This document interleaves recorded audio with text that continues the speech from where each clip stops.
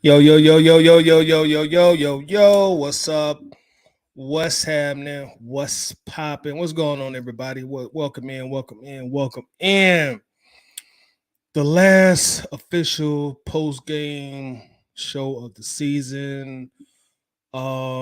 Mixed feelings, mixed feelings. On one hand, a little bit happy that this terrible, atrocious season is over. On the other hand, that also means Falcons football season is over. So it's a mixed bag. Because of course, I'm a huge, huge, huge, football fan, sports fan in general. So, I never truly like when the season is over, but I am ready and satisfied that this particular season is over for us because we was headed downhill very, very fast, but we're gonna talk about it. We're gonna discuss it tonight. Of course, I'll be your host. My name is Toddy.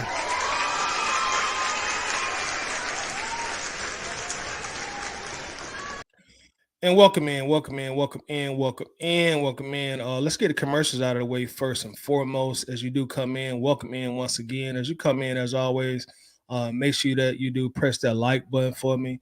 Definitely would appreciate that. Shout out to everybody watching on YouTube. Hit that like button for me. That lets YouTube know that we're on live, that we are currently live, and they'll send the video out. They'll send more notifications out to let people know that we're live. Shout out to the Facebook crew as always. Props, shout out to y'all. Make sure you hit the like button if you're watching from Facebook. And that lets Mark Zuckerberg and his crew know that we live, and they'll shoot the notifications out. And more people come in and watch. It helps the channel, helps the video grow and jump in that all important algorithm. Shout out to also everybody that's watching on Twitter as well. We're broadcasted on Twitter also. I'm not sure if the Twitter comments or anything show up, but if you are watching on Twitter, shout out to you, props, welcome in. Again, make sure that you do hit that like button for me, y'all. Once again, we have set our like goal tonight or this particular broadcast because some people will probably watch this tomorrow because y'all know we do the late show, the Arsenio Jones show. So we hear late night, but our like goal for this particular broadcast is 55 likes. So please help us reach our goal by simply hitting that like button. Again, I know it's late, even if you're not going to be here very long. Hit the like button for me before you dip out. Definitely do appreciate that a great deal. Just a terrible game, man. Let's give our shout out to everybody that's checking in real quick. Seth in the building. What's up, Seth? Appreciate you coming through, showing some love. Says, and that, ladies and gentlemen, is the reason why the Falcons didn't want Ridder as a captain, and fans wanted Art Smith gone after the Arizona game. So Seth coming in early, banging, and you know what? I don't even think I got the bell, man. What did I do with the bell? Hold on, y'all. I gotta find the bell. What's the show without the bell, right? What did I do with the bell? Oh, there go the bell. There go the bill. All right, so got the bill in front of me now. C-Dub in the building. What's happening, C-Dub? I always appreciate you showing a bunch of love, man. What's going on? Winston says, hey, ho, ho. Art Smith got to go. Let's ring the bell for that. Yep, and I'm sure he will be gone. I'm sure he will be one of the first people that will be shown the door on the infamous Black Monday. I'm sure he'll be out of here. C-Dub also says, this MF like an itch. To shut my bucking mouth and get out of Atlanta expeditiously. We sent him to Hartsfield on that private jet headed back to Memphis, Tennessee. See, Dub also says, by the way, if Desmond Ridder is saying he wants Coach Smith back, that means you better go out, fire Art, and take Desmond with you, man. I'm ready to bang on Coach Smith and also Desmond Ridder. Yeah, Desmond Ridder don't have any kind of say-so on this team whatsoever. His voice has absolutely no pull whatsoever. So it don't matter what he say. It don't matter what he say. Desmond, if you wanted him to hear that bad, you should have played a lot better during the season, son. You had ample opportunity to, Desmond Ridder. So we don't really care what you say. Seth says it's a bird, it's a plane. Nope, just Arthur leaving town. That's a fact. That's definitely a fact. My dog Red Swarm checking in. Let's ring the bell for Red Swarm. What's going on, bro? This is what's good, cool. Let's talk about it. Let's get to it, man. Let's get to it. This is such an ugly game, Red Swarm. Such an ugly game, man. I also enjoyed watching you on the broadcast, which I think was last night with Q. The fellas over there at Black Cat Panther Podcast. Larry eventually came on there. Y'all had a excellent show. So shout out to you and shout out to everybody that was on that particular live stream that I had the pleasure of watching the other night. I think that was last night, if memory serves me correctly, Saturday night. Yeah, I'm getting old, man. I be forgetting my nights and my days, but yeah, that was Saturday night. Also, Wolf. Shout out to Wolf as well. Wolf was on the panel also. Millie Mills in the building. What's going on, Millie? How you feeling, man? So Tyler, what's up, bro? Artsman knows he's done here. He looked ready to cry in that post-game conference. I hadn't watched the post-game conference, man, in so long. Probably since maybe October, I think the last time I watched one, bro. I just got tired of him. Now watch Mr. Blank, soft ASS tell him you got a week 7 next year to improve. I really think he gone, Millie. I'm pretty sure he gone, man. Today really solidified it, man. We got hoes today. So Archie Smith is out of here. And I think, we used the caption, Arthur Smith act like he wanted to fight Dennis Allen. That was the caption of the video. And I think that was some of the reason that we saw that reaction, because he knew, man, I'm on my way out the door, and this what you gonna do. I'm on my way out the door. But yeah, I'm sure he gone, man. He's definitely out of here without a doubt. I'm 99.9% sure he's gone without a doubt. C-Dub said, hey, everyone, please like, share the link. Let's get the podcast the most views, likes, and shares for Todd. Appreciate that, C-Dub. Yes, and please like the video, as C-Dub said, and also share the video as well. You can share from YouTube. You can share from Facebook.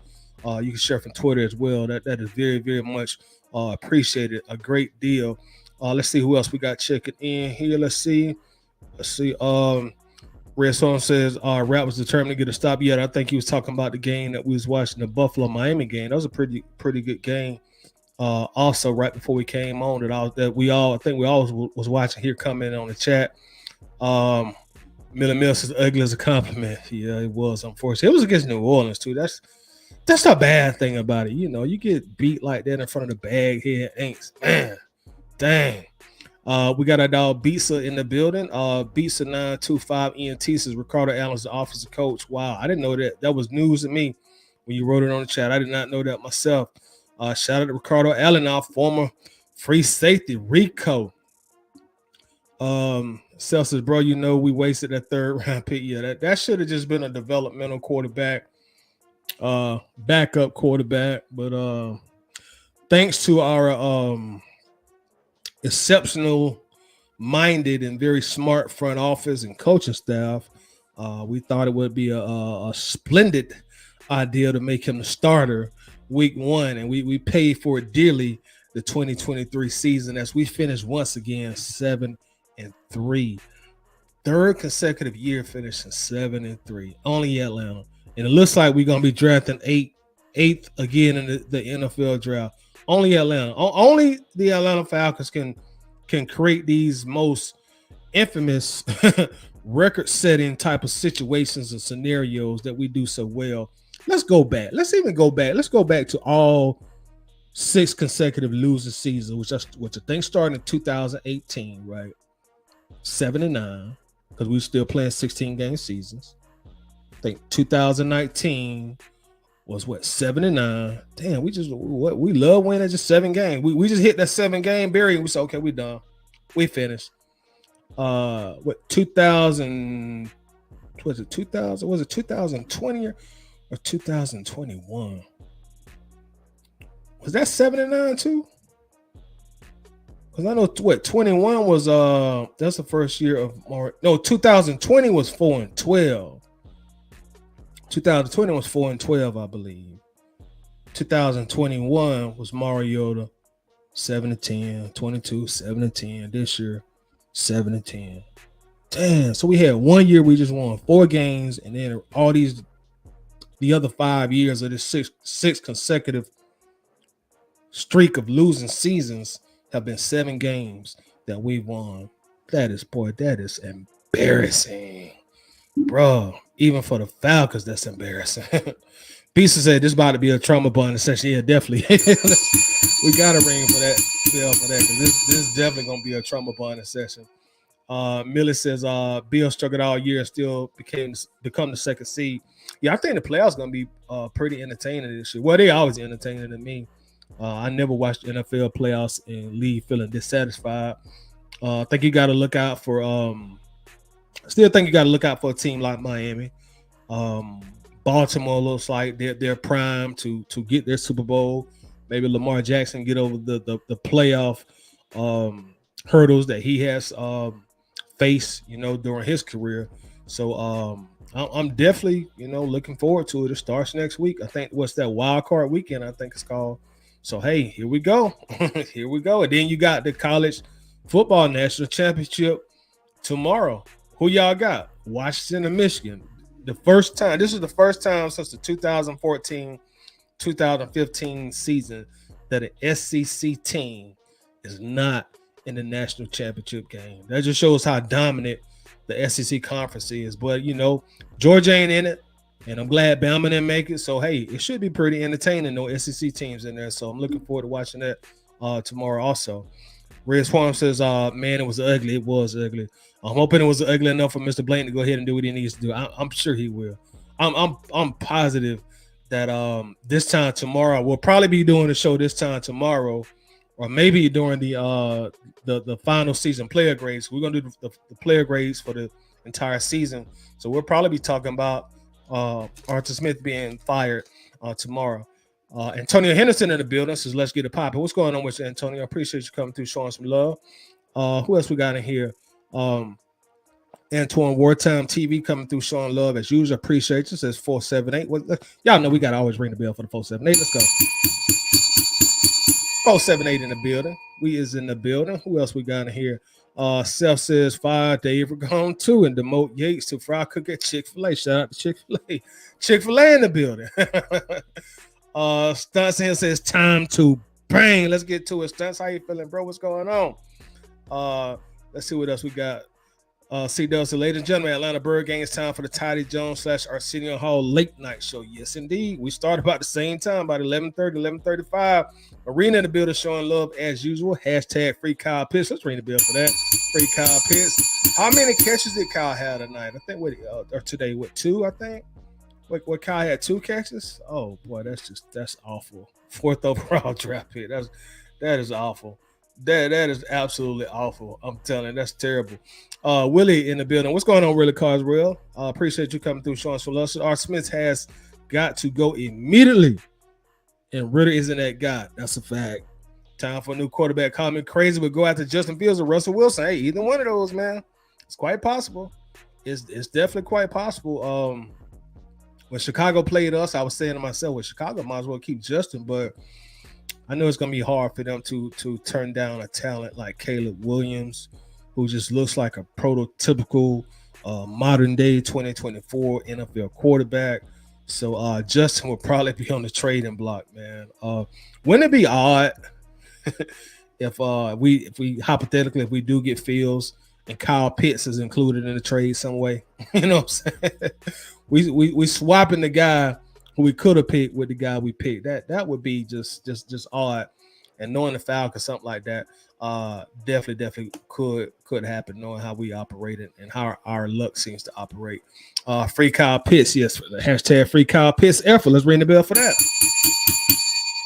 Red Swarm says, come on, everybody, hit the like button. Please, y'all, show some love. Hit that like button for me, y'all. It definitely helps out the channel, man. Thank you for that, Red Swarm. I appreciate you, bro. Eric Parker in here. What's going on, Eric? How you feeling, bro? Appreciate you coming through. So what's up, Tyler? Let's hope Arthur Blank does the fans right tomorrow. I think he will. I definitely think he will. Matt Hawkins in the building. Shout out to Matt Hawkins. Looks like he might be a Miami Dolphins fan. Looks like that's a Miami Dolphins hat that's on your profile picture. But shout out to you. Appreciate you coming through, showing some love. Coach is Corner in the building. What's going on, Coach? Shout out to Coach. I'll make sure you show Coach some love. Also on YouTube, make sure that you do follow his channel, subscribe to his channel here on the YouTube platform. Says, what's up, bro? No need to bang. It's over. Just fire the entire coaching staff. Get Bill. Let him do his last 5 here. Let him get his own staff. Trade picks, and go get Drake May, and let's punish next year. Hey, man, you know that's been in the blogosphere or the internet streets saying the Falcons will have some interest in Bill Belichick. I watched the end of the Patriots game, and it looks like, based on all them hugs that Bill Belichick was giving, the players and the staff looks like he won't be back. It'll be interesting to see what Bill Belichick end up, man. But our name has been affiliated in the Bill Belichick rumors these last 2 to 3 days. So that's going to be quite interesting, man. That'll be quite interesting to see what Bill Belichick ends up. Wouldn't it be so poetic justice as a Falcons fan to lose the Super Bowl to Bill Belichick 28-3? Then he comes to Atlanta as our coach. And he wins the Super Bowl for us. And the final score is 28-3. Let's ring the bell for that. If that was to happen, I probably can finally forget about 28-3. If we can win a Super Bowl with the score 28-3, I'm good. I'm definitely good. Shout out Red on the track. What's going on, Red? How you feeling tonight, bro? What's happening with you? Appreciate you coming through. Always showing some love. Coach Corner said Bill wants that all-time win record. Let him get it here. Yeah. Oh, yeah. You're right about that. What he's 15 games away. So Belichick will definitely be back next year, I think, because he's so close to that all-time win record. And that's like, if I can correlate that with basketball and LeBron, that's like LeBron getting the all-time scoring record. You know, that's just one of those prestigious lifetime achievement records. That's like a lifetime achievement record, a personal record. So I'm sure Bill is going to come back, and he's not going to retire, I don't think, until he gets that record, because I know he wants that record. He's so close to that record. He's only about 2 seasons away. So yeah, I think we will see Mr. Belichick next year. Maybe Atlanta, we don't know. But you know, we got a bunch of months left ahead of us to circulate the rumor mill. So we'll circulate the rumor mill. Red says we officially suck. Let's ring the bell for that, because that's a fact. That is a fact. That is definitely a fact. We do suck. We do suck. You're absolutely right about that. Let's see what else we got here. I'll make sure to talk to everybody before we get going. Ray Ellison in the building. What's going on, Ray? Appreciate you always coming through, showing love, man. How you feeling tonight? What's going on? Red said the season is over. It's a blessing. So Red is thankful that this atrocity of a Falcons football season is officially over. Facebook user in the building. What's going on, Facebook user? How you feeling? Says, what's good, bro? We all better wake up in the AM with breaking news. I got my notifications on my phone ready. News: Arthur Smith fired after 3 seasons as Atlanta head coach.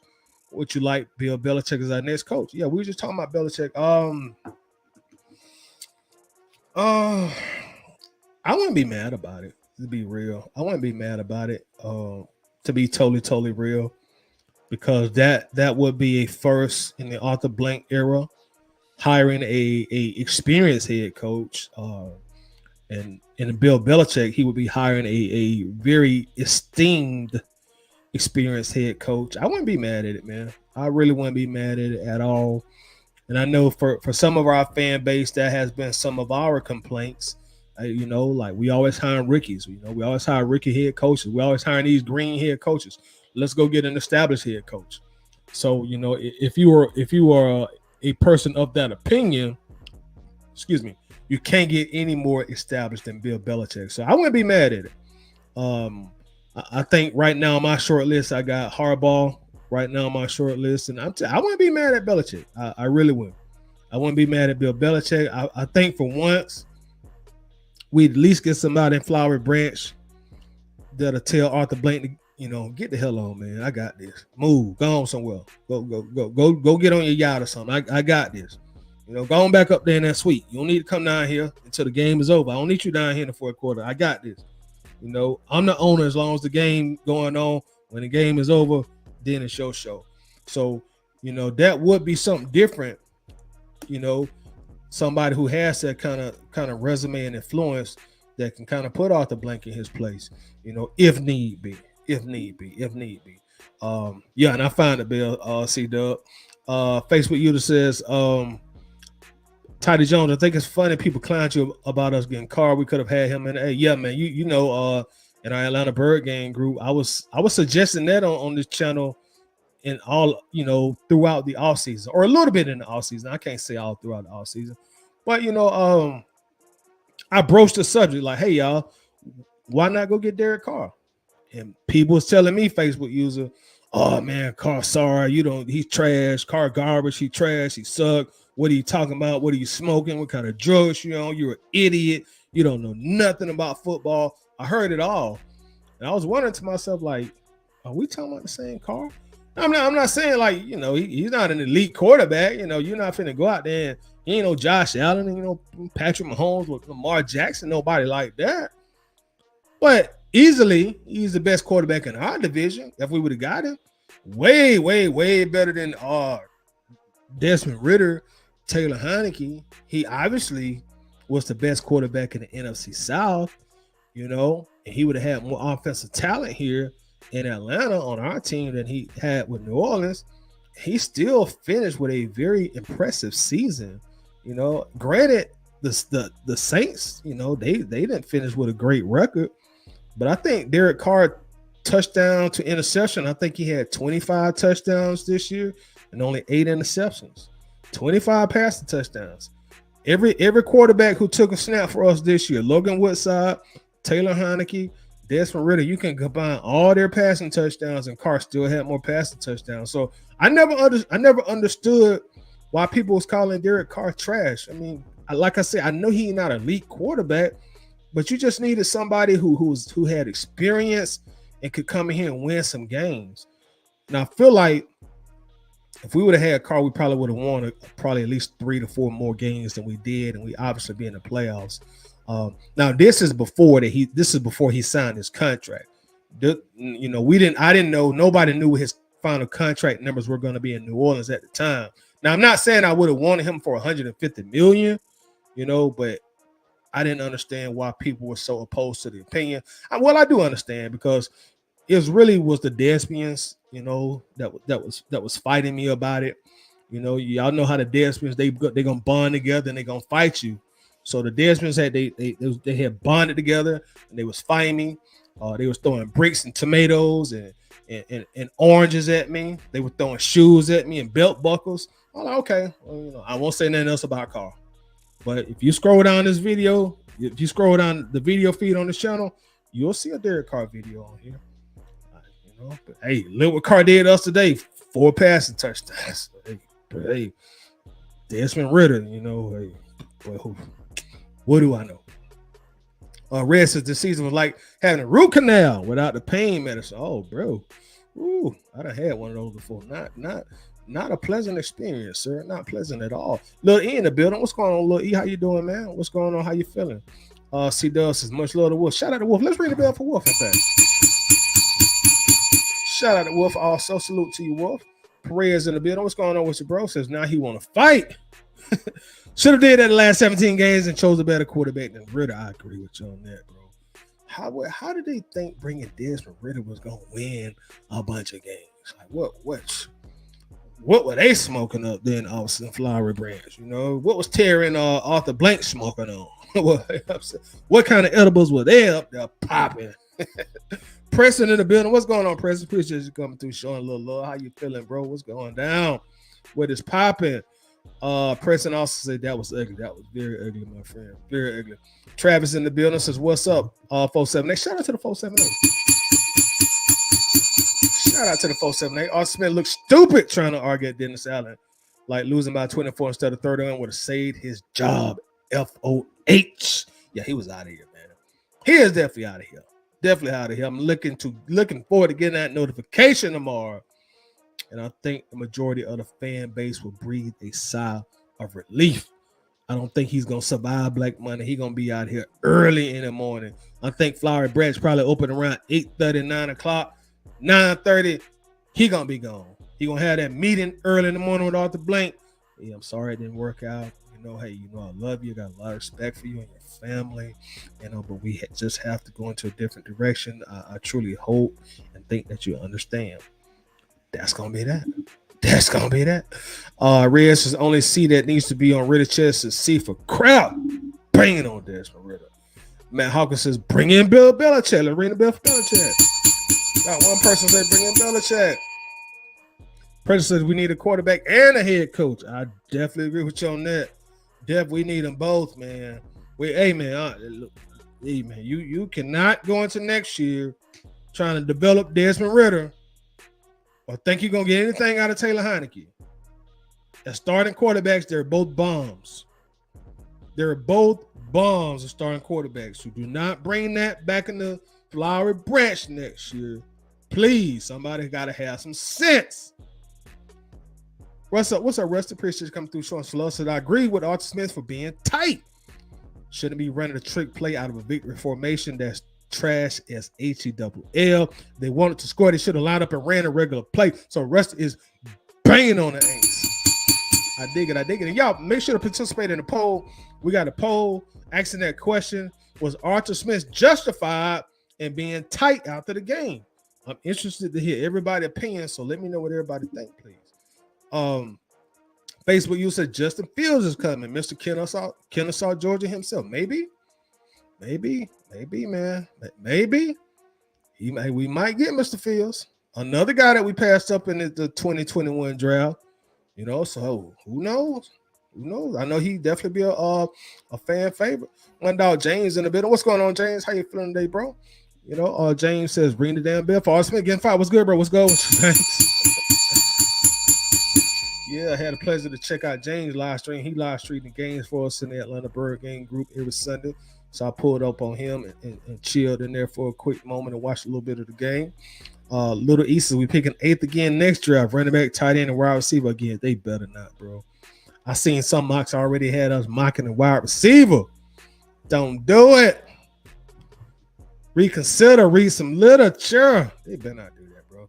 Well, we're gonna have a different head coach anyway, so you know they should know better about that. They should know better about that. President, I truly hate to lose to that team. Me too, man. I do.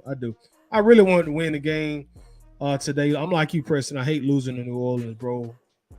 If any team out there, I hate losing to them. I did want to make the playoffs, but I'm gonna be honest.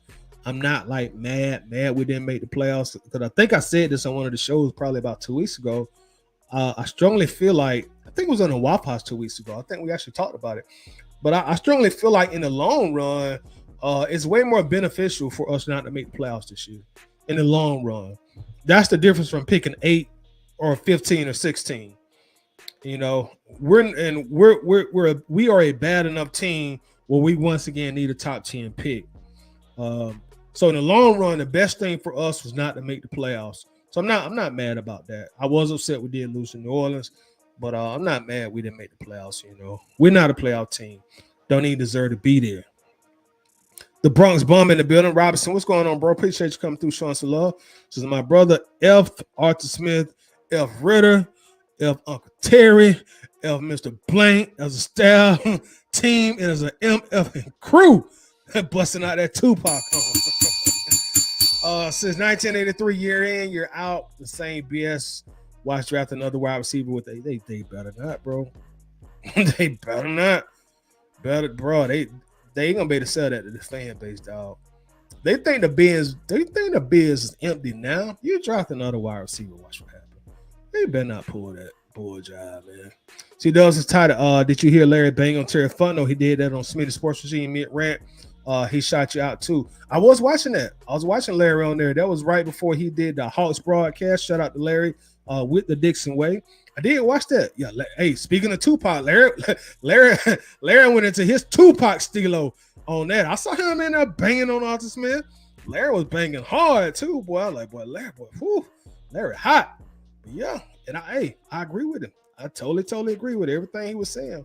Yeah, I was definitely watching. I was actually in my car driving, you know, and that's what I do normally right after the game, because I rarely ever am home right after the game. So I was in my car driving, and then I was just listening to Smitty's show, and then Larry came on there. And he was just banging on Terry. Woo! But Larry let loose a bunch of clips. Larry had all kind of banana clips he was letting loose. Mac Tyne in the building. What's going on with you, Mac Tyne? How you feeling tonight, bro? What's good, tight end Bird game? Another frustrating season. Boy, you said a mouthful. Today proves again we're not a quarterback away. Hopefully we'll have a good offseason after we fire Mr. Toxic. Yeah, Mr. Toxic get out of here. And that's going to be the key. Mac Tyne, the good thing, you know, if we draft well, you know, we got to hope we draft real good. Another good bonus for us is we got a lot of cap space once again. So we should be able to bring in some more quality free agents who should help bring a positive impact to this team, and hopefully we can turn the corner next year, man. At least get out of this 7-game win hole that we seem to be stuck in. But I'm looking forward to the offseason. That's one thing about the NFL. It's an all year thing. You got the playoffs, and then right after the playoffs, you're gonna have the combines. Then you have your free agency. Then you have the draft, and right after you have the draft, the season be right around the corner. So I'm looking forward to the offseason to see what we do. Ray said I saw something earlier that said Arthur Smith is the first coach in NFL history to lose 10 games in his first 3 seasons. Damn. Another infamous Falcon record, man. I know for a fact he's the first Falcons head coach in the Arthur Blank ownership era to not be in the playoffs, at least in his 3rd year. Actually, I think every head coach that Blank has hired has been in the playoffs by the 2nd year of being a head coach. Arthur Smith was the first one to not do that. So yeah, he got to get out of here, man. He definitely got to go. Russ says it's hard to feel bad for Arthur Smith. The man neglected the quarterback position, put his job in the hands of a washed-up Matt, bum Marcus, and Dez. You wouldn't enter the Daytona 500 with a Prius, which very well said. And Russ, all our season that we were saying, like, before they named Ritter the starter, we was like, we just know this regime ain't gonna put their job in the hands of Desmond Ritter, of a 3rd-round pick. Like, they know better. That's what a bunch of us would say. Like, they know better to do that. Little do we know, or little did we know, we was in for a rude awakening, because that's exactly what they did. And he gonna end up losing his job off the back of Desmond Ritter. That is so ridiculous, man. Tony in the building. What's going on with Tony? How you feeling? Predictable play calling. That's why Aints do all the moves.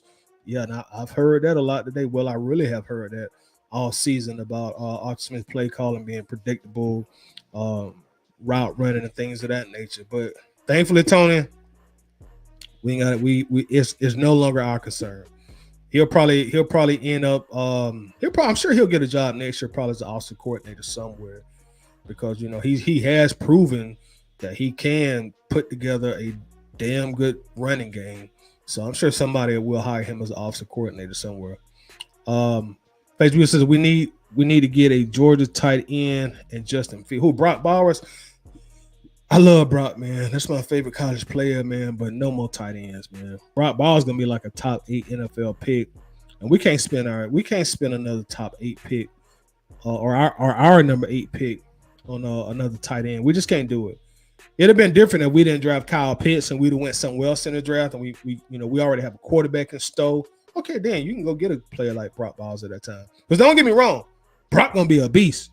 Brock gonna be everything that we thought Kyle Pitts was gonna be. That's what Brock gonna be. You know what I'm saying? Damn good dog. But no, we can't do it, man. We can't make the same mistake twice. We just cannot do it. We can't do it. My dog 3 dead in the middle. Let's ring the bell for 3. Because on the poll, I thought that the victory formation was saying we're not running a play. What happens if the defense plays hard and hurt a player in the victory formation? Hey, bro, good question. 3, that's why we asked the question 3, because I want to hear everybody's opinion. I want to hear everybody's opinion on that. So and that's a damn good perspective. 3, great point.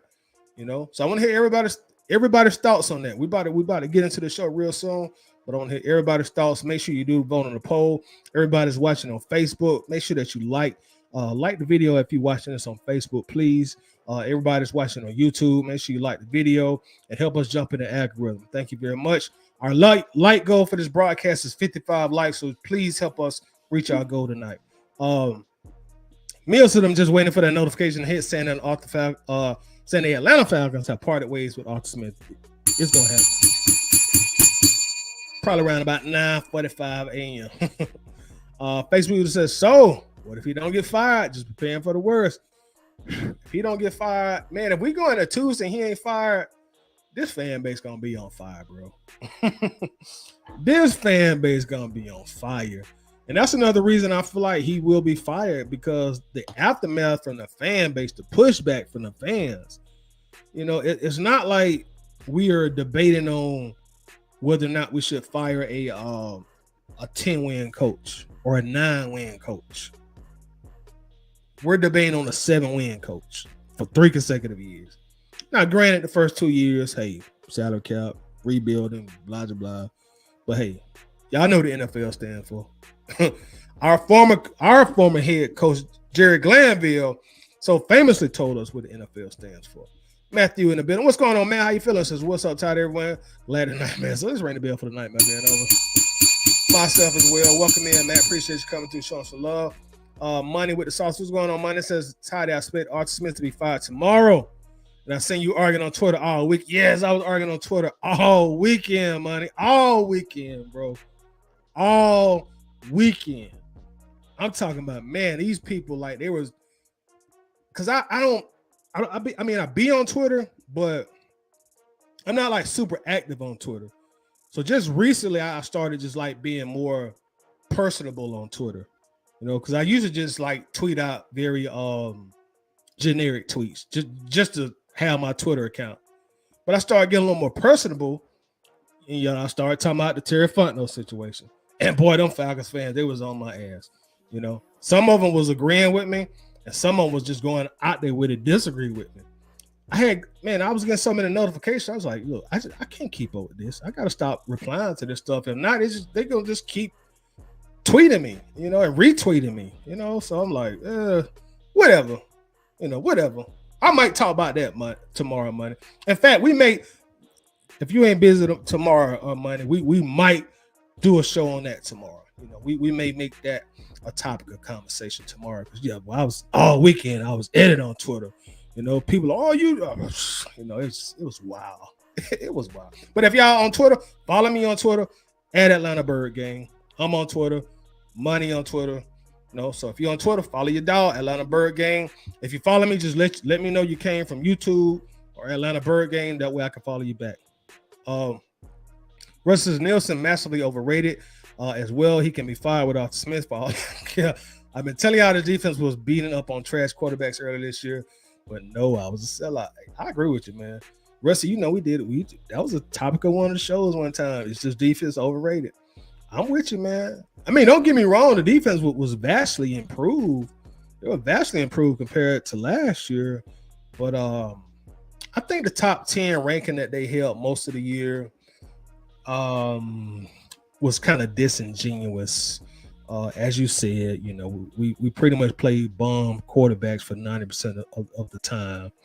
And whenever we did play a quarterback that was worth a little bit of something, most times than not, we lost. I think the only one that we did beat was the rookie C.J. Stroud. But other than that, you see Derek Carr did us, see what Justin Fields did us, Trevor Lawrence did us. Jordan Carr, he was just kind of getting his, you know, his feet wet, but mostly I agree with you on that, Rusty. Antonio says, based on Fields' press conference, I think he's out of there because he was basically telling the fans goodbye. Oh, I didn't see that, bro. I'm about to go watch that. I didn't see that, but I wouldn't be surprised. Even with Fields' much improved play these last 15, 17 games, I just don't feel like Chicago can pass up Caleb, man. I just don't.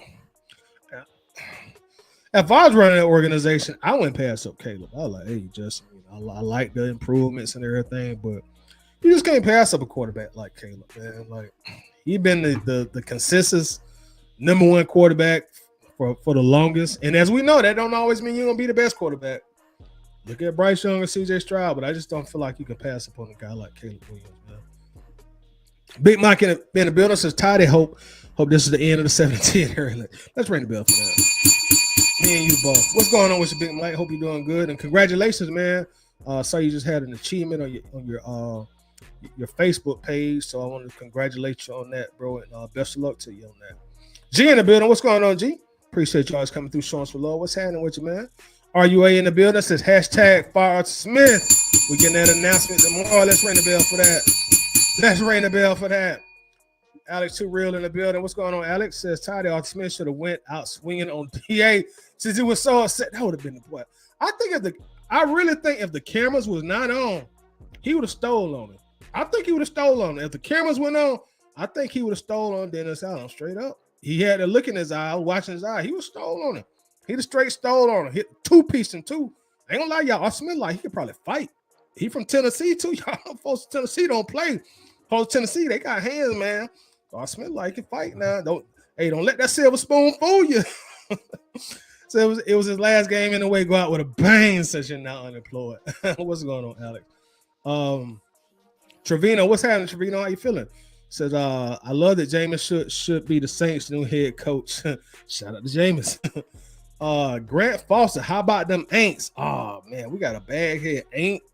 Got an ain't in the chat. Oh man, y'all on the couch right next to us, man. Y'all won the last game, we won the first game. You know what I'm saying? Welcome to the couch. Y'all gonna be watching the playoffs just like us. Grant, y'all be watching playoffs just like us, Grant. You know what I'm saying? Y'all be watching playoffs just like us. You know what I'm saying? Y'all gonna be just as bad next year, dog. You know, we're gonna improve, y'all gonna get worse. So back to the basement, y'all go. Come here talking that junk. But shout out to you, Grant. Appreciate you following through. Little Easter Terry Moore says Arthur Smith Fontenot should be fired by Sunday. Fontenot too. Hey, Little E, I'm not going to get into the Fontenot conversation tonight. Because like Money said, I was banging on Twitter all weekend about Terry. And I don't even think a lot of people trying to listen to without the point I was trying to make. You know, they were just focused on what they thought I was saying and not what I was saying. So I'll do the Terry Fontenot conversation another time because that's all I was having to deal with over the weekend was the Terry Fontenot conversation. But I did see that on Terrence Moore. Also, Mark Zeno said the same thing, who used to be on 92.9 a game. Zeno say the general manager and the head coach should be fired. But that's another show. Big Ron Thomas in the band. What's going on with you, Ron? How you feeling tonight, bro? Appreciate you coming through, showing a little love. How you doing? Eric says Belichick is fine with me in Atlanta, but please leave out Bill O'Brien as offensive coordinator. I could dig that. I can definitely dig that. DJ, what's up, bro? Appreciate you coming through, showing some love. So this was the most Falcon way to go. Hey, wasn't it the most Falcon way to go? What typical Falcon, bro? This team is so typical. You can set your clock in your calendar by the most notorious typical thing this team do, bro. Poverty franchise. I'm be glad when we get out of poverty franchise status. I'll be glad when we go from poverty franchise to middle class. You know, just get from poverty and go to middle class. I'm ready to get out of poverty franchise status. We've been poverty franchise pretty much my entire life, and I'm old as hell. We still poverty franchise. Still in poverty franchise. I don't want to get to the middle class. I want to get to the middle class where I can go from Dollar General to Walmart. Not even Bloomingdale's yet. I just want to go from Dollar General to Walmart. Can we please get out of poverty franchise? Please. Somebody come save the Falcons. Please. That's one of those ain't sitting right. But yeah, I know he's coming and talking. He's sitting right next to us on the couch, bro. You're going to be watching Wild Card Weekend right here with us, Grant. You're going to be watching it right here with us, Grant. Grant, they going to say, Grant, go get that six-pack out of the refrigerator, Grant. Grab that bag of chips off the top of the refrigerator. You know what I'm saying? Hey, Grant, what you going to put on the grill? Y'all right here with us, bro. Jameis Winston, Derek Carr, Dennis Allen, Alvin Kamara, y'all be right next to us watching the game. Right next to us watching the game. So, I don't know why they coming to talk that joke. I don't know. I do not know. Let me turn my phone off, y'all. My bad. Matt says, I call 6 and 11, finish 7 and 10. I should get a prize. Let's ring the bell for that. Let's ring the bell for that. Let's definitely ring the bell for that. You did call it, Matt. You did call it. I got to give you credit. When we did a prediction show, you definitely called it. Shout out to also Anthony White in the building. What's going on, Anthony? Appreciate you coming through, showing. So let's forget Arthur Smith. Forget it. Mass collecting in the building. What's up with you, Mass? Says, what kind of jersey you got on Falco? Anybody an upgrade over Arthur Smith? I can agree with that. I can definitely agree with that. Coach's Corner says, yeah, that he was coordinators to go as well. Been saying he is not good as we think. The fact we was a 3-4 team when we don't have the personnel to run it correctly is enough to fire him off that alone. So coach say fire the entire staff, record label, and as an MF crew. But it's gonna be interesting, coach. Because you might get your wish. When we get a new head coach in here, a lot of time, man, they're gonna clean house. A lot of time they're gonna have their own defense coordinator. They already got in mind their own system of what they want to do. So Ron Nielsen he may be one and done. He may be one and done, bro. For real. Anton says, man, I forgot all Smith wanted to get mad at Allen, but get mad at the players for quitting on you. Yeah, they gave up today. you saw it out there. The Falcons quit today. The Falcons definitely quit today. They definitely quit. They quit like toward the end of the third quarter. You can see it in the body language. They were just ready to get off the field. Antonio says, hell, I would take the coach from the water boy. Shout out to the coach and the water boy. But we got a boy. Where these bad cat Aints fans come from in here? Y'all don't normally come through here. Y'all just come in talking all kind of junk. Turbo say F the Falcons. Bruh. F y'all. What you think this is? F y'all, bruh. What you think this is? You come here and tell us F us? F you too. Shoot. Falcons fans are soft. Yeah. You say that on the internet. Falcons fans are soft. Okay. Welcome to the show, bro. Welcome to the show. Enjoy yourself, man. Enjoy yourself. Run up the comments, in fact. Facebook user said I would only want Bill with coaching, not general manager do this. That's the thing. Y'all know Belichick want that power, man. If you get Belichick, they might fire Fontenot. Crazy as that sound, Belichick want that power. They may let Fontenot go. It's gonna be interesting, man. These next few weeks are gonna be very interesting in Falcon land. Russell say Belichick's a below average coach without Tom Brady. Go look at the record. I'll pass on that. And Russell, that go back to what I've been saying and other people have been saying. Like when you don't have that quarterback, your hands are tied. When you ain't got no real quarterback, your hands are tied. Luis says, look out. Blank may bring. Oh no, that ain't gonna happen. I think Dan Quinn is very content with where he at in Dallas. That's definitely not gonna happen. Let me make sure I talk to everybody. We're gonna get the show on the road. Antonio said, "Don't be an internet Rambo." Yeah, they done came here deep, man. Like, where did they come from? How did y'all get here, man? Y'all know we don't never show up on the show. Y'all didn't come after we beat y'all week 1, but you came today. Who done gave y'all this internet energy? You know what I mean? It's internet energy. And they deep in here. No way Derek Carr is playing for the Falcons. Okay. F the Falcons. Okay. Oh boy, they in here deep. Let me go by this. This ain't never spam here. What else we got in here? Diva in the building says, looking forward to seeing Arthur Smith get fired. Pitts Ritter go to Chicago. I'm sick of tired. She coming here banging. Shout out to the Diva. What's going on? Let's see, we get some breaking news. Hold on. I'm seeing somebody send a super chat. Hold on a second. Did we get some breaking news? Russ to shut up. Oh, he got fired. I had to scroll down and see the shout out to Russ for the super chat. Damn, they didn't waste no time. They already done fired that man. They didn't waste no time. Russ, thank you for the super chat, bro. I always appreciate all your support, man. Thank you very much. They didn't waste no time. Ray Ellison in the building. Appreciate you, Ray. Thank you, bro. Appreciate you supporting the show as always, too, man. Thank you. Salute to you. Smith just got fired. Let's ring the bell for that. Oh, damn. Right here on the show, Archie Smith just got fired. It just happened.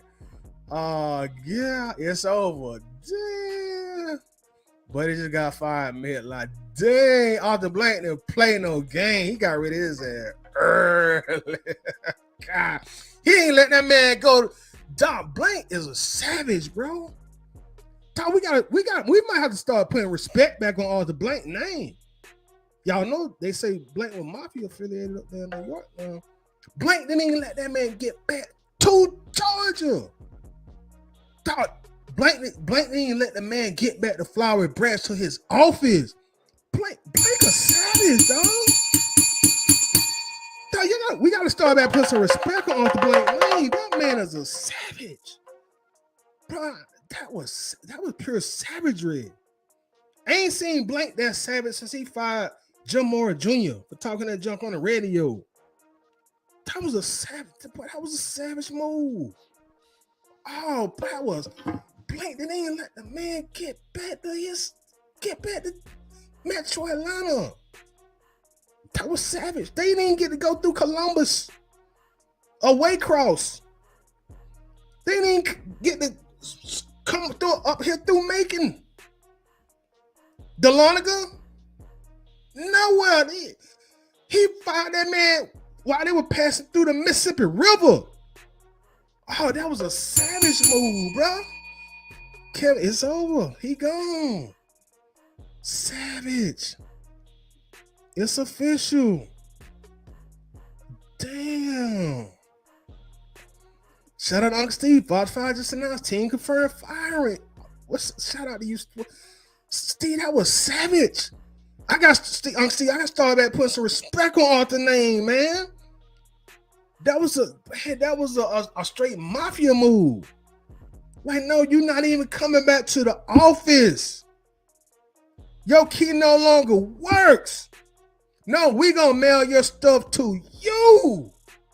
God. Shout out to Uncle Steve. Y'all make sure y'all follow Steve also on YouTube as well. I know the Monday minutia gonna be lit tomorrow, Steve. I know it's gonna be lit tomorrow. That was such a savage move. Oh, such a savage move. Such a savage move. Oh man, hold on, y'all. Y'all got a part of me, I got this. Cheers, man. Cheers. It happened. You know, hey, I'm gonna have to. Boy, golly, he out of here. Y'all, my bad. Y'all, I got caught up in the moment. yeah. This is instantaneous news for me. I got caught up in the moment. Smith got fired. What's up, Stroud? What up, 24? Boy, this is wild. Breaking news. Just got it. We are free. Wallace said, it's out of fact what they have to. Boy, Arthur Blank is a savage. That is pure savagery by Arthur Blank. You fire that man and you don't even let him get back to Georgia. Oh, boy, they just fired. It's over. Breaking news. Historic. Smith fired. Love this. Oh, boy, we got, oh, man. Man, boy, y'all are, golly. Man, it goes. Appreciate that, bro. Shout out to you, man, for the super chat, man. Thank you very much. Thank you, Jesus. The clown is fired. I told you, man. I can feel the jubilation. I can feel the energy, y'all. Y'all probably can see it on my face. The Falcons account just posted a Fox. Boy, Arthur Blank is a savage, y'all. Hey, Bill Belichick might end up here. Who we gonna hire? Oh boy, this is wow, y'all. Dang, thanks for the great news. Miller said he showed his ass today at the end of the game, embarrassing Mr. Blank. I believe they let him go right after the. Dog, what if he caught him right before he went to the locker room? Hold on, sir. No. Mr. Blank want to talk to you. Yeah, no, don't go that way. Yo, Blank want to talk to you. Dang. Ooh, boy. That is wild, y'all. That is wild. My bad, y'all. My bad. And I think Antonio had just tried to call me too. You know, my bad. Golly. I'm way behind on the chats then, huh? What's answer the phone? Oh boy. Damn. This is wild, man. He gone. Dang. So we gotta change the show now. We gotta change the show. Golly. Well, I'm behind, bro. And then they got my glasses on, so I can't see that well. Dog. That is wild, man. That is so wild, bro. That is so wild. Shout out to Antonio, bro. Appreciate you, man. Dog, I'm just sitting here talking, but I know y'all probably just cussing me out like, dog, this MF is so slow. He fired. He just wasting his time. Golly. Dang, y'all, that is wow, man. You right, I'm on about a 50-minute delay, bro. You was absolutely right. Dog, that is wow. Well, so we got a lot to talk about tonight, bro. Let me put my glasses on, man. Shit. Let me put my glasses on. Appreciate that, Killer Panda. So you told him walk home. Dang.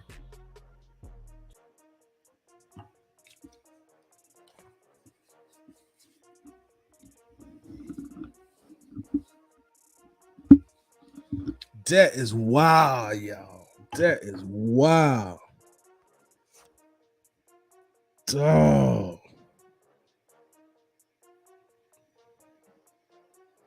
Dog, so we gotta change the whole show now, y'all.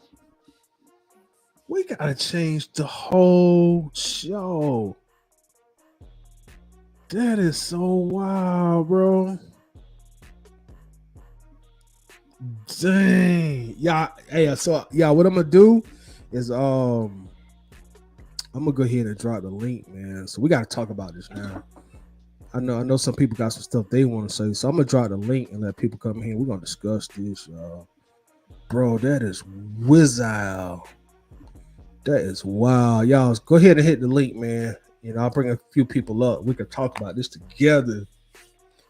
Dog, that's wild, man. I did not expect this. Golly. Christmas came while I was on live early. Boy, I did not expect that at all. Man. But I will say this. I'm going to say this, and then we're going to get to talk about him being fired. As far as the incident right after the game, hold on. Jane said link is not working. Okay, let me send another. Copy.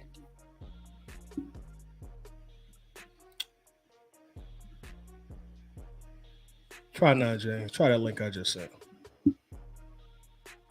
I'm just gonna say this, then we'll move on. But as far as the incident right after the game, when it first happened, I was like, man, Arthur Smith, get your ass in the locker room, bro. You should have won the game. You out here trying to fight. Somebody said, look at God. But I'm gonna just say this. After my emotions came down, I'm gonna say I think Arthur Smith was right on how he felt. The reason I say that is because two reasons. Our last drive of the game, we obviously had gave up and we just started running the ball. We pretty much said we surrender, we quit. And then when you go in victory formation, that's like a mutual agreement. That's a football rule. We have mutually agreed that all contact is now over. And when you still try to score, you done broke a mutual agreement. It's just like if you go in victory formation and the defense go hard, they done broke an agreement. So after my emotions came down, I understood where Arthur Smith was coming from. I just wanted to say that, but it don't matter now. He fired, so we ain't gotta spend a lot of time on that. Miss B in the building. What's going on, Miss B? Appreciate you going through showing some love. Let's ring the bell for Miss B also. Miss B, hit the link if you want to come up. We're gonna talk about him getting fired. You know, so we're gonna change the show. I had a whole lot of stuff I was gonna talk about, but it don't mean nothing no more since he's been fired. So we're gonna bring everybody up, you know, and we're gonna get to it. Just a moment, y'all. Let me cut the music off too real quick before I bring people up. Dog, that was crazy, bro. That happened right when I was on live. I never thought that was gonna happen. I know y'all were cussing me out too, like this slow MF. I want to read the thing, chat slow, mom. Boy, damn. Hold on, y'all. Let me get this music going. All right, let's cut the music off. Bring some people up, y'all. Give me just a second here. I'm out of whack now because I didn't expect this to happen. So I'm trying to catch my own self up. You know, I guess that's how live stuff works. Huh? You gotta sometimes plans change. You gotta adjust. So I'm trying to adjust. So we're gonna bring them in. We got a lot of people backstage. So we're gonna bring them in here 2 at a time. We're gonna bring in the El Jefe Sellout. We're gonna bring in Wallace Smith. How are y'all feeling? What's going on with y'all fellas? What's going down? What's up with the party? Hey, I'm chilling, man. Hope y'all doing good. Hey, let's talk about it. Wallace Smith got fired. How y'all feeling? I'm impressed by how aggressive he did. How he didn't wait even till tomorrow, man. Like, to me, that's impressive. Yeah, he had to do this tonight, or he was gonna lose the fan base. He wouldn't have no fan base next year if he'd brought him back. I mean, it just seems it was kind of outside of his way. Like, it seems like he kind of always does things at a professional manner and whatnot. But dang. Like, this broke right before midnight. So this whole time the chat and everybody was like, "Hey, Ty, that's hilarious." And Antonio tried to call me too, and I'm like, I don't think myself. I know Antonio see me on live, bro. Like, why you trying to call right now? Shout out Antonio. Antonio, if you want to come up, man, hit the link, bro. I'll bring you up because you did try to call and let me know. But the fact that he did this tonight, that to me, that's so un-Arthur Blank-like, in my opinion. And I wonder if they got somebody in mind already that they want to go and target. That's what it's saying like. And also, let me read this super chat. Also, speaking of Antonio, appreciate you, bro. He said they said that they had a meeting once they got back to the Falcons headquarters and fired him on the spot. Damn. Meeting was real short, and they FedExed him back to Tennessee. Hey, based on that, Antonio, that probably was a real spicy meeting, bro. That sounded like it was probably a real spicy meeting, dog. Because like you said, Keely, like that's just so unlike Arthur Blank to do that. But go ahead and keep talking. I'm gonna bring some people up. Go ahead and keep going.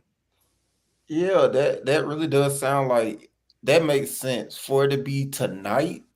That must have been an explosive kind of meeting. They probably went back and forth. That's what I'm thinking happened too. They had to go back and forth, man. That probably was a real spicy mean. That's what I'm thinking that probably happened, man. And that's probably on Arthur Smith part, because that's not even Blank's temperament.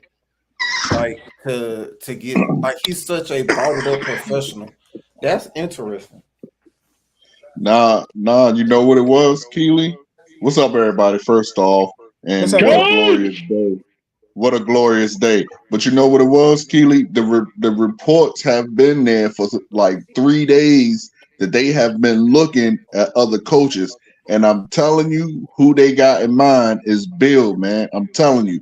Because if you think about it, the Atlanta Falcons always get a lot of players from the Patriots. You know what I'm saying? And now, Bill, everyone knows Bill is going to leave. I guarantee you they've been talking to Bill. I mean, well, they can't talk to him because the season has been on, but they have in their mind, I believe, that they're going after Bill. I mean, Terry going too then. Terry gonna go. Not necessarily. Bill is not going to go a job without the GM role. Terry's not going. They're not getting rid of Terry. Yeah, time out real quick. Just so you know, I just saw on the Bleacher Report, they said as of right now, Terry is still there. Now, leading the new search for the coach is Arthur Blanks and Rich McKay. That's all I've read so far. I was trying to read more, so go ahead, guys. Yeah, but they've been saying for like the last 2-3 days that he has actively been asking people how to get the Falcons back how to get this team moving forward, and that he has been actively searching and talking about head coaches. I'm gonna post the article because I read it yesterday. Matter of fact, I'm gonna post the article in the Bird game. But he has been, and this is a trusted source. It's Adam Schefter. So they have been. He has been. You know, I think win or lose, he was fired today anyway. Yeah. But they're supposed to But address the hell media yeah, he tomorrow at 4 gone. o'clock. Arthur Smith will be back in Tennessee by 4 o'clock. He'll be on the Pat McAfee show. They FedEx his ass tonight. y'all Hey, Pat think McAfee. Arthur Smith cussed Arthur Blank out? Hell Dude, I don't think he would, but yet it would surprise me how stupid he is. Why would he Oh, cuss by the him way, out? Tidy, you gave us the best comedy in the chat that we've ever seen. Midnight or 12:02, it broke that we were getting notifications, and all of us were trying to find a way to get a hold of you. I text that man, I called that man, and everything. He was like an hour behind. He was cussing out Saints fans, and we're all like, Tidy, don't worry about it. Look later. Check the super chat. I'm This like, is I'm hard, like, though. I was like, I Who was said like, who said Fontenot was fired? I was like, No, is this no, show no. live? What Is I this show said live was, or what? what I said was, if Bill Belichick comes in, then Yeah, I understand, but this talking about person risk, loud man. and wrong. No one, not a single person said Fontenot was fired. So I don't know why he loud and wrong. That's all I'm saying. Yeah, I didn't. I mean, say he if was any, fired. Red Swarm just needs some attention, y'all. Don't hate on him. well, by the way, if anything, yeah, if anything, you would keep Fontenot just for the money and, keeping everything straight like he's been Nah, doing. he needs to go But- too. He got to go too. But I'm But we just don't- saying what people have said. I'm not saying one way or the other.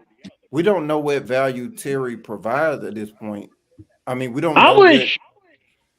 Yeah, go Yeah, ahead.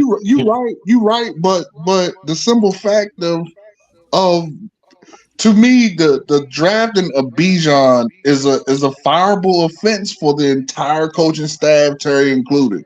That's just me. I think they all got to go start over fresh. We did idiotic things the last 3 years that make no damn sense. They all got to go. I mean, if we're going to be honest, the 2021 draft should get him done. You have Pitts, you have Grant, you have Mayfield, the first 3 rounds of picks. And we're talking about those guys don't even, we're talking about trading Pitts. We're talking about possibly, getting rid of Grant, which I'm not arguing about. I'm all for that. And, Mayfield's been gone. So, I mean, I kind of see what people are saying. I mean, 2021, that was your draft to reset everything.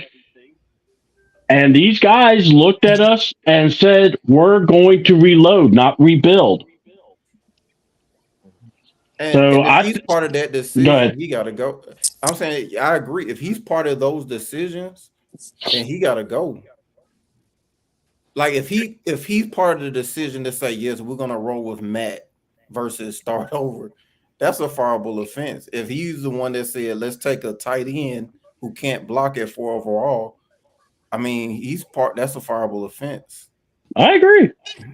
I agree too, but at the same time, if you look at it from a standpoint of every time you see Blank at a game, who you see in the booth with him? Rich McKay. Or Terry Fontenot. Yeah, Terry lately, yeah. So if Terry was going to be fired, he would have got fired tonight. Well, I don't know. This is interesting, but it depends on how bad they want Bill Belichick and if he's available. Because if Belichick is not he's not going to have anyone be a GM over him, not at this age and this success. He's 15 victories away from that all-time winning coach thing. He wants that. And he wants that bad. Yeah. Also, real quick, what about Mr. Khakis? Because I think that's the other guy they're looking at. I think it's not just Bill Belichick. I think it's Jim Harbaugh. Well, he definitely not coming working on Terry Black ass. I can tell you that right now. I'm just saying. I can see. Hey, are you telling me Mr. Blank ain't gonna bring a suitcase of money and say, "What do you want?" I don't think that's what I'm Red is talking about. I don't think that's I'm what Red telling is talking you, about. I'm telling you, Jim Harbaugh ain't coming to work up under Terry Funk. No, that's what And I'm I'm telling you. Red. I'm just saying that I don't think Jim Harbaugh's gonna work under Terry. I think Terry will just do the money numbers, No, Terry's ass ain't gonna be in especially if Terry's already staying. Terry's ass ain't gonna be in the It has building been with reported that Harbaugh Terry around. Fontenot will be retained as the general manager. Yeah, Right. If Because Terry I is mean, helping with finding a new coach, then they're pretty much saying he'll be back. Now Jim that Harbaugh's takes out then. Belichick out. Then Yeah. that takes a lot Right. of That's coaches why, out. that's why I that wouldn't even does. come in on Belichick because I know Belichick ain't working on Terry. I think Hey, Belichick's going to L.A. I'm not gonna put No, too much thought into Belichick until he actually that shit is in black and So, white, bro. so really, Harbaugh is why? going to the Chargers, So, in my opinion. yeah, I think he goes to the Chargers too. But if he came to Atlanta, Red, why he wouldn't work on the front? If he came to If Atlanta, he being he retained, can pick his own quarterback. I will say that. Yeah, Well, he would he's have not his own working. quarterback. He's not working on a Terry because he's his sticking point for getting the New England job in the first place and every other job he asked for was that he's allowed to do all the personnel decisions and be de facto GM and head coach. He didn't want nobody telling him what to do. That I'm was talking his about stick. Jim Harbaugh. I'm talking about Jim. Oh, I know Jim. That's what about I'm talking Bill. about. Well, okay. You talk. Who Keely talking about? Belichick? I thought James was asking on why wouldn't Bill, but he was talking about Jim. Yeah, I'm talking about Jim. Why Jim won't work on the front? Let me ask you that. For the same reasons Keely just mentioned about Belichick. I just don't think Jim wants full control. The Chargers are gonna throw full control at Jim Harbaugh. Anybody that come after Jim Harbaugh are gonna throw full control at him. So why in the world would he listen to us when we definitely not throwing full control and he definitely ain't trying to work with no damn Rich McKay and no Terry Fontenot. Yeah, Them gonna be the first yeah. two The only people out. I see that. I The only people that's gonna be okay with being under a general manager's new head coaches. Any veteran head Right. coach ain't gonna want no parts of that shit at all. Especially unproven young one. and by the way, Right. And especially knowing our the record. With Gotta questionable go. picks, what a history of questionable picks. Whether we believe that Fondo picked these guys or not, it looks like him and Arthur Smith were doing the picking. And if you have a history of questionable picks, no veteran head coach is going to set themselves up for that. Yeah, That's a setup. Even Quinn got the Mitroff up out the way. yeah, exactly. Right. I was about to say, He yeah, got Quinn. the Mitroff. Yeah, Well, Dimitrov did last for 2 head coaches though.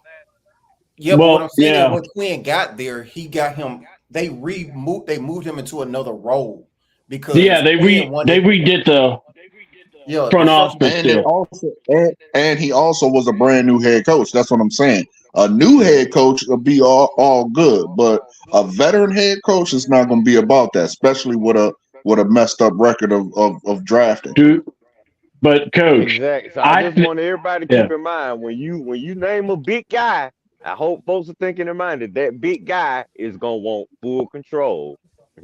But again, I think Arthur realizes if he really is serious about this, he has to hire an experienced head coach. I do not believe they're going to hire someone doesn't have experience. If they do, they are though. that coach, hold on. If that coach does, that coach better have some head coaches to help support him or that at least have that head coaching experience, kind of like a la Mike Smith had.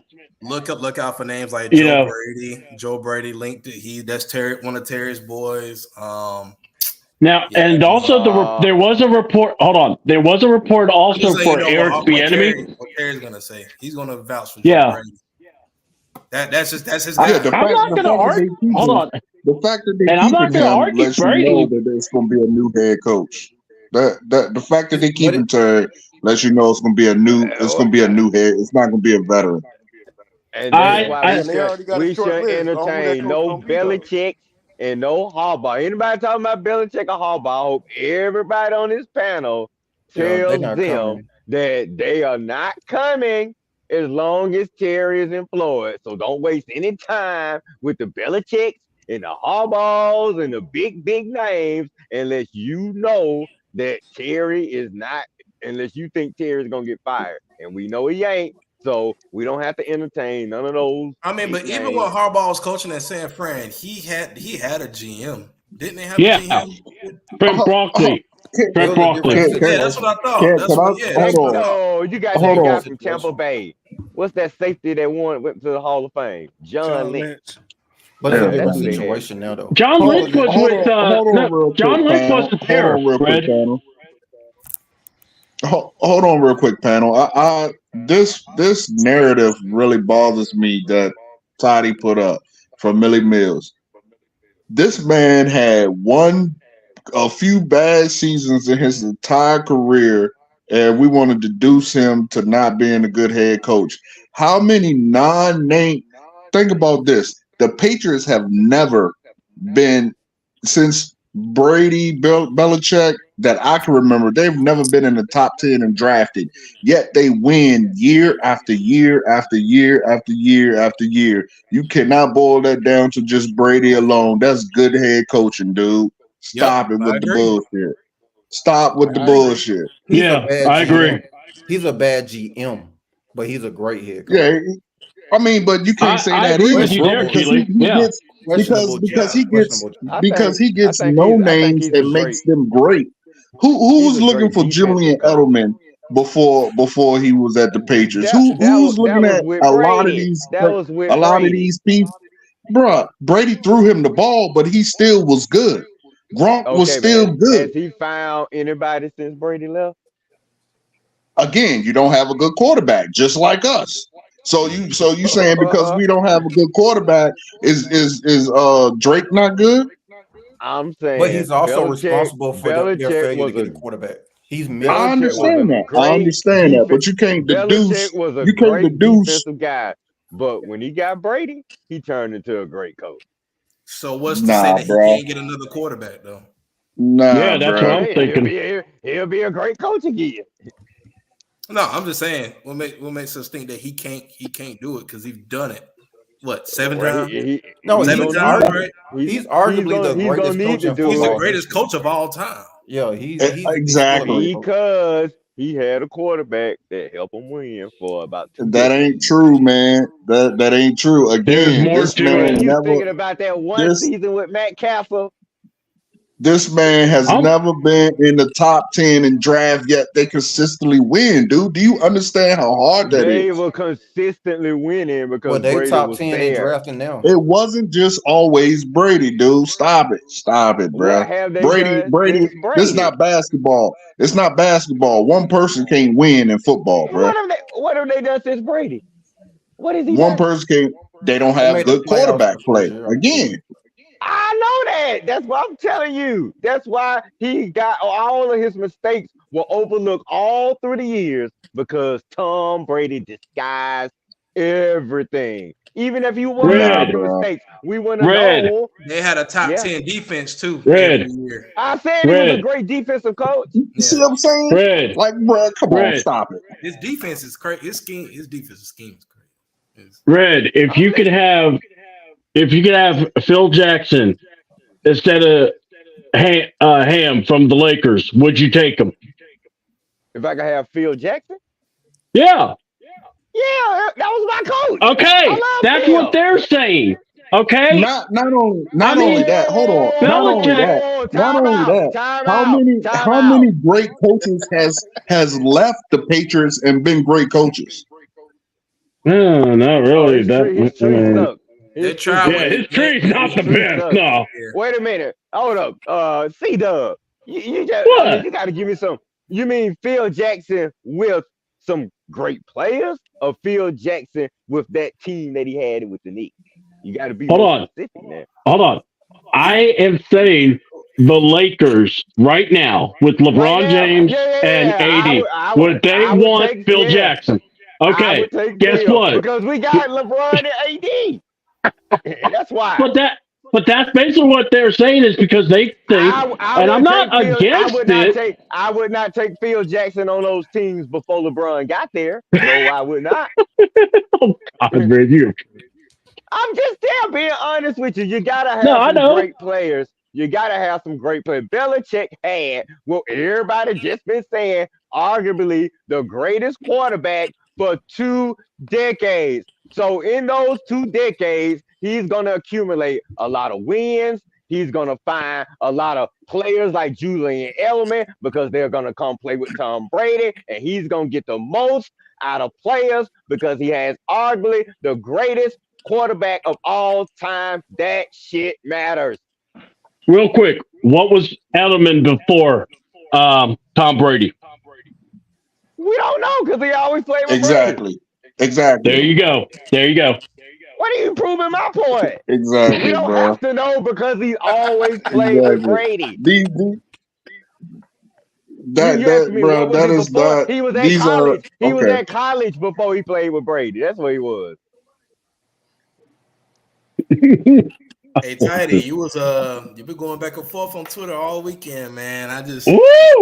Man, you got them in their feelings this weekend, man. I was like, dang. I thought Chuckery was coming for him. Yeah, I seen that, Tidy. Reporters was in their feelings about Terry Fontenot. They were in their feelings, man. They were, and they weren't even trying to hear what I was saying. I was not saying that Fontenot should be fired, as I've been saying on the show. Like, he has to have accountability as the GM. Yeah, you just can't bypass Terry and say, well, nah, you 100% great. You ain't got no fault. You ain't got no accountability. Right. We gonna exactly everything. No, they're great now. And that's all I was saying. And they were just they were just so mad about it. You know what it was, Armani? It just went against their narrative that they had created on Twitter. That's all it was.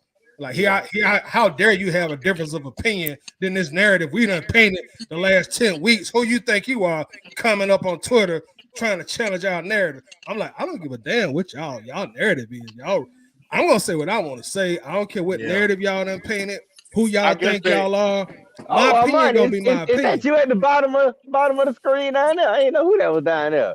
So quiet. I guess they forgot Tidy was seated. You know me and you got some things to talk about next week, bro. Because like, if I got an opinion, I'm gonna express my opinion. Yeah. Wait a minute, Tidy, you pissed off Chuckery this week, man? Judge Chuckery? No. Yes, you did. I don't think I pissed off Chuckery. I didn't see Chuckery in my notifications. No. Chuckery, you said something about, because he was talking about Matt Ryan should have been what was it? Matt Ryan should have been like Desmond Ritter's mentor and helped him. But the Falcons screwed it up by getting rid of, and you said, nah, bump that. There's not enough mentorship to help. And he's like, oh, well, that's just reckless speculation. And I'm going, No. He actually replied to me on a pretty calm, noble reply. He was like, oh, that's cool. We'll probably never know. I think Armani is talking about what's the lady's name? Is that who you talking about, Armani? She used to be a reporter for the Falcons, but she moved to Cincinnati. Now she's reporting for the Bengals. Her name is Jana or something like that. Jeanne Kelly or something like that. Yeah, there you go. Yeah. Man, y'all following them all over the nation. Yeah. No. Hold on, Red. Wait a minute. I didn't follow her. They came at me, bro. I don't follow. I didn't follow none of these people. With you. Get him tight. You know I'm just messing with you. I'm glad you got a good. I mean, but again, I had to kind of get rid of that in my mind too. I'm like, man, honestly, Terry does need to have some scrutiny because I mean, now it's like, okay, you fired Arthur Smith and you're gonna retain Terry Fontenot. So at this point, it's like, okay, well, it's on him now. It's all on him now. That's crazy. Huh? What you say, Kelly? Not just retain, but he's going to help in the process. That's crazy to me. I mean, but that's how it should be. The GM should be able to help. I want him to find the next guy, Keely. So if it don't work out, we'll know who to blame. So this comment right here, I was just thinking the same thing, but I was like, what if it was the opposite? Like, what if Coach Smith was the one that says no? Ritter is trash. We need to go get a quarterback. And what if Terry and Arthur Blank is the one that's like, no, we finna go get a coach to coach Ritter? But how? Why was he always so in a rush to put him back in the game? But how do we know that that's the case? We don't. I'm saying, I'm responding to Dio's comment right here. Oh, okay. I'm saying, what if he's saying that it leads him to believe that coach might have been sold on Ritter, which would, I guess he's inferring that means the other ones were like, all right, if you stuck on Ritter, then you got to go. And I'm saying, replying to him, what if it was the other way around? Like, I'm thinking like that would be a complete nightmare, as if they were entrenched and believing in Ritter is the next franchise quarterback, and they want to get somebody that believes in him. That would be a complete nightmare. You know what? That's a good perspective. I ain't think about that. Tidy put it out earlier. I think you said that's why he got to go too. You said Shannon Sharp made a tweet, said Arthur Smith gonna let a third round pick get him fired, and look where we are. That's crazy. Yep, that's crazy. Well, I'm just playing devil's advocate to Dio's comment, but I'm just saying, what if that was a possibility?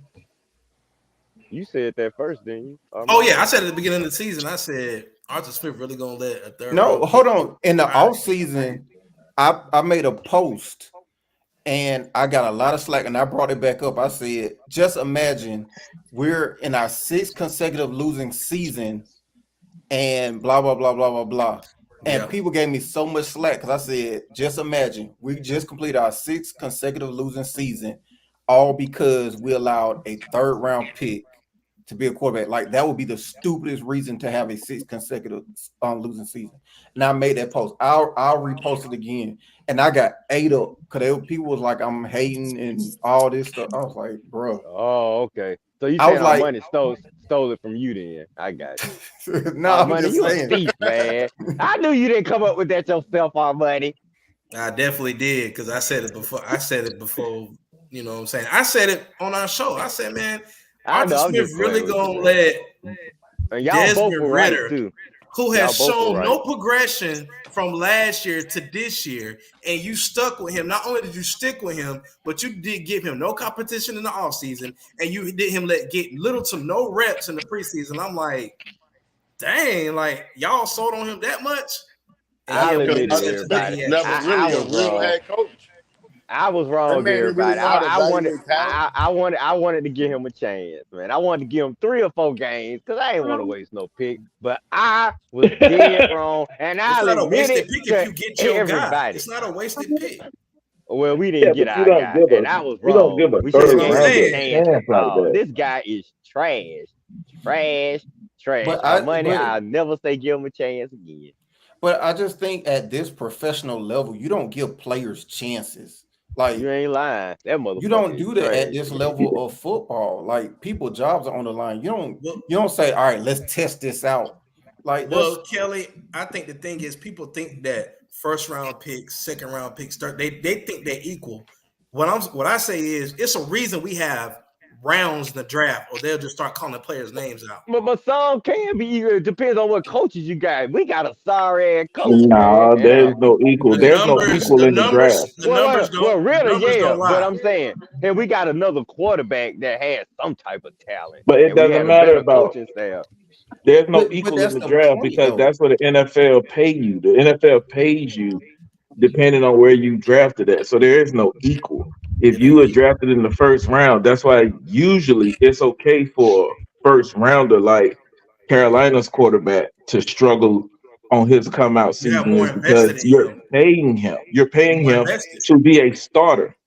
But a Desmond Ritter, you don't get that kind of option to come out and destroy the team. You're a 3rd rounder. They're not financially attached to you, so they could easily cut you with no ifs and buts about it. So you don't get that kind of opportunity. If you come out there how it's supposed to be, you come out there because the original starter got hurt.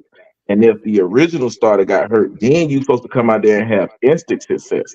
If you don't have success, there always should be another quarterback in the trigger waiting to come take that spot. That's Tom Brady's story, because had not Drew Bledsoe got hurt, we would never know who Tom Brady is. So the counter to to your statement about, third round talent and all that. If LeBron is at the playground and y'all playing pickup ball, right? Do you pick him first or you pick him fifth? Oh God, do we have to use? I'll pretend like you said Kobe, and I'm picking him first. All right. So to my point, the talent. No one looks at Peyton Manning in the draft and say we'll circle back in the third round and grab him, right? The talent, it's just a matter of I understand talent. what y'all said about talent, but I'm just saying there have been quarterbacks that haven't been taken in the first round that have been coached up by way better coaches on our staff that turned out to be a little something. That's all I'm saying. Exceptions don't make the rule. You know what I'm saying? But it's an anomaly. But the examples that people use, they use without context. Like when people say Russell Wilson went and took the job in camp. It wasn't a let's roll him out here and see what happens. He doing shit now. But no, I'm saying he just saying. But what he did do. I know. I'm just messing with our buddy. I know. Y'all right. Like when people use these examples, they use them without context. Like Purdy wasn't expected to start. The plan was Trey Lance. They went and traded all them picks to go kill him. He was the plan. But when he got in, he showed improved. Like no one goes into these late rounds for a franchise quarterback. So I got you right. Because our last two successful ones were first rounders. So first round quarterback. That's why I don't get some of these fans. They don't want to go get a quarterback in the first round, but the best quarterback in this franchise was the first pick. And then the other guy was the first pick. So I never understood that concept of we don't want to waste because a lot of these fans, I wanted Fields our money. So to be fair, I did want Fields. No, I'm not saying just you. I'm saying the general consensus of the fan base. No, I'm not. Yeah, I can answer that one because a lot of these fans they think every pick the Falcons make is just a banger for some odd reason. They got the hit. They got the hit that no one else knows about. Instead of just saying, you know what, the Falcons took a chance on them and they failed. It's okay to say that, but to certain fan bases here is you cannot say the Falcons missed on a pick, even though we've seen the way this organization has been going. Now, granted, that's why I'm kind of glad they didn't get rid of Terry Fontenot, because in free agency, he really struck gold. He really struck gold in free agency. So, but to a lot of these fan bases, it's like every draft pick, it just has to work. It doesn't, and they showed you clear as day it don't work. Giving us reasons why he should be fired as well. Everything that y'all talking about, when it's fucked up at the top, when the coaching is fucked up, your quarterback fucked up, like what you gonna do? Ain't nothing you can do. But that's the thing about it. Like the GM, what can you do? But that's the other thing about it. Like the GM role is technically they're the picking of the talent traditionally. So he's also responsible traditionally. He's responsible for the Pitts pick. He's also responsible for the evaluation of Ritter. So that's on the GM. They pick the talent.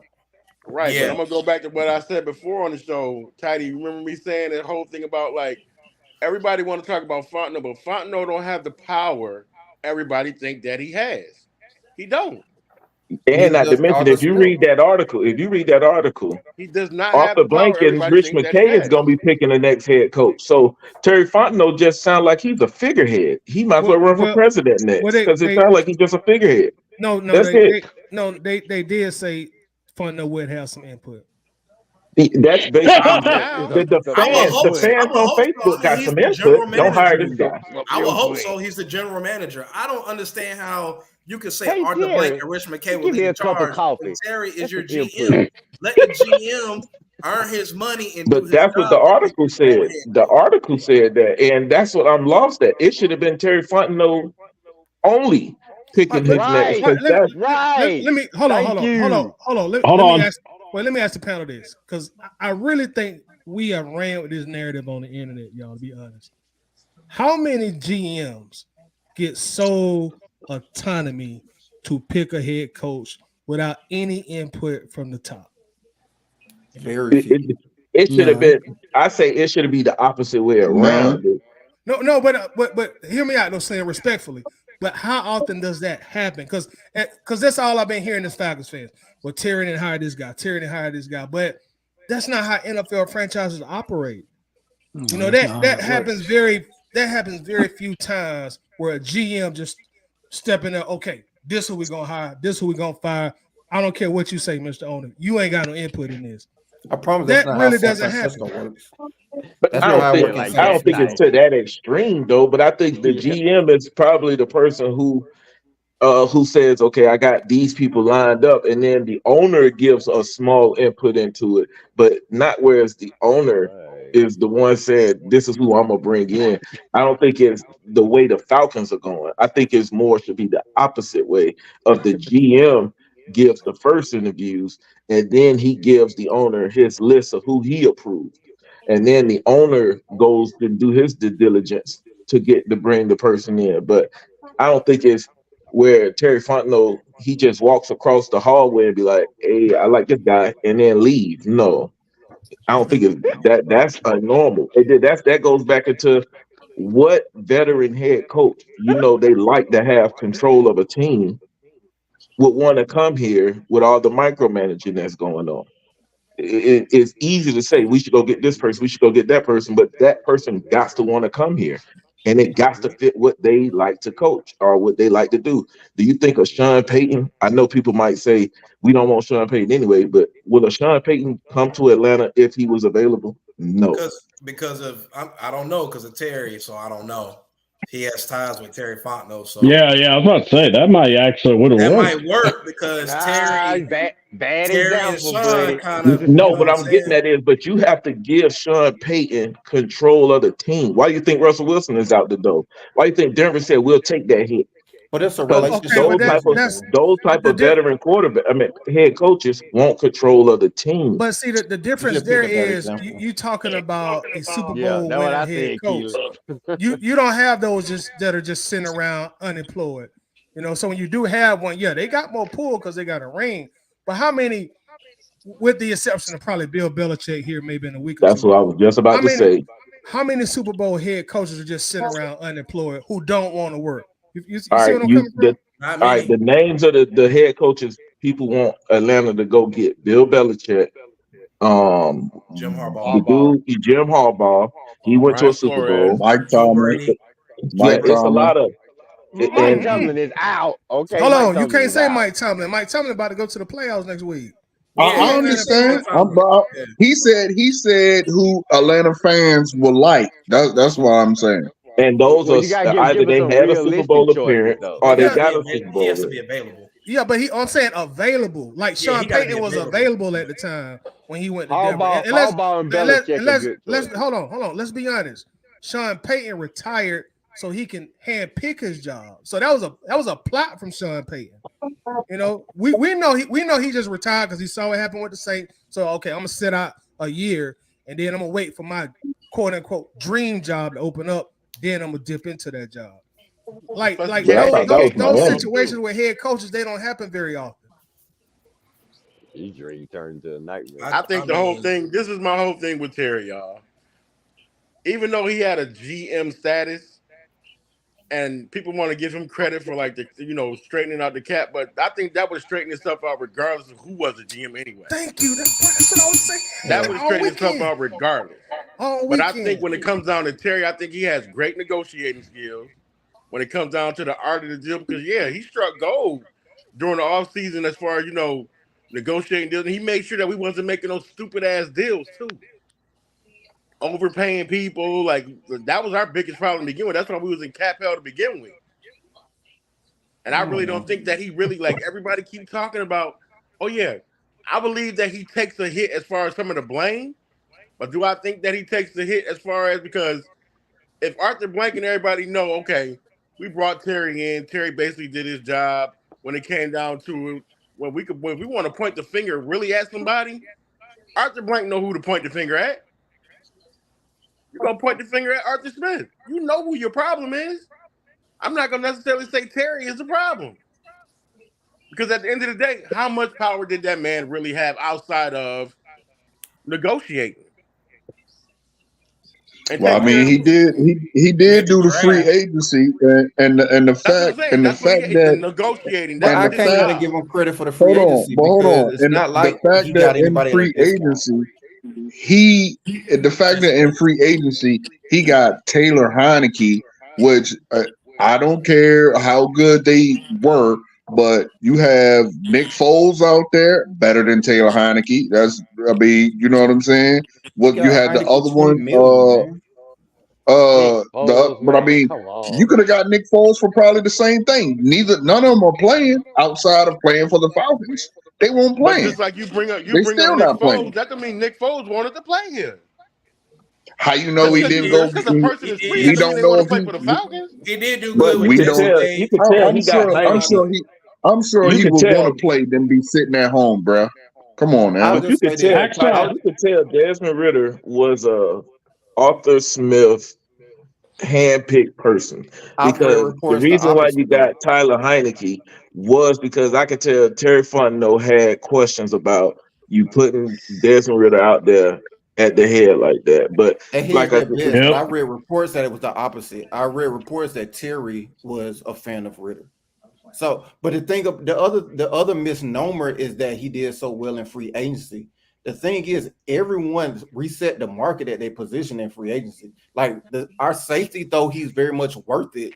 He reset the market for safeties who got Yep. paid. Like the court, like Terry. I mean, Heineke made he's one of the highest paid backups in the league. So it's not yeah, like he got any type of financial discounts for us. Like it wasn't some great negotiating skills in a Right. sense That's because what I'm saying. everyone reset the market. I mean, I don't think Plus, it's he negotiating didn't. skills. Oh, I believe it's like how the contract is structured in terms of yeah. that. I don't. Again, they got what they got because of market value. But as far as like how the contract is structured, I think Terry is probably get some credit for that because they're gonna front load a lot of that money. You're gonna get some of this guaranteed money. I'm returning in the signing bonus money, and then we're gonna spread the rest of this contract out between Mhm. 3 and 4 Like I years so it said, can be team the friendly. art of the deal. Yeah, just like what's my man name? Is it JJ Watts when he said a lot of people get it misconstrued when they see a football player's contract. They think, no, he's getting all this money. Mm-mm. No, They it's get most likely taxed. he's not getting nothing. A lot of that money is tied up. So, and that's the reason why I think they didn't want to play Heineke because most of his money was from incentives. And if he was a yeah. starter, then he would have got most of his money. But the thing is, he was still getting paid regular backup quarterback money. Yeah, I agree with that.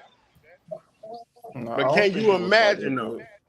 Can you imagine though being Desmond Ritter and you come in there and they basically tell Heineke like, "Hey, you're gonna be a backup, ain't gonna be no QB competition." That's crazy. That's craziness. Arthur Smith fucked that boy up. Yeah, he Made did. him Yeah. I believe that agree. he was a whole He I lot did. agree. better than what he I was agree. because he was straight. He was hot ass garbage. Yeah. Here it He is. You're gonna played bring in one series in the a preseason. That's crazy. veteran QB, and you got me in camp thinking like, oh, he ain't even no competition to me, and you hot garbage. But And then every week nowadays, Arthur Smith say, oh, we seen what we need to see. He ain't got to play no preseason.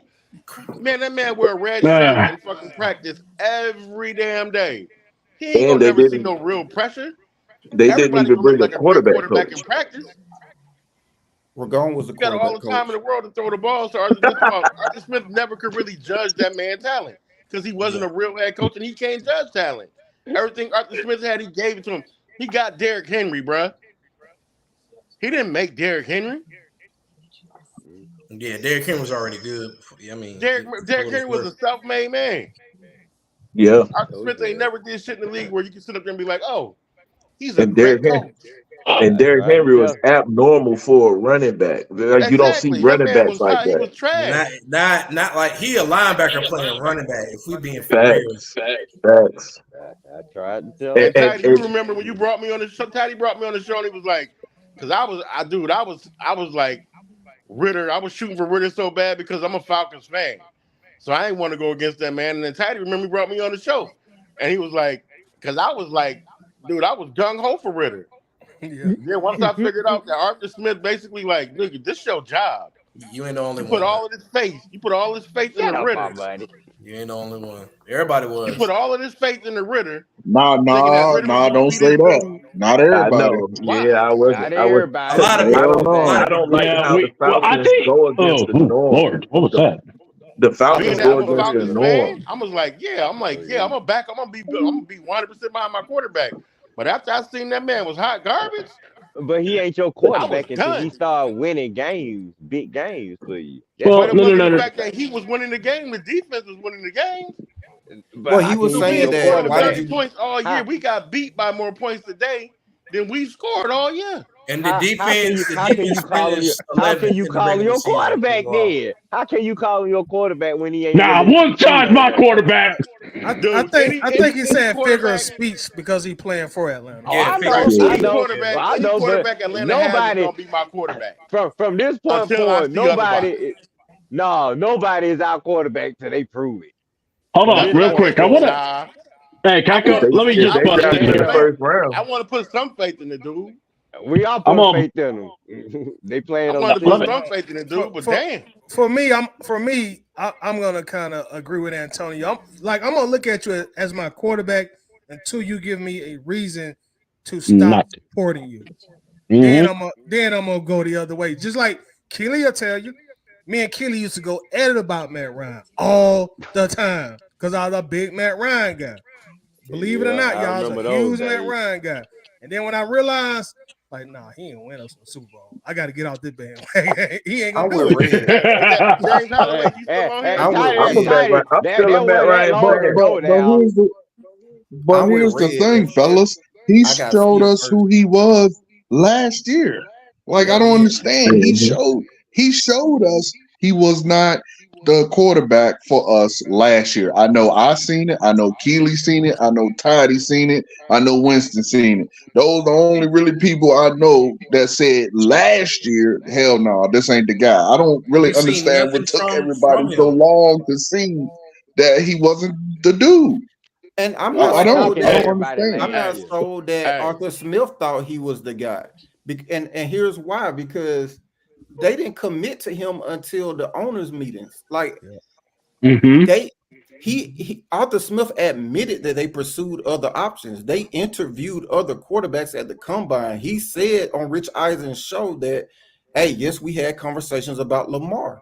Like, I'm not convinced that Arthur Smith was just completely sold on this guy.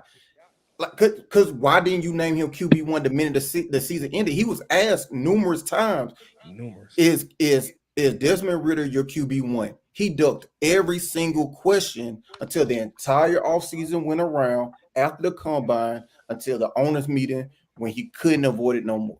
But you know what's funny though? But he didn't have to answer nobody. He didn't have to answer nobody during the offseason. Even if he felt that way, why didn't he play him more in the himself in the corner. He should have played him more in the preseason. I think regardless of the I don't think he saw value in the preseason preseason because 60 snaps is 60 snaps, whether it's against the Dolphins in a closed practice or on the field. No one's scheming in the preseason is going to be base defenses anyway. So I feel like he probably felt 60 snaps of experience, whether you get to see it in a preseason game or I get to see it in a scrimmage against the Dolphins. 60 snaps is 60 snaps, and I think that's the way he viewed it. But see, I think here's the thing I think about with Arthur Smith. I think Arthur Smith thought his playbook didn't need a franchise quarterback. So that type of bullshit he was calling. The thing is, I think he went after Lamar. Importance. Yeah, I think he downplayed the importance of how much a quarterback is to the team, and this is why. Because Arthur Smith been saying it for the longest. He played positionless football, and you see throughout the whole season, even all 3 years he's been here, your elite players' production is diminished. So I think he feels as the playbook plays itself if you play it right. I And the disagree. problem is, I don't think you go after. I don't I think you go. disagree with that I don't wholeheartedly. think you go after Deshaun Watson if you don't value the Right, quarterback position. Facts, right. facts. You don't go Yeah, after But here's the he Deshaun thing. went after Watson if you don't value the what quarterback position. happened was he backed himself. He went hard after Lamar. That fell through, and he backed himself in the corner and had no You made other your son. option but to go with Ritter. Exactly. Not because He here's the backed thing. himself in the corner. Here's the thing with the He Lamar wasn't gonna Ritter never thing. get Lamar. I bet the Ritter thing happened a year before the Lamar thing. I mean, not the. I mean, let me back up. The Watson. The Watson thing happened a year Right, before right. But that they went proves and And he he got had Ritter. values the quarterback. and So we traded Matt Ryan, and we had no quarterback. So that's why they got Marcus Mariota, and yes, they drafted Clear Desmond track. Ritter. He got backed into a corner. He didn't think that he thought. I believe that they thought they was gonna get Lamar Jackson, and when it and didn't even happen, then, they but had to get. We only had one quarterback in the room, and that was Felipe Franks. We had to get here's the thing though. Desmond Ritter and Lamar Jackson. I mean, and Marcus Mariota. Marcus Mariota didn't work, so he backed himself in the corner. He had to go with Desmond Ritter. But this is why I say I think he Don't put the get Lamar playbook Jackson. over the quarterback position because even after he botched the whole Matt Ryan's thing and they went after Deshaun Watson, he still could have went after a quarterback in the draft and got Justin Fields and have him sit behind Matt Ryan's or even get Marcus Mariota and still have him sit. But I he don't think he didn't. valued And then Fields though. during the off season, when the Falcons had every opportunity to go get a quarterback, as soon as the Again, Lamar Jackson thing that's started why I kicking up, say Arthur Smith ran again. out there and said, Desmond Ritter is my guy. We're going to stick with him. So, Yeah, yes, I agree. I He backed believe himself into a corner. there's some I agree truth in that. that, but that's why I say Terry has to take some of this smoke because what you just said in the offseason, we didn't go get a quarterback. But I Terry think they Fontenot wanted. And that has to goes get back some of into that what I was smoke. saying. No, I That goes back think into what I was saying. I'm pretty sure they had a conversation about the quarterback position. And I'm pretty sure Arthur Smith told Terry Fontenot, Desmond Ritter is my guy. I I can don't make think so. something work with Desmond Ritter. I think Ritter And was he already a said, backup plan. I think they wanted a quarterback. They just Really? didn't want to mortgage picks for one because the reports were that if Trey Lance failed, that they would have taken Trey They would Lance have and took that Trey Lance. Yeah. they weren't high on Fields. So if San Francisco did not jump, they probably would have taken Trey Lance, and Trey Lance would have been the quarterback. They wanted a quarterback. I think they just was sticking to their draft strategy that they weren't going to trade any picks or mortgage the future to go get one. Because they didn't value Justin Fields. They didn't value Justin Fields. So what ended up happening is because they weren't willing to trade additional picks or pull a San Francisco and get rid of a whole bunch of future of first round picks, because they weren't willing to do that, it left them in a situation where they had to go with plan B. They definitely wanted a quarterback. You don't interview CJ Stroud and all these quarterbacks at the combine, then invite them all out to Flowery Branch if you weren't interested in them. They wanted a quarterback. It's just that they weren't willing to do what Carolina did and what San Francisco did in order to get one. I would have traded up to get Stroud, man. He's playing. You broke that down to a science, bro. That's all the way fact. This is what I'm gonna say to everything here. This is why we are in this situation. And there needs to be some hard questions answered eventually. But we probably won't know. But here's what I'm going to say about everything is that Arthur Smith is gone. And if besides the play call, besides everything, it was his freaking ego that wrote that check. Say that. If it was his ego that wrote it, from the toxic comment all the way down to we're not rebuilding, we're reloading. And the thing is this. The radio station in Atlanta, 92.9, they wanted to full force behind Arthur. Now they're going to look stupid. And yet they're going to try to paint the picture of, well, it's not so bad. Well, here's the thing. We do need a head coach. I don't think anybody in that station will look at Arthur Smith and go, why haven't you hired a head coach with experience? I think that's one of the biggest questions that needs to be answered. And then also, what's Terry's role? Is he a GM or is he a figurehead? And I mean, That's what It's the I look. be art of the saying. deal, bro. I'm Mhm. telling you. That's why I keep No, no, telling no. y'all he don't have Look. the power of a GM. It's the No, no, art no. of the deal when it comes to Terry. And It's a sometimes you negotiating got to skill. have somebody to bring that out, not somebody Like that's going to kiss butt the whole time. We were just Agreed. talking. Why do we always feel like, oh man, we got the greatest pick of all? Ooh, we just got a really good draft class. Why? Because the media likes to tell us, oh, they did their research. Oh, they know what they are doing. They found a diamond in the rough. Troy Anderson, but yet we can't get Troy on the field. This is where I want to go. I appreciate Tidy. I appreciate Smitty. I appreciate everybody because now we have a landscape where we're being blunt about our team. You have thoughts that Arthur Smith may not be behind Ritter. A lot of us think, well, you kind of stayed on the Titanic till the water got up to your hat, especially after New Orleans, where Ritter looked at him and says, "I'm going to throw you a bomb, coach," and it's INT. And then I swear I heard Woodside go 1, 2, 3, Cancun, and he threw an interception.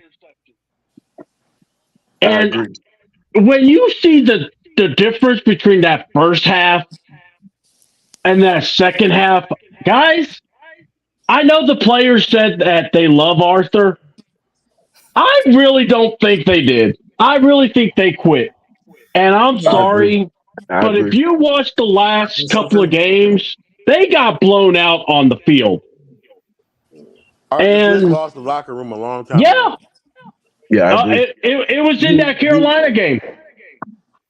Do you know why we will never know if why they will never come out and say Terry Fontenot doesn't have GM powers or he does have GM powers is because by doing that you'll cut the legs from under him. He will never be able to get nobody in Exactly. here if they let us know that he does or does not have power. So it's all an illusion to so that he can do his thing. I Hey, I believe he coach, has guarantee. I power. guarantee. I believe he has power. You know what I'm saying? But I like believe he Toddy has has more been power saying, now that Arthur it Smith is is a gone. it is a whole collective thing. It's not just him unilaterally making decisions. It's not just the head coach unilaterally making decisions. Everybody is working together. So everybody, in my opinion, got to kick rocks. Coach, let me add on to that because they actually have came out and said Terry does have power. Arthur Blank has said that. Arthur Blank has spoke, I think, 2 or 3 times publicly and said, look, I'm not doing the player personnel thing. That's Terry and that's Arthur. They work in Right, conjunction with one another. right, And I think as fans, sometimes we just say, well, they lying. No, he lying. And then right. we'll create our own narrative. Well, Terry ain't got yep. no power, or Arthur got more power, or Arthur didn't do it. And when the owner, he'll come out and he'll say, okay, this is how it works for player personnel. He come out every offseason and tell us this is who picking the players. And again, I think as fans, a lot of times, me included at times, we just create our own narratives and we just run with them. Because there's an Absolutely. interview, because Blank had an interview during not preseason, training camp, where he talked specifically Yeah, about he did. what Terry's role is and what Arthur's role is, and we just conveniently always ignore it. But Dimitrov has Right. even came out in an interview and said that Blank does have an opinion and a say in the process. He Yeah. alluded to it. You Exactly. know what's crazy? If you Right, watch right. Thomas But Dimitrov's Keely, interview, I think that one time, I think the reason he said that is because I don't believe AB really gets down into that part of the business, except for Matt Ryan and Julio Jones. I really believe he wanted them to be Falcons for life. That's why he got into his ear and told him to make them Falcons for life and to give them that contract. I think it's That's more why you know I what I'm don't saying? understand why Thomas Dimitrov gets so much flack, because he said in the interview that he did with Rich Eisen, I just did what the owner told me to do. And when you have big contracts like that, it's gonna be big cap hits. But in my opinion, Thomas Dimitrov didn't deserve to get fired. In my opinion, the reason. He had too many bad picks, bro. Way too many bad picks. I think the reason Blank definitely has influence in a lot of GM decisions is because of the Falcons filter. And the thing that really ticked me off about Falcons what? The Falcons the filter. Falcons filter. Oh, Falcons filter. Okay. That's why I'm 99% confident that Blank does have a say in a lot of the personnel decisions because of that. And the thing that really ticked me off about the Bijan pick is that right after they picked Bijan, Terry came to the press conference, and the words that came out his mouth were the exact same words that Blank espoused when he talks about the Falcons filter. He said he wants a player that his son could wear the player's jersey and not feel like this kid is going to get in trouble and whatnot. And the minute Terry said those words, my homeboy started cussing. He started sending me all these like nasty texts. I hate Terry. So that means conservative. Because the thing is, you telling me that instead of getting the best talent for this team, that's not the first priority, but whether or not kids will want to wear their jerseys and whether or not he will be a person of good character. Like, and that's the Falcons filter thing all written all over it. So the fact that Blank has an initiative that we're going to take guys who are upright citizens, so to speak. Michael Vick did that to him. But the fact that that plays a part in the personnel decisions lets me know that Blank does have a hand or an influence in the type of players we pick. And that's terrible. That's annoying. That means a player like Marshawn Lynch would never be a Falcon. Oh, never. Yeah, and I've been saying this for the whole. I've been saying this for the whole year. The Falcons have a conservative outline. That's just what that means. They have a conservative type of outline. They're gonna get this. This is why they don't go after dogs. Jalen Carter. I knew Jalen Carter players. Yeah, and that's because UGA players have a bad reputation. Yeah, Arthur Blank probably not even looking in their direction. Cam Newton came out and said Arthur Blank not messing with him like that. Like if you watch the Cam Newton interview, I mean, when he was talking to Lil Scrappy. But it's a conservative style team. Deshaun Watson and Deshaun Watson have all kind of things going on. Yeah, that you're right, Armand. That throws a conundrum in that. Ring the bell. Because Deshaun Watson. Here's the thing about the Deshaun Watson. Not only that, he always has rappers, and he always got rappers in the stadium. Like, he is paying these people to come in the stadium. So I don't know if I believe that too much, because if that was the case, he would never have rappers there. He would only have but that's not Arthur Blank. Arthur Blank is not green lighting that. That comes from that one lady who, because I watched the Pastor Troy interview of how they even got in contact with him. It's this one lady who does that stuff, and I'm pretty sure.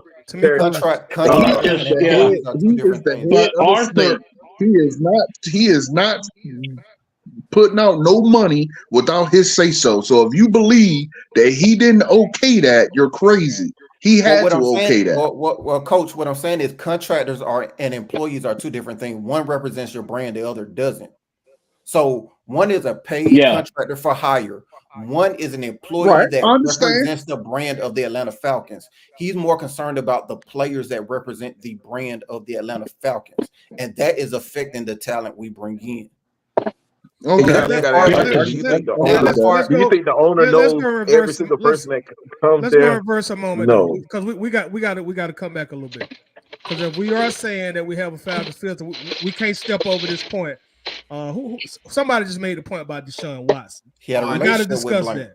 Yeah. But here's the thing: Deshaun Watson was never convicted. He was settled, but but that doesn't mean he was convicted of anything. And not to But he mention, was Deshaun charged. Watson had a great relationship with Arthur Blank. But it's A the lot of people image. gotta understand, Image, though. connections go further than money sometimes, most of the time. Bro, hold on, bro. Stop it. Because when Vic got charged, he immediately got cut. So that don't even hold water, bro. Deshaun Watson was charged. Arthur Blank went out on a limb for Vic. And even Arthur Blank, if you watch Michael Vick interview on Club Shay Shay, Michael Vick even had to pay he had to pay Arthur Blank homage. Arthur Blank took a major hit Falcon for player Michael when Vick. he got convicted? Was he a Falcon player when he got convicted?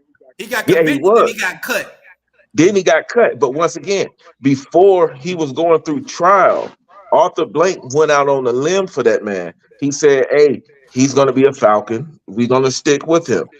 And then even Michael Vick said he lied to him. He lied to him. And he said it hurted him when he did that. So granted, I don't think what they did to Michael Vick was right.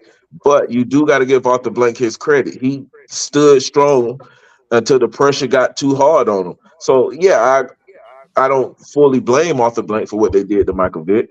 Well, here's the thing, right? Let me ask you a quick question, Slim, and I'll get back to your money. When you say you don't think what they did to Michael Vick was right, can you expound on that? I think they should have. First off, Arthur Blank should have got some legal help for Michael Vick. Michael Vick was still young, so he don't know what the world he was getting himself into. So I think what Arthur Blank should have did was help him get some lawyers. Because if Michael Vick would have just kept his mouth closed throughout the whole thing, he wouldn't have been down like he was. The problem is too much pressure got involved, and Michael Vick ended up cracking. I think Arthur Blank should have at least helped him out when it came to the legal side of it, because I'm pretty sure he has a lot of knowledge, and that could have been helpful in that type of situation. Because Michael Vick said, I'm sitting in jail with a couple million. Then these folks are taking a lot of his money from him while he's sitting in jail. So I think some legal advice or legal help would have been good for that situation. All right, let me respond. And I'm not trying to take nobody's side, but if this powerful billionaire come to you one time, say, Michael, tell me the truth. He did. Michael, tell him what he telling. Okay. He lied.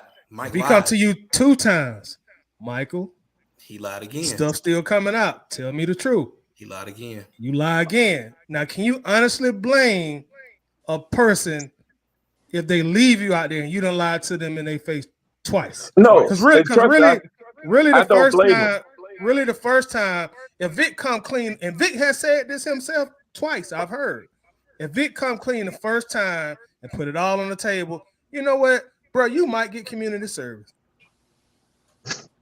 Here's the thing. I think yes, granted, I don't blame Arthur Blank for what he did, but if I was Arthur Blank, I would have said, look, Vic, whether you did it or not, don't say a word. Because I'm not gonna get the jobs I used to work, but I would have went up to him and said, listen, whether you did it or not, don't say a word. I got these lawyers. You need to go talk to them, because whether he told Arthur Blank he did it or not would have been pointless. Legal perspective, he should have not said a word and let a lawyer deal with that. That's the same that goes for people who think they can out-talk cops. You can't. So let the lawyers handle your work, and you don't do it. And then that's what Arthur Blank should have told Michael Vick. Whether you did it or not, I don't want to know. You need to go deal with this lawyer and let them handle that. And I think he would have probably been much better. But I think cops and feds are two different things. Yeah, I was going to say anybody. Feds are two different things. Like the feds conviction rate, he could have been quiet all he want. The feds were still going to get their case closed. Like we're talking about two different levels. Once the feds go ahead and say, we're going to go ahead and take them down, it's over. Yeah, because this ain't talking about APS or Fulton County. It wasn't no lawyer that was going to do anything great for him at that point. No, that's not necessarily. Here's the thing, right? Because that's why I won't get into my job. So and I'm telling you, I could literally tell you from my job. No, what you just said is completely wrong. A lawyer, and this goes for everybody, especially on this and people who's listening in the chat. whenever you get into some legal actions, get you a lawyer and don't try to out-talk a cop, a fed, or this or that, because the reality is you're not going to win. That's why your Miranda rights tell you that whatever you say can be used against you, and they're going to use it against you. All right, And to my say point, I have 2 family members that are lawyers, and they will sit here. I can call them up. They will tell you the feds is a whole different ball game. You setting up isn't gonna make that much of a difference. It won't make it go. It may shorten your time. Yeah, It's not gonna make them go away. It's not. You're not gonna all of a sudden be able to go home just because you shut up when you talk. No, I'm not saying it like that. What I'm saying is, my point is, he was reality is you don't. That's my point. It's not about you shutting up. The reality is you exercising your Fifth Amendment rights, and you letting the lawyer do the talking for you. You don't do no talking. You let your lawyer do the handle. You let your lawyer do the talking. That goes for feds, DA, police. That goes for any. I understand. I just understand that you may be overstating its effect. Is my point. So here's the thing. It's great advice you're saying. What I'm saying is you may be kind of overstating the effect it will have in a Fed case. Here's the thing. I live up here in Michael Vick's hometown of Newport News. I live up here.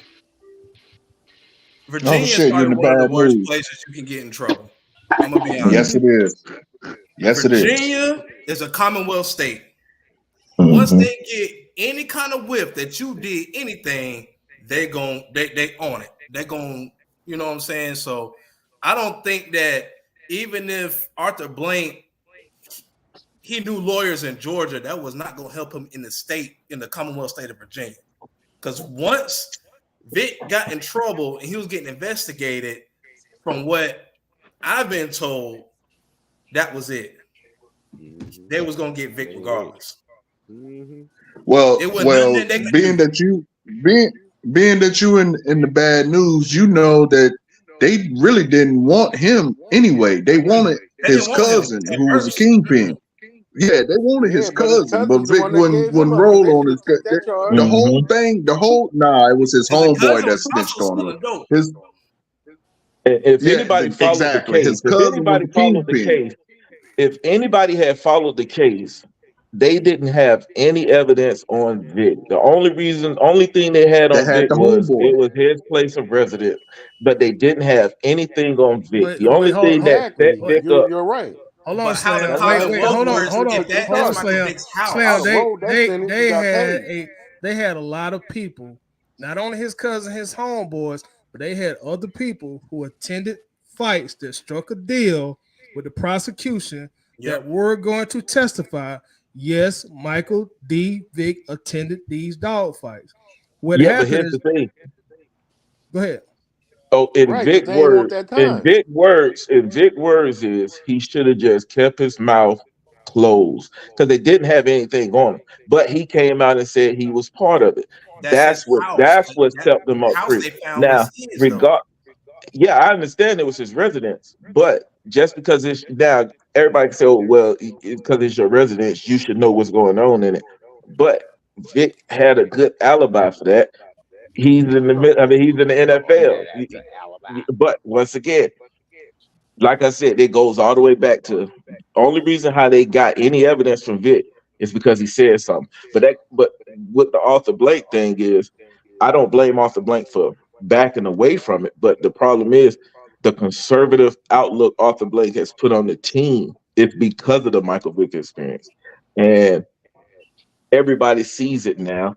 And everybody knows the reality is. And we say the Falcon filter, but I just say conservatives because they're going to always go conservative now.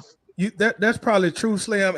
And I think you're giving Mike too much of a break. I'm going to be honest. Let's put it all on the table.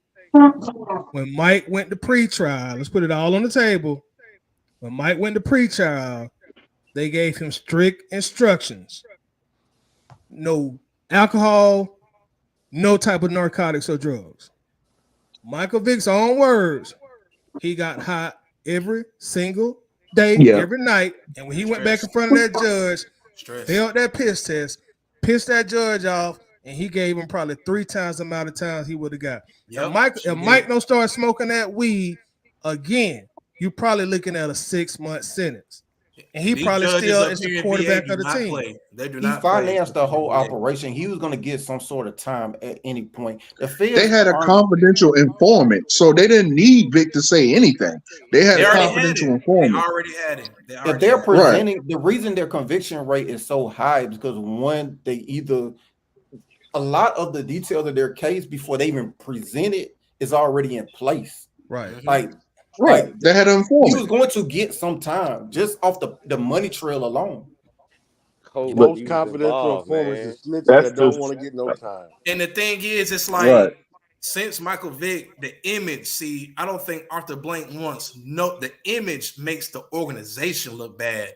Perception is reality. I think the Deshaun Watson thing, because Deshaun Watson kind of grew up in the dome being a ball boy. I think Arthur Blank was willing to kind of go out on a limb and make an exception. But ever since they couldn't land Deshaun Watson, it's like, okay, I'm not doing that no more. And he shot away from it because I ultimately believe if Jalen Carter had not gotten in trouble at Georgia, they would have drafted him. He would have been a Falcon today. Facts. Well, hold on. He wouldn't have dropped that far. That's the case. Yeah, at that point, no. Oh, you don't think? Oh, yeah. I forgot. Nah, he'd have been the top 3 or 4. He was projected number 1 before all that stuff came out. Oh, yeah. Okay. That's fair. But even let's say the Falcons had a chance to draft him where they was at, and Jalen Carter didn't get in trouble. The Falcons would have got him if it wasn't for. But like I said, the UGA has a bad reputation, and then people constantly say, "Why the Falcons don't draft UGA players in the first round?" Well, you got your answer. You just don't want to accept it. They got a bad reputation. That's just what it is. The UGA has a bad reputation. UGA has a lot of DUI players, and it's hard. Kirby Smart's trying his best to come up with routines to keep these folks from out here. But now you got the NIL deal where these folks getting calls, money, and all that other stuff. So you know what I mean? I blame it on y'all. I blame it on y'all strip clubs, bro. Outside of it's because of all y'all strip clubs. That's the problem. Outside of the incident, they did broach character concerns with him before that even happened. I think that after Michael Vick got in trouble, man, I think that Arthur Blank brought in the most company guy that he could ever bring in to kind of clean up the Atlanta Falcons image. Because the image, we all know after Michael Vick got indicted, things were bad. Things were terrible. But Atlanta is a party y'all team. Had Peter out there. Y'all had players Peter. Even say it. They come to the Falcons to party. They come to Atlanta to party. They not. Because of the strip club. All that ass shaking out there. Atlanta is a party team. Armani, what you just said is one of the reasons why I was against. I'm not paying attention. Nobody don't stay here. Because I felt like what you just said was the reason that they went that direction. Like, he literally was the top quarterback in one of the weakest drafts ever. There was only but 2 first-round picks, and the other one was Flacco. Like, it was one of the weakest drafts ever. And keep in mind, he's the best of the draft, but 2 quarterback-needy teams passed on him. Yeah. The 2 teams that passed on him needed a quarterback, and they passed on Matt. Yeah. And it hurt me because, again, talent wasn't the first priority. They wanted someone. So you don't think Matt Ryan is better than Flacco? Is that what you're saying? No, what I'm saying is I think it's the equivalent of the same draft that we got Ritter in when it was a bad draft and the only one that was worth taking was Pickett and he was still bad. I think they would have just traditionally in that sense, you would have waited to the next year when Stafford came out. Right. I think you said now hold on. Who came out right after Matt? Was it Stafford? The next draft? Who the number 1 pick? Was it Stafford? I believe so. Yeah. Yes. Stafford came out in 09. Stafford came out in 09. Yeah, it was a weak year for quarterback, just like the year Pickett went in the first round. It was just a bad year for quarterbacks. I'm not saying he wasn't a better option than Flacco, but it was just a weak draft for quarterbacks. If the first 2 teams in the draft are quarterback needy and they skip the best quarterback in the draft, that's a bad year for quarterbacks.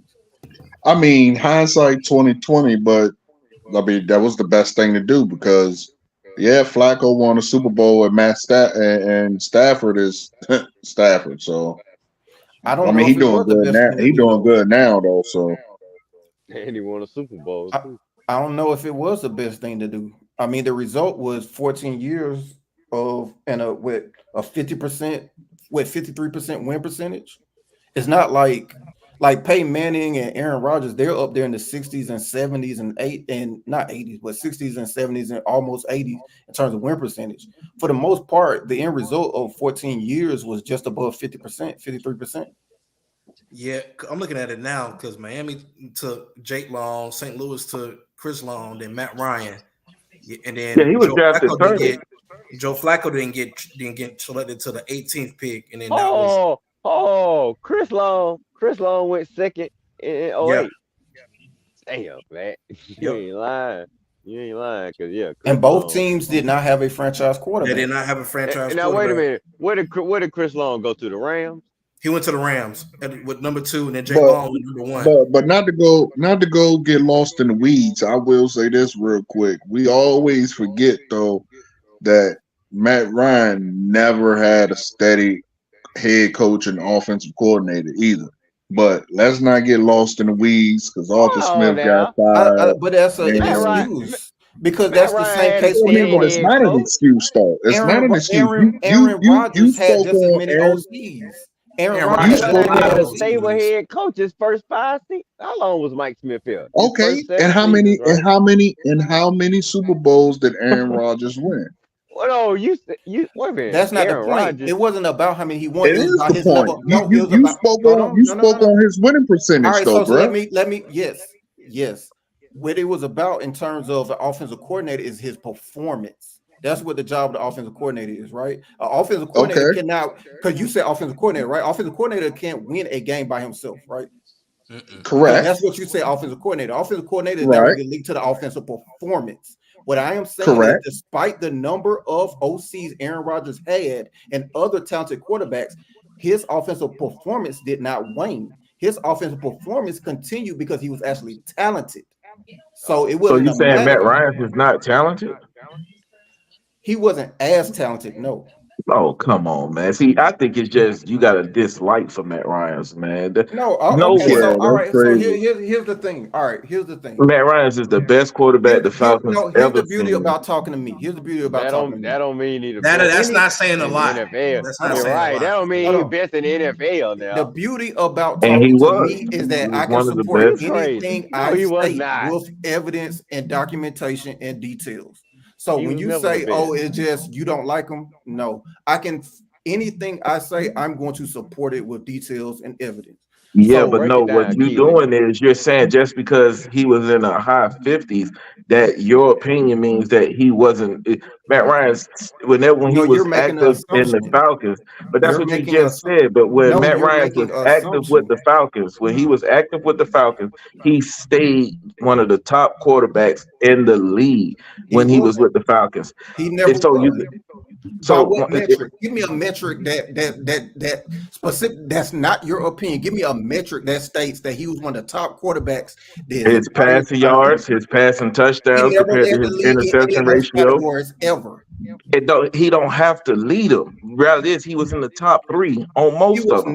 He was never voted by his peers He as had top. over he's one of the top quarterbacks with the most consecutive 4,000 yards passing. Matt Ryan's broke tons of records for the Falcons and for the NFL. All Now, right, so granted, he's here, not all right, number one again, in some of these, but he's in the top 3 to 5. no. So here's the thing. Well, you making So shit up, one man. for your Go look at his stats. all right, let me respond. One, the stats you're prompting are kind of hollow because you're talking about 4,000 yards in a passing era. That's Flacco was getting 4,000 yards.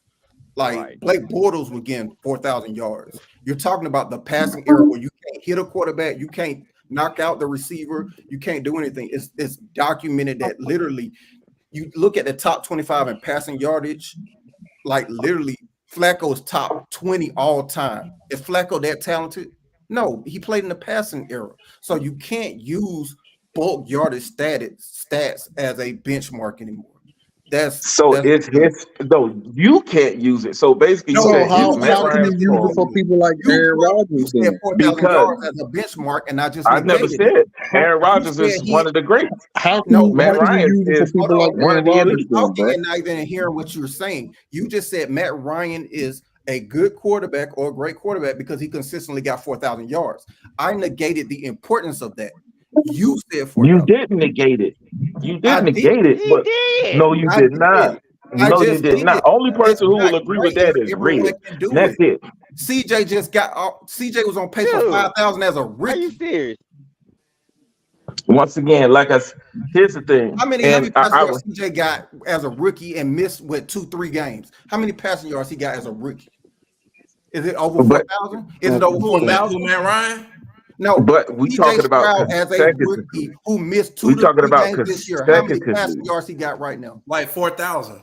Exactly. But we're talking about consecutively. It's not an So you can't. passing. That is error. an accomplishment. What are you talking about, man? It's not an accomplishment if everyone can get it. It's like saying 1,000 yards, but yet 25 receivers get 1,000 yards every year. It's not an accomplishment. It's not a benchmark to measure someone's greatness anymore.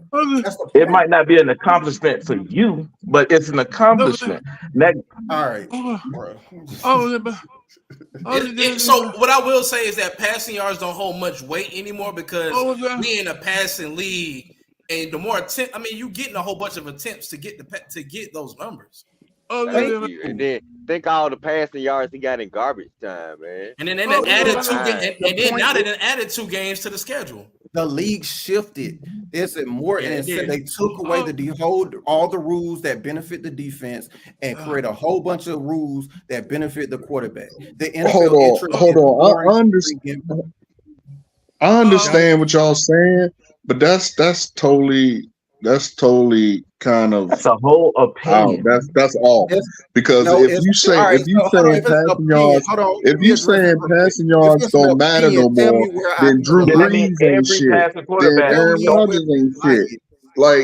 That's what I'm saying. That means that Drew Brees is not shit. If passing yards don't matter no more, Drew Brees We're not saying shit. that it don't matter. It just don't hold as much weight. But that's not true. If it doesn't hold weight, I don't understand where y'all come up to say that. It don't hold as much weight. We never said it didn't matter. If it doesn't hold that much weight, then Drew Brees this goes back until we talking about if Matt Ryan's going to be. Hold on. This goes back into where everybody kept saying Matt Ryan's not going to be a Hall of Famer. Hold on. It's a very simple concept. In the 90s, 3,000 passing yards was an accomplishment. Yeah. That is no longer an accomplishment. Okay. It's the law of numbers. Again, if that is the case, then that means that Drew Brees, who played almost the same amount of time as Matt Ryan, then he's not shit. If we're going by what you're saying, Drew Brees ain't shit. Drew Brees got a Super Bowl. But the reality is what dude is doing, he's only using it. We're talking about yards. We're talking about yards. Drew Brees broke the record. Yeah, but you can't say he's not shit as a player and just exclude that he's not a Super Bowl champion. Assumption because you're saying that yardage is the only measuring stick for whether or not a quarterback is good. That was never said. Yeah, it's not the only nobody said that. You're saying Nobody that someone doesn't have enough. That's not the only measuring stick for whether or not a quarterback good. There's things like I didn't say that. I didn't say that. I'm talking specifically to your logic. You said your logic is you cannot measure a quarterback by the yards that they throw no more. This is a passing league. I'm not talking about Super Bowls. I'm not talking about none of that. I'm talking about what you said. You said that a measure stick for quarterbacks is no longer about passing yards. If we're using that logic, then that means Drew Brees ain't shit. Now that's where you messed up because that's not the only measure stick for whether or not Drew Brees is great. That's not a good argument because you're going from one extreme to the other. All pro selections, he has Pro Bowl. That's not the only measure stick for whether or not Drew Brees is great. That's why we're not talking about that. I'm not talking about none of that. I'm talking passing yards. You said passing yards, bruh. You said passing. We're not talking about all pro. None of that. Listen to yourself. You made the statement. That means Drew Brees ain't what you said. That means exactly. However, if we're disregarding passing yards, Listen, the flaw in your statement. To the people who's At watching, some point, I'm going to finish this statement. The flaw in your statement is that you're saying that Drew Brees is this, but you're excluding all the other accomplishments. Everything else, done. I'm not talking about none of the accomplishments. We're talking about passing yards. You said passing hold on. yards, Let me just say this to all the people who's watching. I know what you're saying. I know what you're saying. Let me just say this right here. To the people who's watching. We had a debate before whether Matt Ryan's going to be a Hall of Famer or not.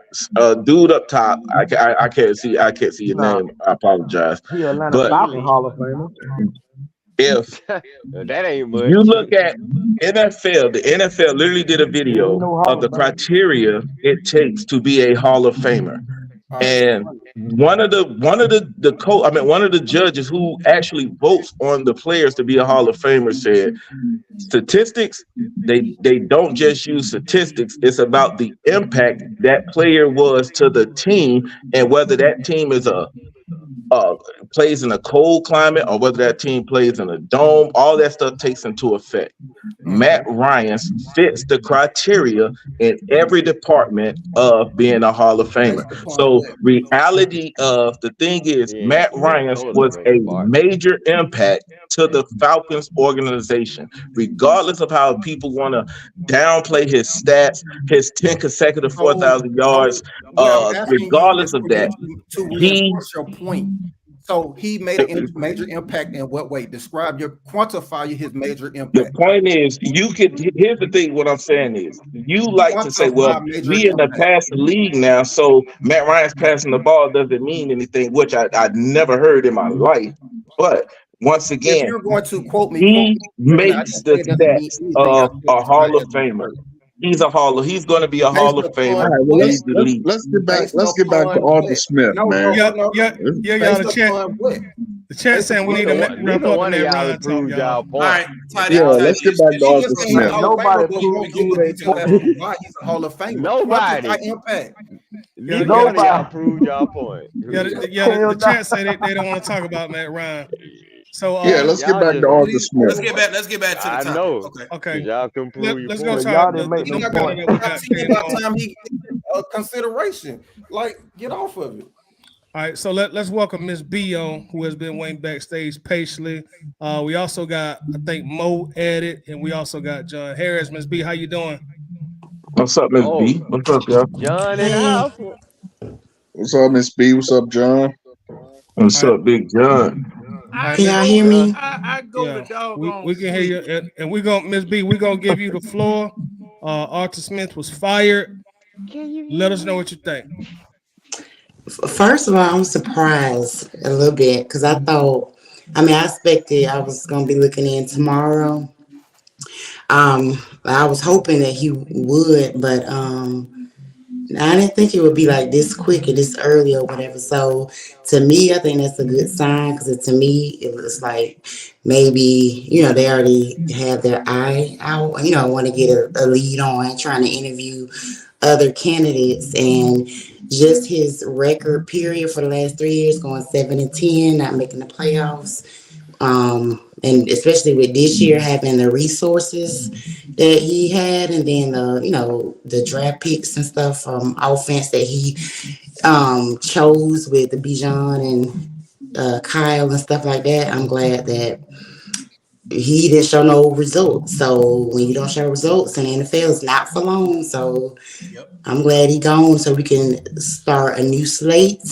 Hopefully, get another quarterback. And hopefully we'll get to winning sooner than later. You got any head coaches you got in mind that you want to replace him with? The only one right now that I could think of that would be realistic is maybe like Harbaugh for Michigan. The other people I know is like some other like offensive coordinators and stuff, but to me, in my opinion, I don't want nobody like that doesn't have results or like experience, like another coordinator or something like that. I know people were talking about Bill Belichick, but to me, I don't really care for him. I mean, I know he is a good coach, but I think I don't really like that idea. But for me, Harbaugh, or maybe even like Eric Bieniemy, one of those two. And even with Eric Bieniemy, it's still kind of skeptical on him because, I mean, he just been an offensive coordinator, but maybe I would go with him. Either one of those two for right now. Can I ask you a question, Ms. B? Why don't you like Bill, but you like Jim, and Jim has never produced in the NFL? He has. He went to the Super Bowl. Yeah. And With the did he win it? 49ers. No, It but don't he matter if you still. win. The only thing is you got to get them to the dance. Like, now, granted, I understand winning, Talking about but Matt Ryan. Did Matt Ryan win it? yeah, but the owners don't look at it like that. Oh, did you win the Super Bowl? No, you I'm get us sorry, to the I asked dance. Miss But B. y'all My bad. arguing us down for 30 I could have minutes sworn about Matt I asked Ryan. Miss B a question. I'm not quite sure what happened to that. So yeah, so he like the young gentleman was saying he has gotten to the Super Bowl with the 49ers. He was the coach with like Colin Kaepernick. So Right. Okay. to me, He had 4 win the season. hmm. He had 4 And win the then season. also He's a good too coach. from what he did with Michigan. I mean, if they may win the national championship, so I think he got some pretty good results. So he done it in college, or has been good in college, and then also the NFL. I hope he gonna bring his spy with him from college. Oh yeah, Man, go he get do have Mike those Tomlin. issues, Go but get Mike Tomlin. Fuck that. Hey, if you ain't cheating, you ain't trying. That was I just want Mike reality. Tomlin. If you ain't cheating, you ain't trying. All right, yeah. We also got a first time member to the show, which is gonna be Mo Team SS. Mo Team, you in the building? Yeah, I'm here. What's up? What's going on, Mo? Can you speak up a little bit? Oh, let me take a earphone.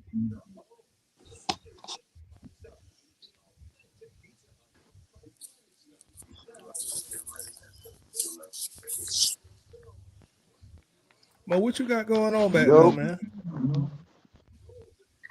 My bad, bro. I'm trying to put out this blunt ad.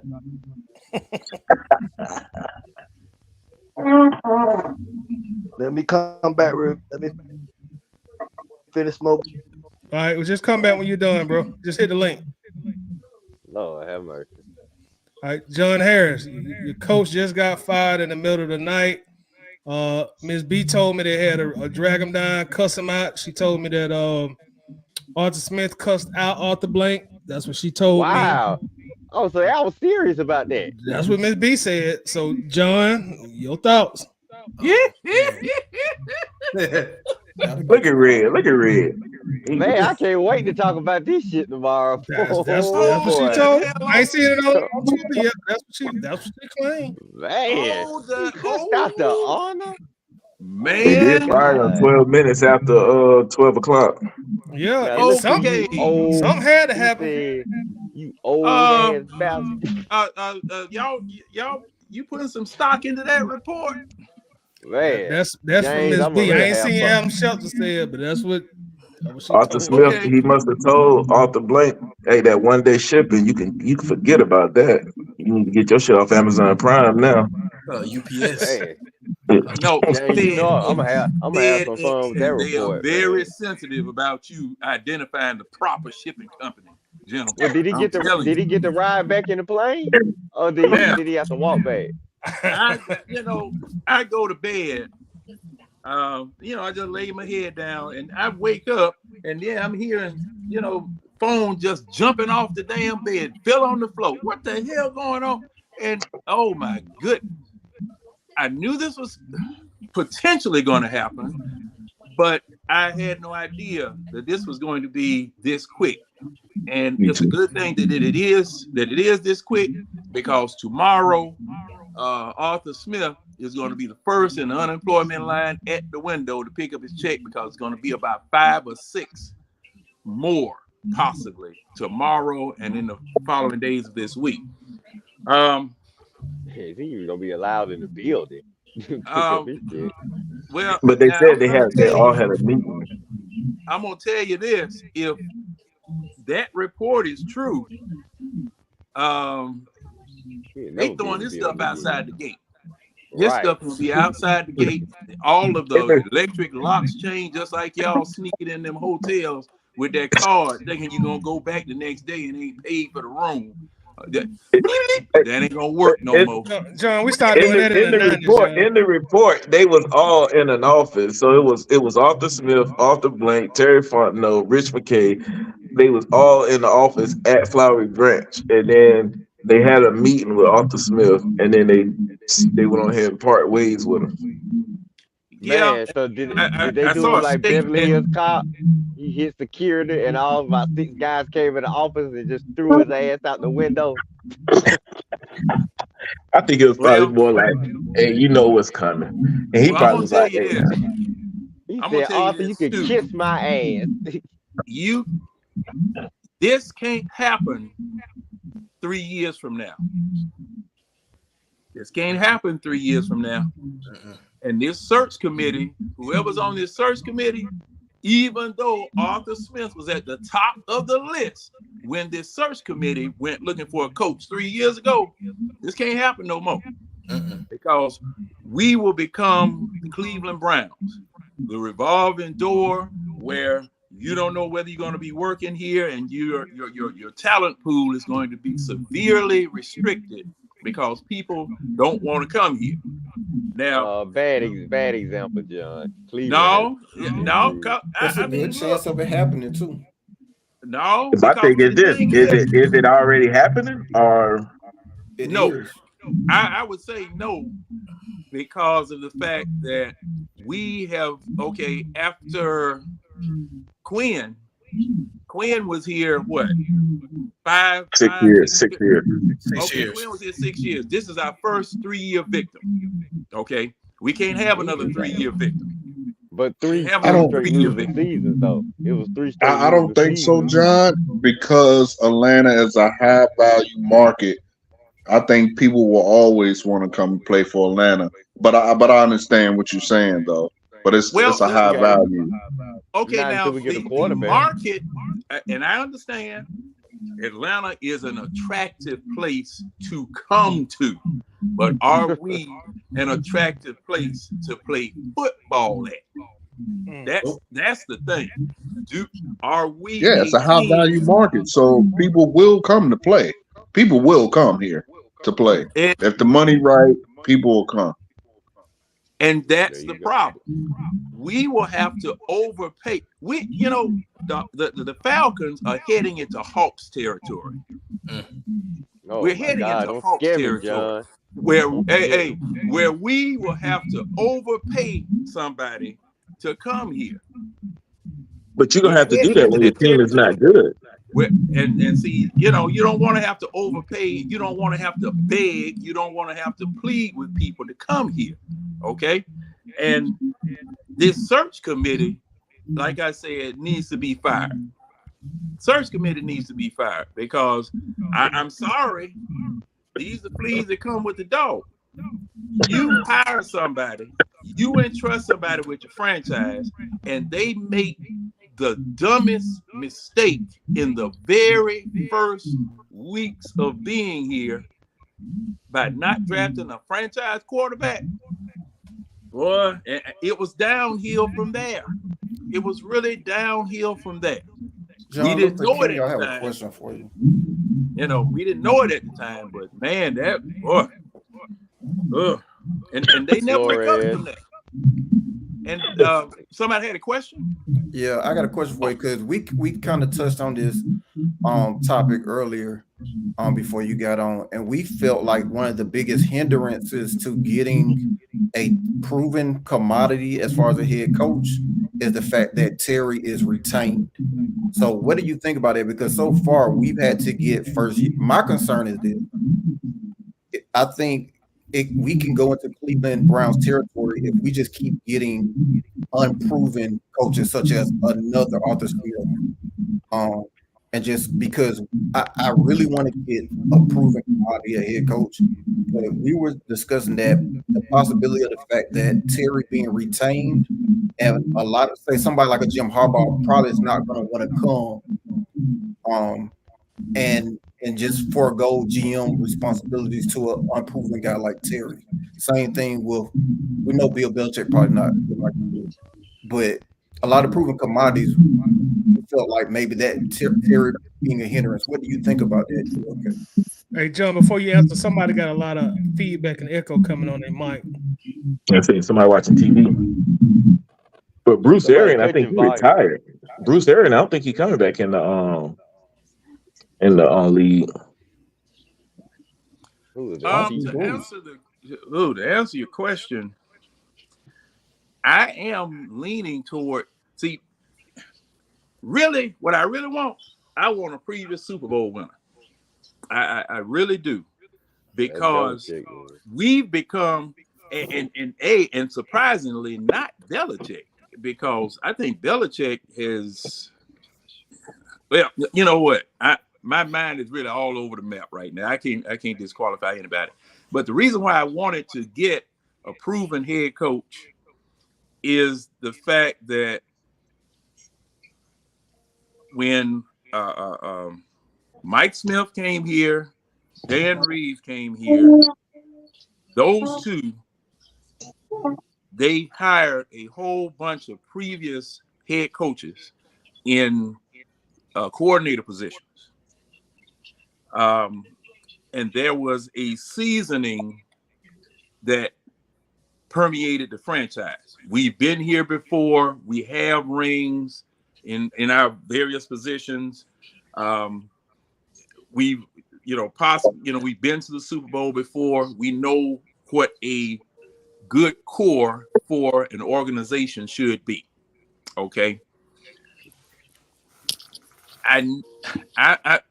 The Falcons, in this hire of Arthur Smith, we put a lot of people in positions where, I mean, from the head coach on down, it shows or seems to me that they were the not ready for primetime players.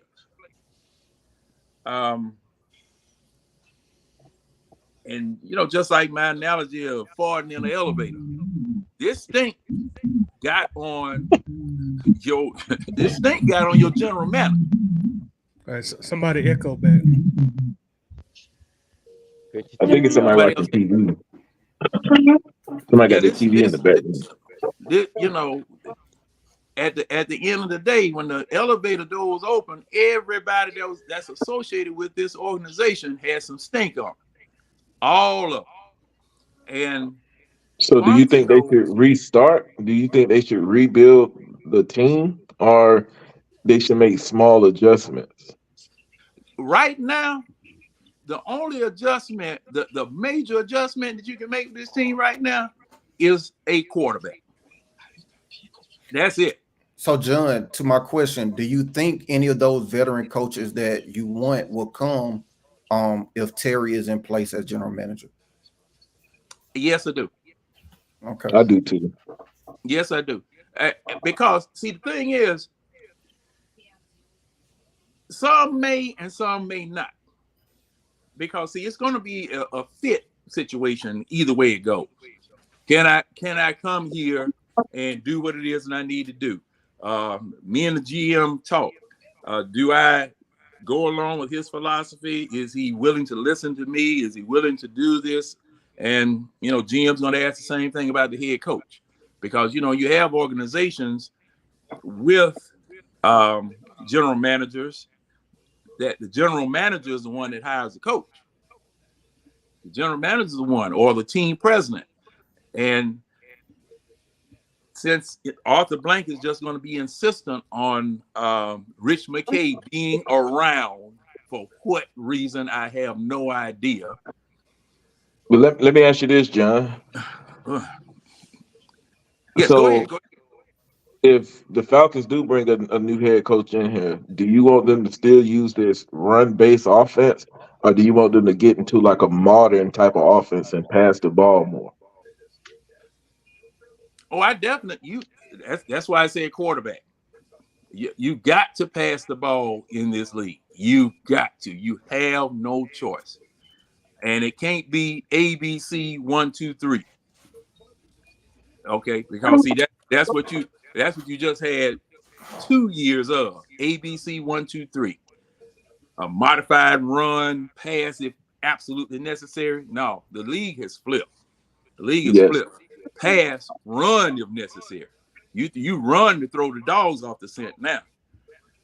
And since we do have a good ground game, half of the battle is already won. And I would say that whoever takes this job comes into a great situation as far as personnel is concerned. They come into a good situation. You got a wide receiver. I don't know what's going to happen with Pitts, but you got Buku's a tight end. Okay. Yeah. You got 2 good running backs. Just a I little got a question. little tweaking on the offensive line, man. Shoot, you ready to roll? Question. Go ahead, questioner. So with Arthur Smith firing, and I think and y'all made us talk about this earlier. I don't know because I was in and out, but with Arthur Smith firing, and then I know a lot of people, like Ryan Nielsen. Do you think with them hiring a new coach, that he would be able to remain? Because sometimes head coaches may want their own defensive coordinator, or do you think possibly that the Falcons already have it set up where they may have with Jerry Gray or somebody that they put into the head coach position? That's a good question. I think, me I think personally, Nielsen needs to go. Period. That's I just think me. you got to wait till they get the head coach. The only reason I say that is because a lot of head coaches don't. That's why I think Bill Belichick won't even spit in the Falcons' direction, because he wants full control of that team. So I don't think a seasoned head coach would want to come in and get put into all the minutia that comes with it. Like, I can't pick my team.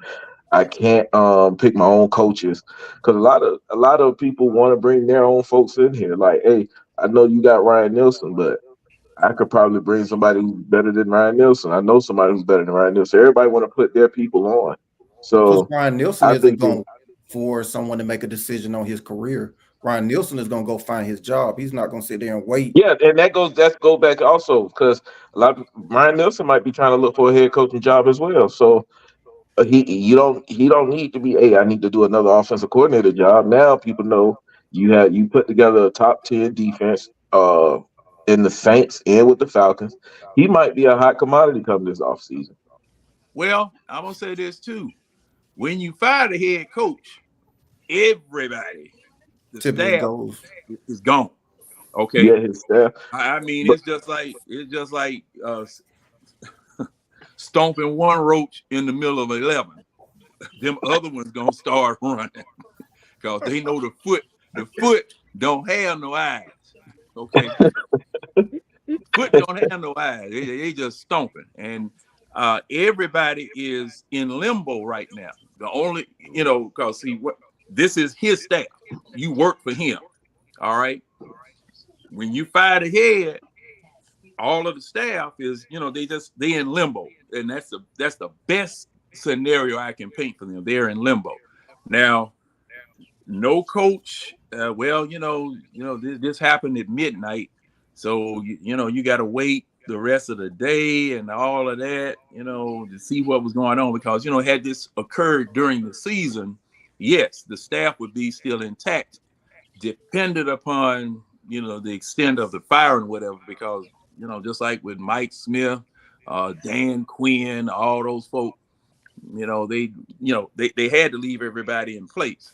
But since this is Black Monday, ain't no, there's really no telling where these people are going to go and what's going to happen, whether they have a job, whether they're locked, whether their keys work, or, the parking space has their name on it, so. Plus, some of this is, it is Arthur Smith's staff. Some of Yeah, these people are going to go with him. think they all gone. Yeah. But this is why I'm not necessarily jumping for joy, because this could go real Cleveland Brownish, for the simple fact that we're not the most attractive destination in terms of like a Jim Harbaugh or a Bill Belichick or anyone with any type of proven credibility, someone with experience. I think they're going to be, it's going to be competitive for their services. We're not going to be the only team. And then there's going to be other teams that are say, we'll give you I did GM agree with you, too. responsibilities. We'll give you this and that. And we're not the most ideal situation in that point, because even if we have the better talent, I'm pretty sure Jim Harbaugh would rather go somewhere where he can pick the groceries and coach as well. Yeah, And also, Yeah, absolutely. Absolutely. Also, I think when it comes to the Arthur Smith thing, I think you should make the decision now instead of waiting until you're forced to make the decision. And I'm not jumping for joy that Arthur Smith got fired, but it was much needed. And if that means some other coaches have to go with him, that's perfectly okay as well. Because at the end of the day, everybody knew Arthur Smith had to go. yeah, he got himself fired, but I think my biggest concern is we run the possibility of getting another Arthur Smith, another hot shot offensive coordinator. But in the same thing, you also run the opportunity to get another Bill Belichick on the job because he's a first-time coach, and we run the same risk I think in the same process. But it's I think keeping Terry Fontenot almost makes it certain that we're going to get another first-time head coach, for the simple reason, as you stated and I stated previously before, no veteran coach is going to want to come into this situation and have to deal with Terry Fontenot. Keeping Terry Fontenot almost guarantees us getting a first. But that's another thing. Now, when you all, okay, coach, when you say deal with Terry Fontenot, deal with him as in what? As in him being the GM. Well, John, I'll say this. With if Jim you are Harbaugh, Jim he's Harbaugh, never been the GM and the head coach, though. But he was never as coveted as now. Like, it's depending on the market. Exactly. The marketplace set the terms. So there's more teams that are needy of his services now. So it's a competition now. So at that point, if you are Jim Harbaugh, if you go to a team like the Chargers that say, hey, we want you more than Atlanta wants you, so we will give you GM duties. Mm-hmm. And on top of that, let's not forget that the reason Jim Harbaugh went to college in the first place was him and his GM got into it. So he said, F this, I'm gonna go somewhere where I can be the man. So but let me hit you with this one, though. I don't think what? I said, no, but let me hit you with this one though. It probably don't matter who the GM is. The Falcons have a strict way of running stuff. Look at Thomas Dimitroff. He was stranglehold by a lot of the stuff Rich McKay and them had on him. So it doesn't really matter who the GM is. They still going to be operating under the same ownership. So well I got to let's go back to this Rich McKay situation. Rich McKay ain't had no stranglehold on nobody doing nothing. Nothing. He does not. Rich McKay has not participated in the inner workings of the Falcons for a long time. And no, that's not the true. CEO, though. He sits right beside Arthur Blank. He's no longer in football operations. He's on the business side. At all. No. So when Arthur Smith got fired, Rich McKay was there. Have him there? Yeah. Yes. When Arthur Smith got fired, yes, he sits. Arthur Blank even said it. Rich McKay is the person he goes to for it. So Rich McKay is literally Arthur Blank's right hand man. But when he swipes you're not going to sit in the meeting. Yeah, I get it. When he swipes his card key to get into the building, he does not have a desk anywhere in football operations. That's what we're saying. Gotcha. Arthur Blank can call anybody for advice. I'm pretty sure he's gonna call his homeboy. But my point is, his role is no longer in football operations. He's just on the business He's side. only in the business side. So Let we me got to stop Rich putting Rich can I get McKay. a McKay. Rich conspiracy McKay theory? literally sits right beside Arthur Blank. The Have two been people you see when you go into that office is Rich McKay and Arthur Blank. And his role is no he longer just on the Look, hangs football operations. around. do That Just man is y'all not going to be hanging just sitting around. there playing on his phone. No, Oh my he's goodness, part bro. of the big businesses. Y'all No, let's sir. let's let the lady speak. Go ahead, Miss B. I just got a one more or whatever. So when I was asking that question, another thing, because I think a while ago I heard I was listening to a channel and they were suspecting this that remember when Jerry Gray got hired, he was the assistant Assistant head head coach, coach uh-huh. slash what defensive or Defensive line coordinator. whatever he was. Um And what do you think like that was done intentionally? And if Arthur Smith failed this year, that they would bring him as the head coach? Like, do you think he's capable?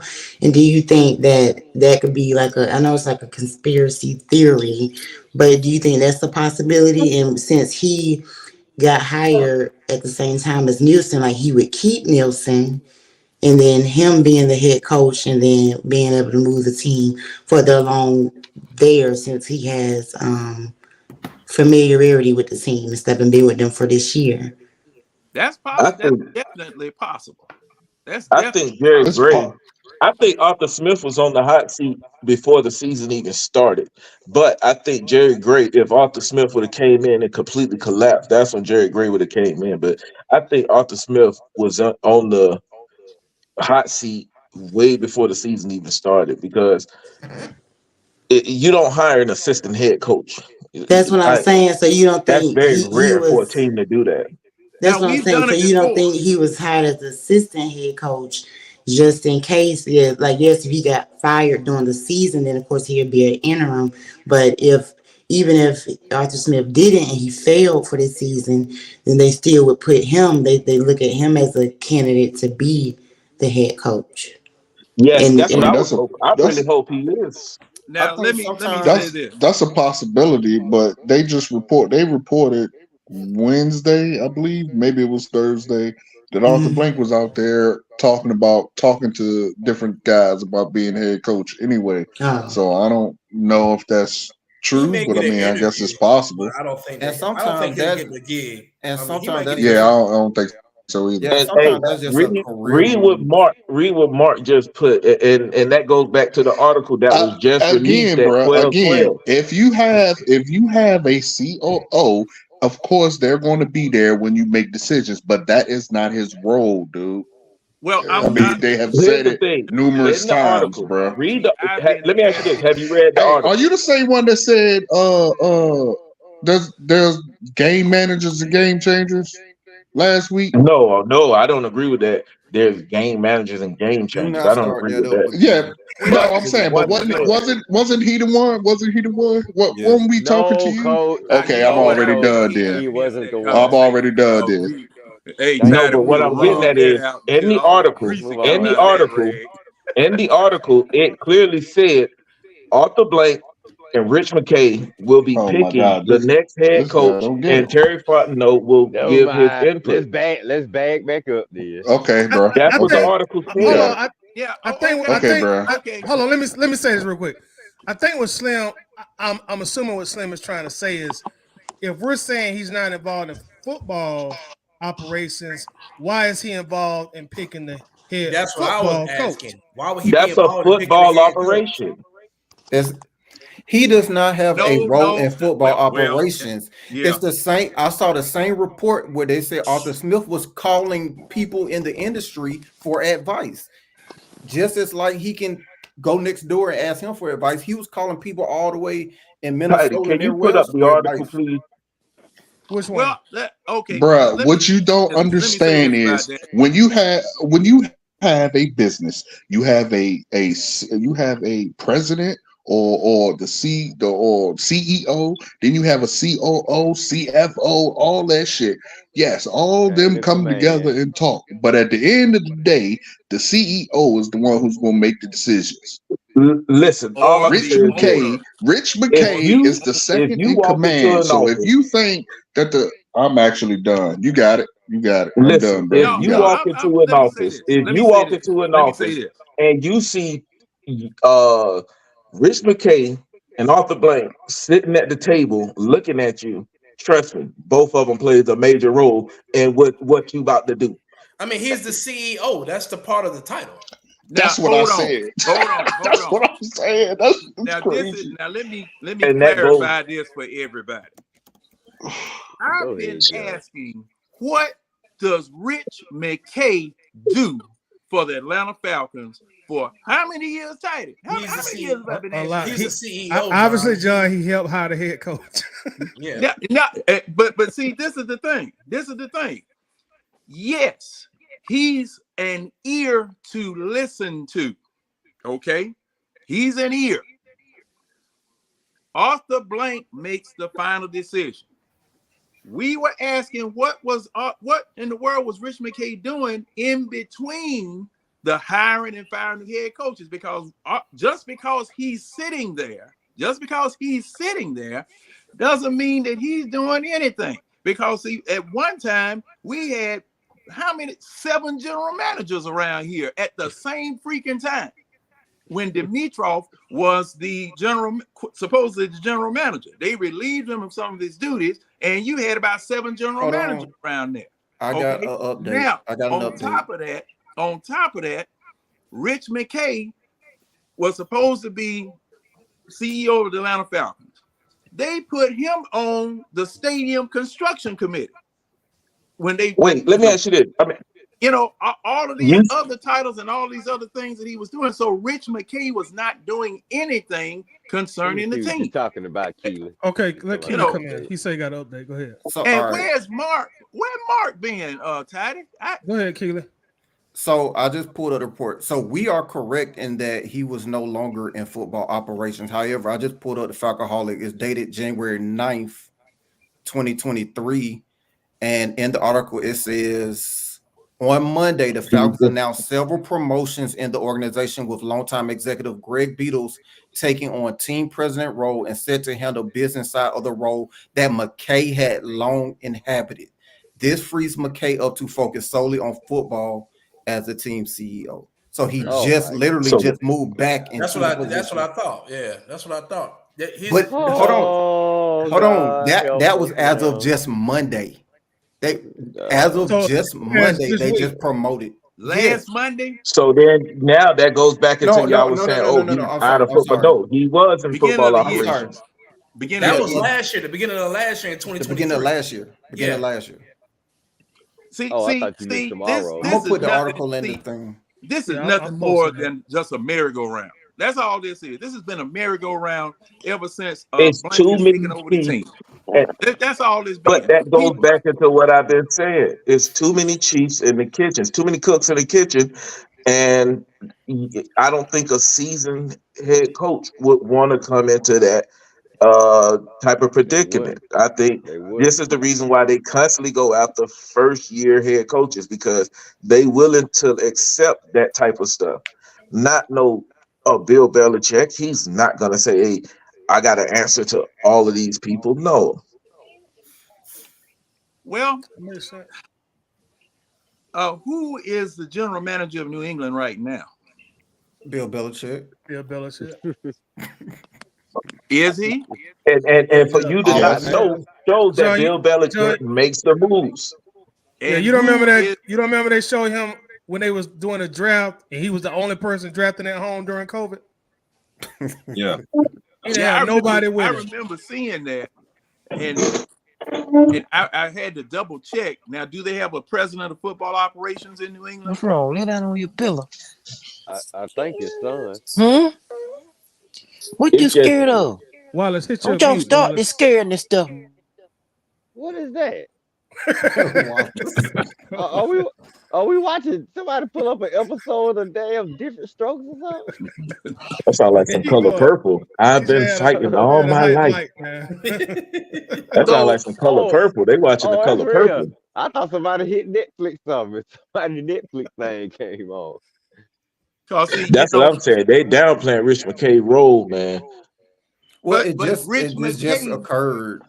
I mean, you in can't January that's of the last thing. year. downplay his I CEO. can't believe he He's back in CEO. football operations, man. He need to be Yeah, gone. Rich for real. McKay has been disconnected from football operations and the day-to-day workings of the football team on and off for so long that, you know, and just like I said some weeks ago, Arthur Blank as an owner should not be the one making these announcements, doing all this stuff. The general manager or the team president, that's their job, especially for a owner who knows absolutely nothing about the game of football. Hell, Arthur Smith in the last days of Dan Quinn wanted a copy of the game plan every week, and they were going to sit up and meet about what it was they were going to do in the game. So, okay, what are you doing involved in that conversation, Arthur Blank, excuse me? Because the thing is, are you going to say, no, we don't need to run on third down? No, we need to do this. Maybe we need to call trick on fourth down, like we used to do playing football in the street. You know, so this more and more for the people who are always saying that Arthur Blank needs to get out from being involved with the football team. I know this is his team and he can do what he wants, but this meddling has got to stop. Because see, you know, I'm gonna tell you, when I saw Arthur Blank in New Orleans down on the field, I was trying to remember whether that was his firing suit on or not, because the last time that, you know, when he fired Dan Quinn, everybody remembers that he wore last week. Yeah. He won last week. Dan Quinn went 0-5. That was the game. Knew he was gone. Right. Yeah, but that was the game. Last week was the game that Arthur Blank decided he was going to fire him. I truly believe that, because like I said, the article came out, I think it was Wednesday or Thursday. I can't post it because I'm using my phone, but I think it was Wednesday or Thursday. It said that Arthur Blank was calling about new head coaches and shit like that. So he had the suit on last week. He knew what he was going to do last week. But see, I don't think Arthur Blank could be calling about, unless, because he can't talk to other teams about potential coaches, because that's going against the NFL. That don't mean you can't call and ask about people. You can't talk to the coach. You can call and see if they're available for them to. Yeah, you can call. Now, after tomorrow, Jim Harbaugh. I think when the media will be available to interview. But I think when the media started asking Arthur Smith about his job security, that's when Arthur Blank made his decision, because the media got a lot of insider that we don't have privy to. And I think when the media is confident enough to ask the head coach, are you sure your job is safe? And that's why Arthur Smith kept saying, hey, I understand the business. I understand the business. I think that's when he knew the writing's on the wall. He's out of here. Well, they were asking that question when the pat on the back and the assurances started some games back. They were I think he was on the hot seat. And that goes back to what I was saying. I think he was on the hot seat way before the season even started. But I don't think they wanted to publicize that, because you still feel like you can make the playoffs, especially because the division is horrible. Well, you know what? I don't think he was on the hot seat, because those first 2 years was a gimme. Those questions were being asked of him for the fringe fan, because there are a lot of us that at the beginning of the year, and I know I asked it, is this a hot seat year for both of these two? Because thing was that, okay, you remember all of the discussions. Let's think back. To those of you who've been on the Waffle House and have been here on this platform, think back. Weren't we marking this as a turning point year because we were able to have some money to spend? That's because people brought into what all the coaches were saying. This was the year. Yeah. And Arthur Blank brought into it too. Arthur Blank came out and but I mean the first 2 years were gimme years. You had to give him those first 2 years. It's only a gimme year. You can't say the first 2 years a gimme year, because the thing is, he shouldn't have been fired this year if that's the case, because Exactly. I think you can only use the first 2 years as an excuse to say we was in salary cap hell, because unless you start winning in that third year, you can't go back and be like, hey, you got to cut me a break. We was in salary cap hell. Every team has salary cap Honestly, problems. if the reports are true That's what about gimme years mean, bro. That's if the why this reports are year true, we was supposed to win. if the Not reports like are we true had about the salary argument, cap. Supposed to then win every if the year. reports are true about the argument, then it might be very likely that a decision probably wasn't made until the argument, because the reports that were coming out were that he didn't want to reset and start over. Those were the reports, even up until the point where he went out and did an interview. Arthur Blank could have just shut up and not said anything, but he went as far as to do a sit-down interview to discuss and walk back the fact that he could be fired. Like, he went back and said, when he was directly asked in that interview, is this a make or break year? He said, no, it's not a make or break year. He just wants to see improvement. And we didn't improve at all. Right. But I'm speaking to mindset. I'm speaking to mindset. Appreciate posting that, Tidy. So it's very plausible that the reports were true that he didn't want a reset, like he didn't want to start over as far as a whole new coaching staff, that he didn't want to press reset, especially considering he's never fired a coach this soon. So yeah, but I think it was more he wanted Arthur Smith to prove him wrong. Like, he wanted Arthur Smith to go into the offseason, because they talk about the odds of them making the playoffs. That's why I agree. I don't think Arthur Smith was saying, oh, you got to make the playoffs or it's a bust. I think they wanted to say, hey, the likelihood of us making the playoffs is slim to none. So let's go into the offseason with a strong record or something to build on, and you probably got your job. You're going to probably keep your job, because the Falcon fans are going to complain, but they're going to come back during the next season with Arthur Smith, even if he is the head coach. So I'm pretty sure, but when he got embarrassed by the Saints, that there's no comeback from that. And you can see. I think if the reports are true about the argument, and if it's true that your boy Arthur Smith was literally like going at him, because every other thing was, I don't want to press reset. I don't want to press reset. I don't think it was predetermined. I don't even think he sits down and has that interview with Jeff Hollinger or whatever if it was already pre-decided. Because if not, he could just just shut up and just say, we'll see at the end of the year. He said that he's done that plenty of times. He was like, we'll wait and see how it turns out. But no, he literally went on his own. Nobody asked him to sit down and have an interview and put it out. Yeah, but you also got to take that with a grain of salt too, because the pressure was mounting up and the media kept harassing Arthur Blank about, is Arthur Smith's job is safe. They was catching him walking to his car and asking him questions, and that's what the media is supposed to do. But I don't think that full interview didn't get released. It was just that 2 minute and 40-second clip. I think you're right, Keely. It was never predetermined, but I think the game last week is what sealed the deal for Arthur Smith. The Carolina game, I think, what sealed the deal. Correct. I think it was. Yeah, that was last week, wasn't it? I think it was Carolina. Week before last, we played Chicago last week. The Chicago game. The Chicago game is what sealed the deal for him. I think what sealed the deal with a lot of fans were complaining about we not winning. Arthur Smith. Ron, is that my boy Ron? What's up? Oh, yeah, I think Ron. What's going on, man? What's up? I think the fans. I think Arthur Blank listened to the fans. That will bring him money. I don't know, man. He ain't listening to us before. He should have after we dropped those 3 games in the middle. Tennessee, hey, John, did you see that article Tidy posted on the thing? Well, a lot of fans were not going to the game. I'm shaking my head. But that's what I was telling you. That's what I was saying. This is game of tennis doesn't matter in this equation. Let Ron finish. It do matter. It doesn't. Wait a minute. Will the stadium be half empty?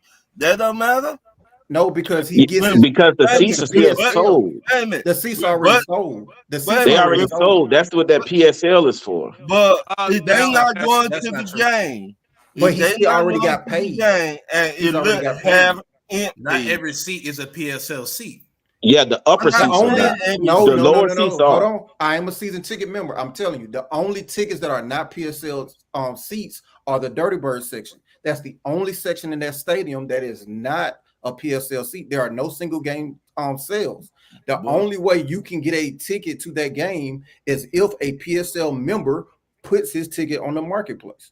There are no single game. So how come? I got a question for Keely. I went to Ticketmaster and got my tickets, and that's where my tickets selling the tickets. If you buy a ticket on, just like if I go to Ticketmaster and buy a ticket, it's from if you check your email address, it's going to tell. It's not going to say the Falcons sold you a ticket. It's going to say the person who owns that PSL just sold you that ticket.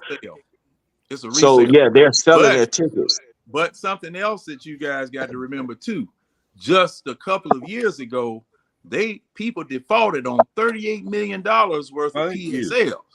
So the thing is that yes, those tickets and those PSLs and the fan and their impression about what the team is going to be, that does matter. Well, hold on. Again, it doesn't, because here's the thing about it. In order to pay to get in, even though they defaulted, they've already gotten their money. So, for example, my seats, right? Before I can get in there, I had to pay for the seats. So even if I say I'm not going to go back, they already have the money for those seats. Well, here's another thing. All you got to do is Google. All you got to do is Google the Falcons' revenue from last year, and they increased by 8%. So and what we saw last year was the stadiums didn't look full to me.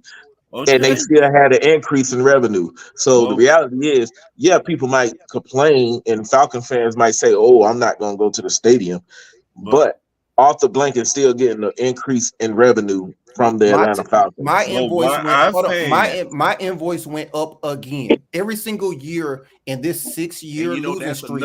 That's another. My invoice has went up, and no matter what the coaching situation. For example, I just paid on my invoice for the 2024 tickets before a coaching decision was ever made, because the thing is that I can't sit out a season. If I sit out, then I lose my seats. So you tell me. So I have to pay no matter what. And that's the problem. That's the problem. Like I said, they defaulted. See, this is what, and this was national news about how bad the Falcons, or how embarrassed the Falcons were about the fact that you had people defaulting on those PSLs, because see, some of those early PSLs, you had to finance them things. Yeah, and they got their money up front. So if your seats, if you were paying your payments on your PSL, you were eligible to buy the ticket.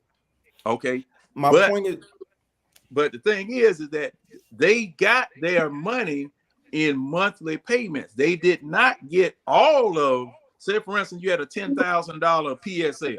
Okay, they broke it down into payments for you as to what you're going to pay per month. All right, as long as you kept those payments up, you were eligible to buy a ticket. Okay, John, what percentage of the stadium do you think finance their PSLs? Because I know a lot of those seats are corporation seats, and that's the lower. What are you asking, Keith? Yep.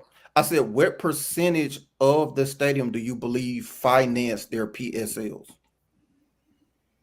Not a lot. In the beginning, it was a lot. So, all right. So I'll give you insight. I couldn't tell you because I'm not in the inner workings. For my section, I'm in the 100 section, corner end zone, right? Mm-hmm. My seats just for the PSL loan was $8,000. What was it? It was 8,000. So, boom, you got your 8,000. Now I have to pay on top. After I pay the 8,000, then I pay my season tickets every year, right? Okay, so, I'm getting too deep in your business, but some people did not pay the 8,000. But the point is, the number of people who didn't pay that number is probably a lot lower than what you think, because I'm in the 100 section. When you go up to the 200 and the 300, there are people who only had to pay like $500 down payment for that. And here's another thing, John. Let's say fans say, you know what, I'm not going to buy this PSL. As soon as that seat becomes available, a corporation is going to buy that seat. It's just that's just how it is. Like, those seats are already sold, and that's why I don't think Arthur Blank he's missing any sleep at night when he look at the game and there's not that many people there. Technically it is a lot of people there. It's just a lot of Falcon fans don't be sitting watching the game. They be all the way in the back over there by the food stands and stuff. That's why they have to keep getting on the thing. Go to your seat. I went a few weeks ago. That is a nice. I mean, the stadium is nice to walk around and stuff. But here's another misnomer. Beautiful place. It's a nice stadium. Beautiful place. Here's another misnomer, because he just brought that up. A lot of times when you're seeing those shots of the stadium and the seats in the club section, like on the 50-yard line, are empty, people are in the stands, but because they're in the club section, they get to go downstairs to the bar, and that bar lets out to the field. So a lot of times when you see those, that camera shot shows a whole bunch of open seats where it's red, all those people are watching from the field, sitting behind the bench, because they have access to the club, to the bar, to the club section. So a lot of times it looks like those seats are empty, when in actuality, all those people who pay for those club seats are actually on the field. And they keep getting on the microphone telling folks to go sit down. Go sit down. They're eating, So they're there at the game. They're just not in the seats, and they're not in their seats. I got you. Yeah, okay. That's one of the perks. Some of those suites you get food is included, so they have the shelf down there, and it's all you can eat, all you can drink inclusive. So under where we sit on the 50-yard line, there's a restaurant under there. There's like a whole dining area, like everything. So all those people who pay for that club section, they're under the bleachers and on the field section eating. Yep. Right. Well, it looks. Right. Oh, I understand that part. All that I understand. But like I said, these people are not going to sit well, like Arthur Blank, and I mean, not just here, but Philadelphia and every place else that has PSLs. When you default on a PSL, and this was, what was it? It's like 3 years ago. Yeah, about 3 years ago, when you got people defaulting on PSLs, that's going against your bottom line. That's going against your bottom line, because that's true. You did not finance this stadium or build this stadium to be losing money. Matter of fact, as far from what I had seen, Arthur Blank is leasing the Mercedes-Benz Dome. And, that might be some high-priced, above my pay grade type of business finagling. But the reason that the dome was built, that the Mercedes-Benz Dome was built, was for Arthur Blank in the NFL to get a bigger cut of all of the revenues, because the Georgia World Congress Center was killing them with the Georgia Dome when the Georgia Dome was built. That's why we didn't get a Super Bowl until this new dome was built. Now what's the date on that article, Tidy? It's gonna be August 25th, 2020. So that's during. And if you look at, I would say, but here's the fans do matter. What you said, it does matter. They do. It matters. But the default numbers, they're not nowhere in the red in terms of the. That's I think it's just kind of overstepped. Like, they're nowhere near. If you could add another 80 million to this, they're still in the green in terms of cash flow off of those seats, and that's basically just off the corporate suites alone. And the team is worse. I mean, it's 544 million. They revenue increased by 8% in 2022.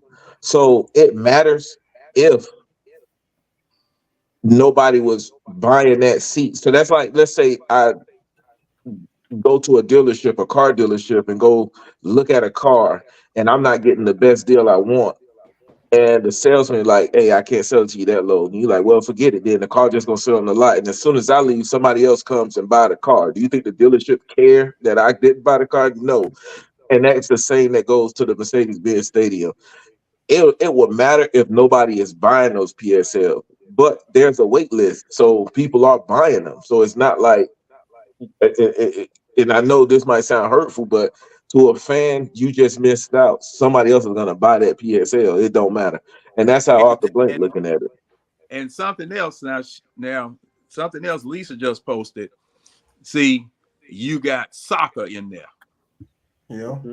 But the soccer team ain't bringing nowhere near as much money as the Falcons. Holding the whole note.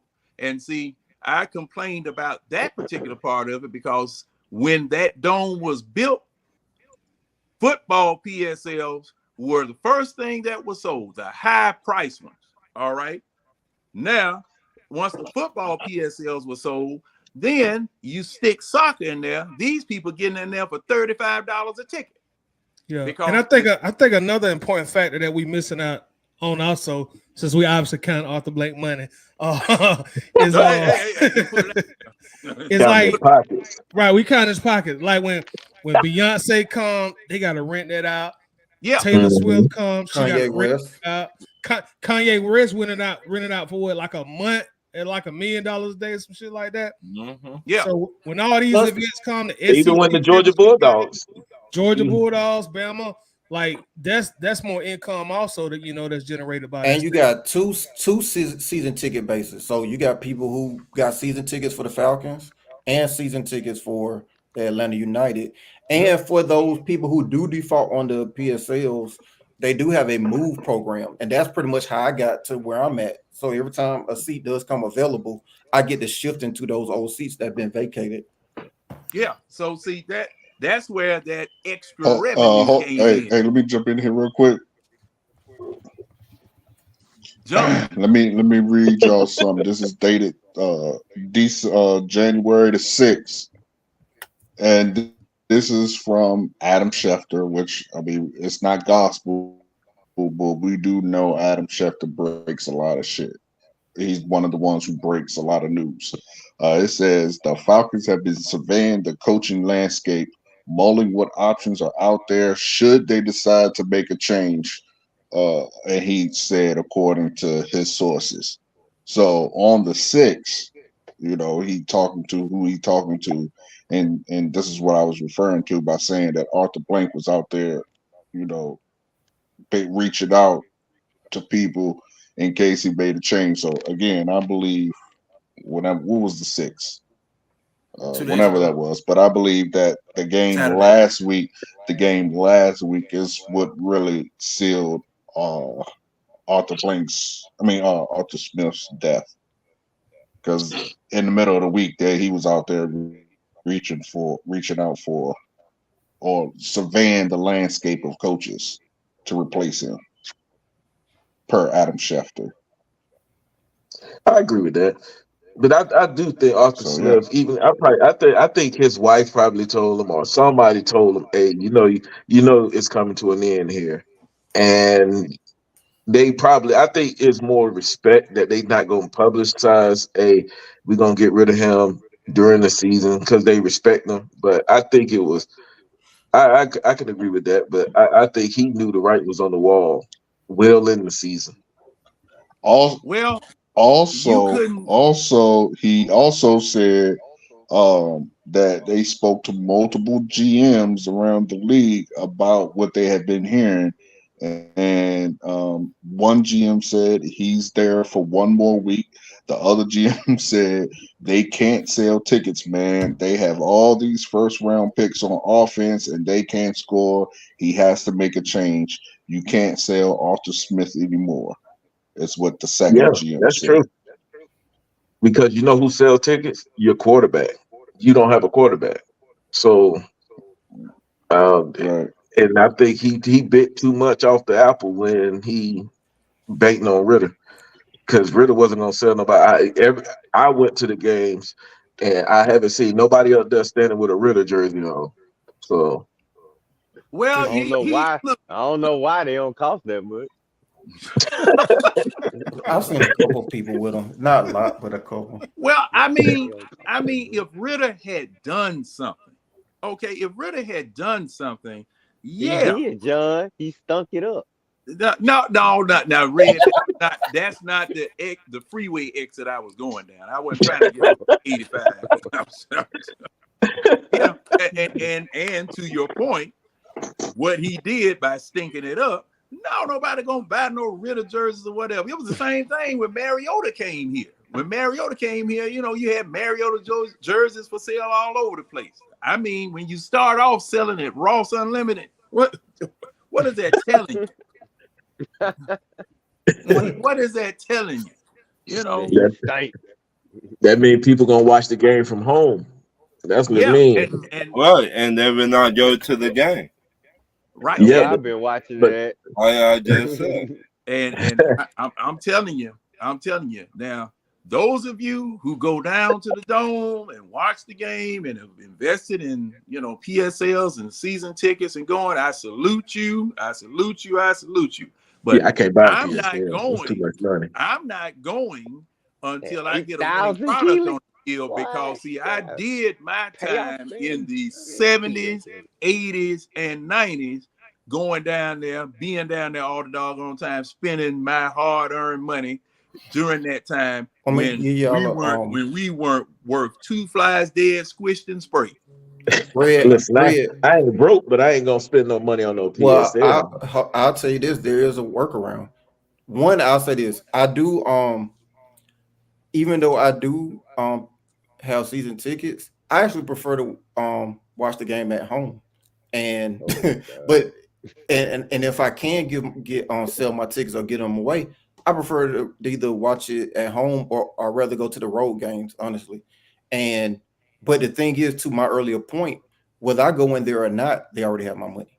But to the other thing, as far as like the PSL thing, there was a workaround because when people, they have a marketplace for people who want to leave.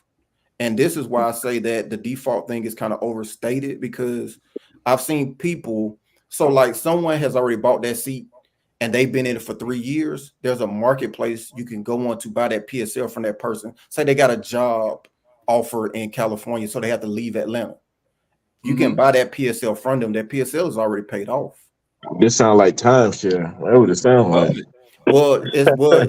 Well, even if it is, you don't have the responsibility of paying for a PSL because they already paid it. So all you have to do is just pick up the season. Yeah, that's true. That's true.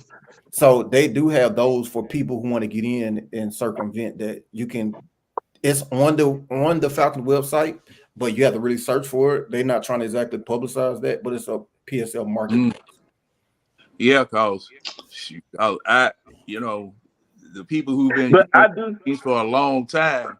Look, we were going when they was blacked out, and we were forced to have to go to the game in order to see it. Unless you. But I do say this though, even if the team is horrible though, going to the stadium, it is a different type of fun. It is very fun going to the stadium, even if the team is not playing good. But it's a lot you could do at that stadium than just.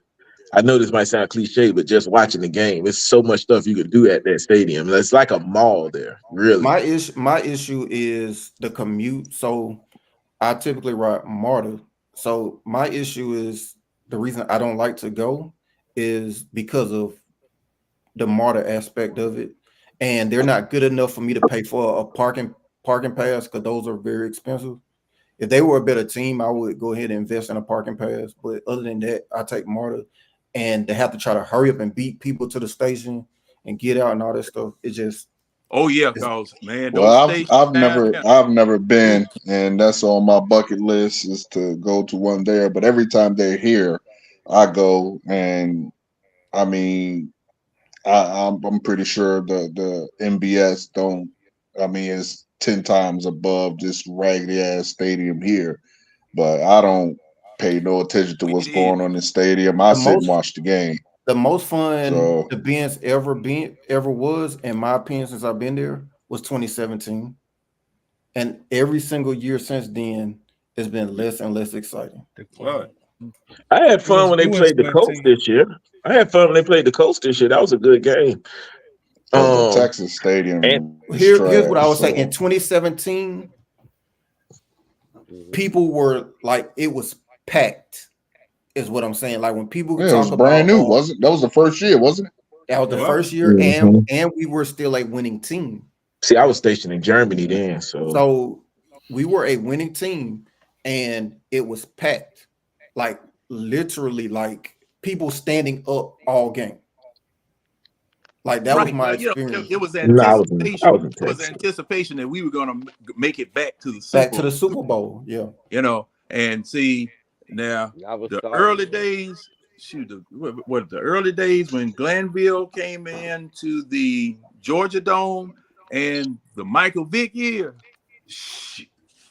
Oh man, that I'm talking about. Just like when people used to go to school, man. Did y'all see what Vic did? Even if you lost, it was like watching an episode of Jerry Springer.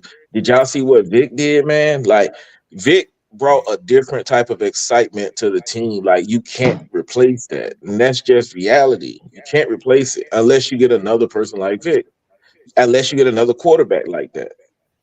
Because I mean, I still don't think it'll be the same because Vic was the first of his kind, not the first mobile quarterback. Yes, I know you have people like Randall Cunningham, but a person that did it like Vic, he was the first of his kind, and I don't think that could ever be repeated. Yeah, that's like saying bringing back how the party scene used to be in Atlanta in the mid to late 90s. Bring it back frequently. You ain't gonna never get that back. Frequently. Oh, you definitely never get that back. Oh yeah, don't worry. Oh, who's gonna bring it back for you? Don't worry. You'll never get that Freaknik experience back. But I got Dixon Way said draft Jalen Daniels. We had the 8th pick. We might be able to get Jalen Daniels at that pick. Let's hope. Let's hope. Right. I don't think he fall that far. Because unless somebody trade up to get him, I think he probably gonna fall in the top 10. He probably gonna be top 5, top 6. Yeah, that's what I'm saying. He gonna be top 5. I think it depends on the game tomorrow, where everybody be at. No, we already got the first top 10 set. No, I'm talking about like Michael Penix, Jalen Daniels. That ain't gonna have no bearing on the draft. You're gonna have a lot. No bearing. No. Washington. No bearing. Right, Washington and Michigan. It's not gonna. That's not gonna have no bearing. You got to get through the pro days and you got to get through the combine. Yeah. They're gonna tear all those quarterbacks up and down. But I just think it depends who's gonna go first, second, third, and fourth. And what I'm saying is, you're gonna have whatever you think it is after the championship game is going to change by the time the combine happens. It's gonna y'all really got to get it out y'all head that Penix is gonna go in the first round. Y'all really got to get that out your head. And it also depends on if quarterback, no team is going to waste take that chance at using their number one franchise quarterback draft pick on a dude who's had 2 ACL tears, 2 ACL surgeries. Y'all got to get that out your head. It ain't gonna happen. It ain't gonna happen. It ain't gonna happen. I'm sure about that. It ain't gonna happen. If he shows out in the combine, in my 30 years in watching football and being in football, I ain't never seen a single person, no matter how good they were, with a history of injuries to that magnitude go in the first round. What team is going to be dumb enough to waste a first round pick? Julio Jones. A first round pick. Julio Jones. Wait a minute. How many surgeries did Julio Jones have? Julio went to the combine with a broken foot. What? Wait a minute. That's just one broken foot, though. Coach, well, Julio Jones. Come on, say it again, Toddy. That's just one. He had two. First off, we're talking about a broken foot and an ACL. Okay, we talking about a game. They're not the same. They're not the same injuries. And I done tore both my ACLs. Not even close. Not Now, even close. now, the quarterback position. Your ACL determines your cutting, your dry, your cutting, your planning, your foot, your turning, all that. But people looking at it, they game changers.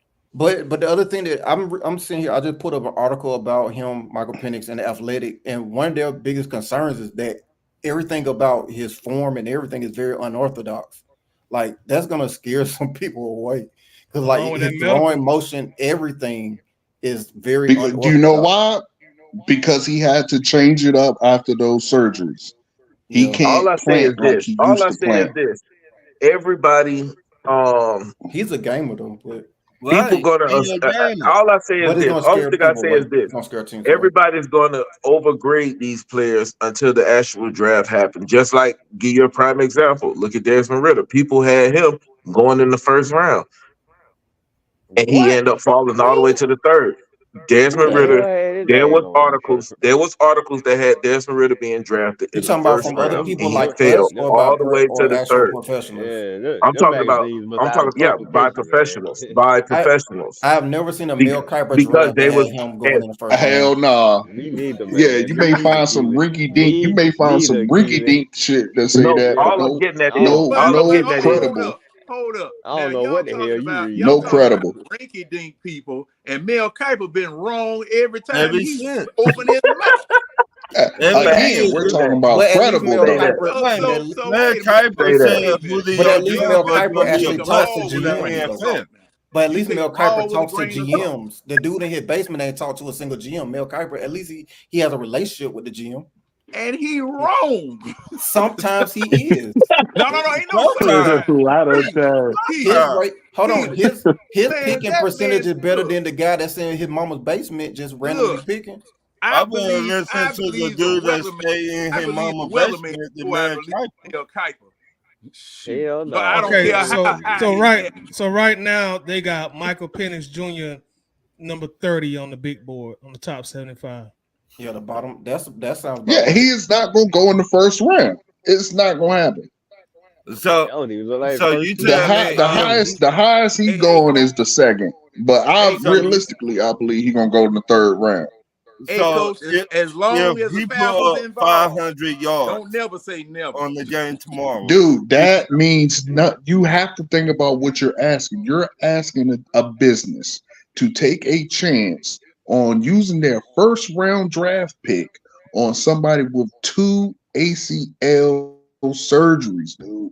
All that man can throw for a gazillion yards. The fact that those 2 ACL surgeries are there is going to scare teams away. They are not going to use their high draft capital on that player. What does that say? NFL draft. Desmond Ridder officially on the first round map. Like I said, there's a lot of articles. This is NFL. This is from the NFL mocks. Like I said, a lot of people. So what's the website? Who did that NFL mock? Who did that NFL mock? Dude, I don't know. Be somebody credible too. Sayer, Bettinger, but I'm going through these articles. Stop finding these. I don't know this person name, but what I'm doing is all right. ABC News just has an article out saying could Desmond Ridder be drafted in the first round, showing a mock draft where Desmond Ridder could get picked in the first. Like I said, there was a lot of articles that said Desmond Ridder could go in the first because they were saying a lot of people might be overreaching. Can he and saying he is a no? I just said they just had a mock draft showing it. But once again, you post the ABC article in the thing. I'm on my phone. Well, I'm going to say this about all of it. I'm not saying once again, but I'm not saying he was going to be drafted. I'm just saying before the draft, there were people. A lot of people overhyped players. I remember that. There were people who said Malik Willis was going in the first round. Right. I know, but he didn't. Now, granted, I was hoping he went in the first round. I was hoping the Falcons got him. And then when people saw him play, they was like, "Oh, never mind." He was always a project quarterback. Yeah, true. But in that draft, you only had 3 picks. So, like let me respond to Miss B. These people got, whether they're in the basement eating cookies or TV dinners or whatever it is, or the highest ranking mock drafter or the Mel Kipers or whatever, these jokers just as wrong as two left shoes. Like I said, I believe the weatherman before I believe Mel Kiper.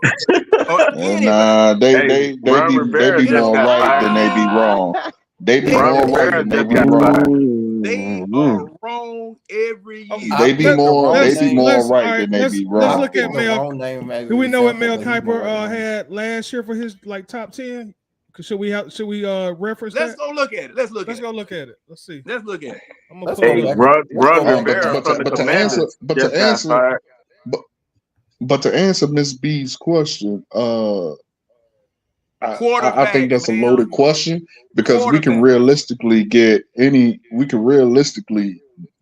anything. We just got to put up the draft capital for it. Quarterback.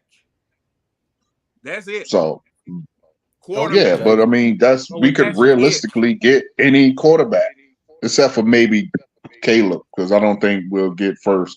I don't know if Chicago would come out of that spot. Do y'all think Chicago gonna get Caleb Williams? No. I think they'd be stupid not to. Hold on. I'm reading an article where it said Ritter returned to school, took him out of historic draft class, which he earned a 4th to 6th round consideration. That's true. I believe Chicago is going to draft. Chicago will draft a quarterback. Justin Fields is out of there. They have to reset their table. He's going to cost them too much money. Are we absolutely sure about that? We ain't absolutely sure about nothing, John. No, cause see, you not. No, don't speak for me. You can't tell me what the hell I am. You sure? What you sure about? I just told you. I just told you. Not. Okay. When it happens, I'll say you sure. Until it happens, I'm pulling up. John, they have been speaking on it for weeks now. They want to reset their quarterback table. No, they just put an article out. They just put an article out saying the Bears are still undecided on whether they're going to move from, Justin Fields or start a new one. And that article just came out less than a few hours ago. I read that too. Coach. I ain't gonna lie to you. I read that too. And who did that article come from? Because I listen to Sirius XM and I listen to from the Bears them talk about that on Wednesday. Right. And it was that was today. But y'all, let's be honest. Let's be honest. At this point, on the NFL Network, they're not gonna tell you what they're gonna do. They're gonna just shoot you anything, just throw you out they sand. They're not gonna tell you what to do. That's right. So do I think they're gonna take Caleb Williams? Yes, but I think they're gonna first see what. No, what I'm saying is I think what's going to first happen is they're going to see what the market is going to give them for Justin Fields. And if they're not going to get what they want, they're going to probably keep him. Because the thing is, all you really have to do with Justin Fields is put some wide receivers, give him some wide receivers, and the Bears will be a playoff team. I mean, they don't have to do none of that. They can just cut him. So, I mean, they can go any kind of way. You're not gonna cut that man. You gonna trade him. You're not gonna cut that man. You gonna trade him.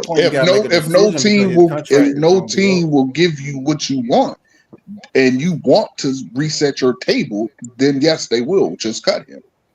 They are not gonna cut. They not gonna cut no Justin Fields. I guarantee you they are not gonna cut Justin Fields. All right, do I hear bets? Do I hear bets? Any bets?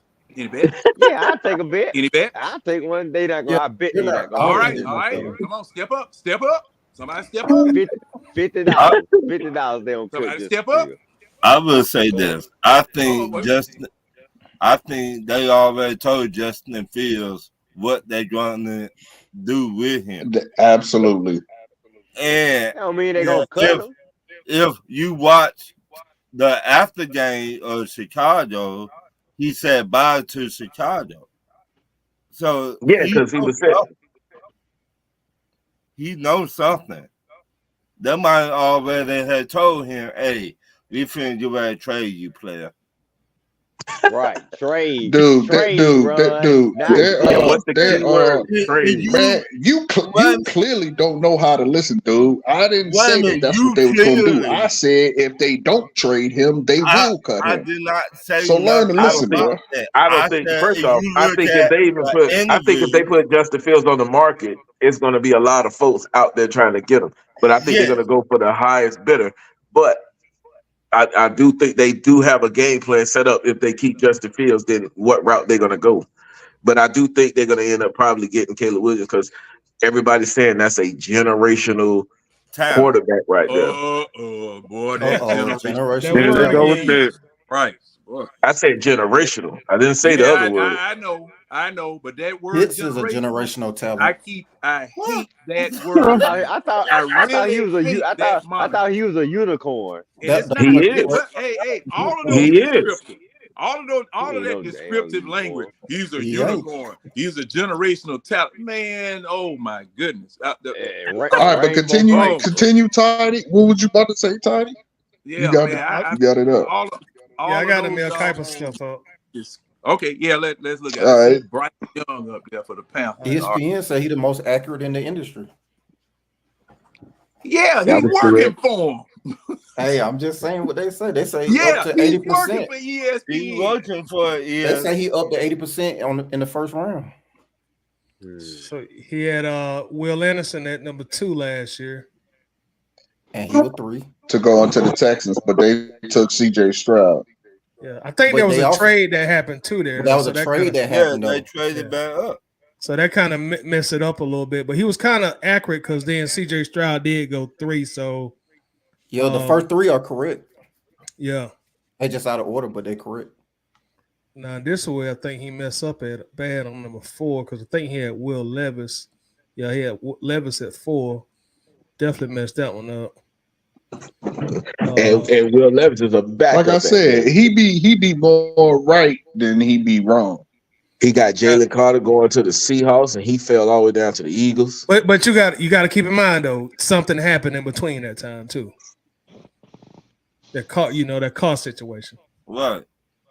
Yeah, so I think you gotta factor stuff in. Hey, what's the date? Wait a minute. Hey, Tidy, what's the date of this article here? Hold on, I'll go back up. But a lot of these drafts, though, they just, I think, me personally, they just be changing people's names. Defensive rookie of the year right there, too. The Devin Witherspoon. Yeah, he a baller. Yeah, so he got that. That's why we say it's gonna change a lot between that. That's why I say everybody just speculate. I'm gonna tell you who do a good draft. What's his name? Bucky.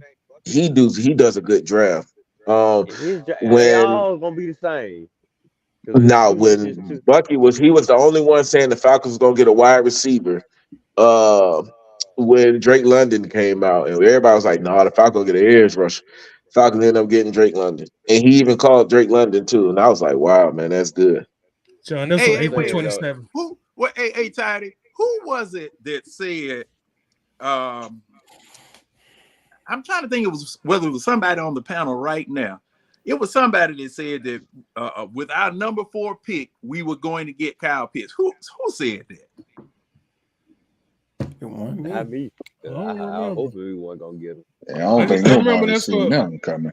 Yeah, I know that's when most of the mainstream press had us going, but I don't remember who exactly said it. But I thought they was getting Justin Fields. I already had the TV turned up, like I was already turned around, like Justin Fields. Welcome to the team. We thought we had a shot at Trey Lance. We thought we had a shot at Trey Lance because we thought that Mac Jones was going to the 49ers. I know I seen a lot of Falcon fans thinking the Falcons gonna trade up to get Trevor Lawrence, but and I kept telling people to get off that organic dope they was on. But that definitely won't happen. Yeah, who was gonna trade out? Jacksonville went trading out. Yeah, Jacksonville went moving. No, and they got lucky to get that pick. Quarterback. Yeah, because there was even posters of Trevor Lawrence in the Falcon jersey, and I'm like, come on, man, that's not gonna happen. But I think I don't even have no business talking about this because you know what? I'm bowing out of this particular conversation because thing is, I don't have no business talking about this because Tidy, pull up the draft. The draft right now, please. Draft. And Can't y'all look some of this stuff up on y'all just phone? don't make no sense. It just don't make no sense. Just like the Falcons, you need a quarterback. Pull up this and pull up that. What draft you talking about, Coach? If I ain't talking to you, why respond to me? Anyway, so I was asking you, could you pull up the draft? The way it is now. Yeah, draft order. I couldn't think. Are you talking about the draft order for this year? Yeah, coming up. Was it Tankathon? Yeah, Tankathon. I'm about to get. I know we number 8, right? Yeah, we number 8. Yep. Again. What's that? The third straight year, I think. Yeah. Yep. I told you, Arthur Smith. He consistent. He consistent in one thing. Yeah, that's right. That's right. He consistent with his. I told you, Arthur Smith consistent, y'all. So Chicago will get one. Irate, the word is Washington to get one. Yeah, damn. We would have to jump up to at least Washington to get May. He ain't gonna fall past that. But only Washington. I think only Washington, New England, Arizona. I don't even think not. the Falcons even gonna look at May. Who the hell is May? What the hell? The Giants. The Giants. New England need a quarterback. Yeah, Arizona. Well, it depends on what they do with their situation. Sign me up for Jaden. Arizona will probably go wide receiver. Yeah. Or they trade. It depends on what they do with their situation. They would probably get Marvin Harris Jr. They keeping Kyler for next year. So. Yeah, they're gonna keep Caleb Williams. That damn contract. Huh? They're gonna keep Caleb we probably could jump. That New England though, man. Nah, this a good draft pick. It's gonna be hard to jump. You're gonna have to come with most of your picks to jump. Honestly, we might be SOL because those first 3 picks are gonna be quarterback picks. Even if one of those teams trade out, somebody's gonna trade it into one of them 3 to get a pick. And I'm assuming the first. That's what I'm saying. The first 3 are gonna be Caleb, May, and Drake May, and probably Daniels. Jaden Daniels.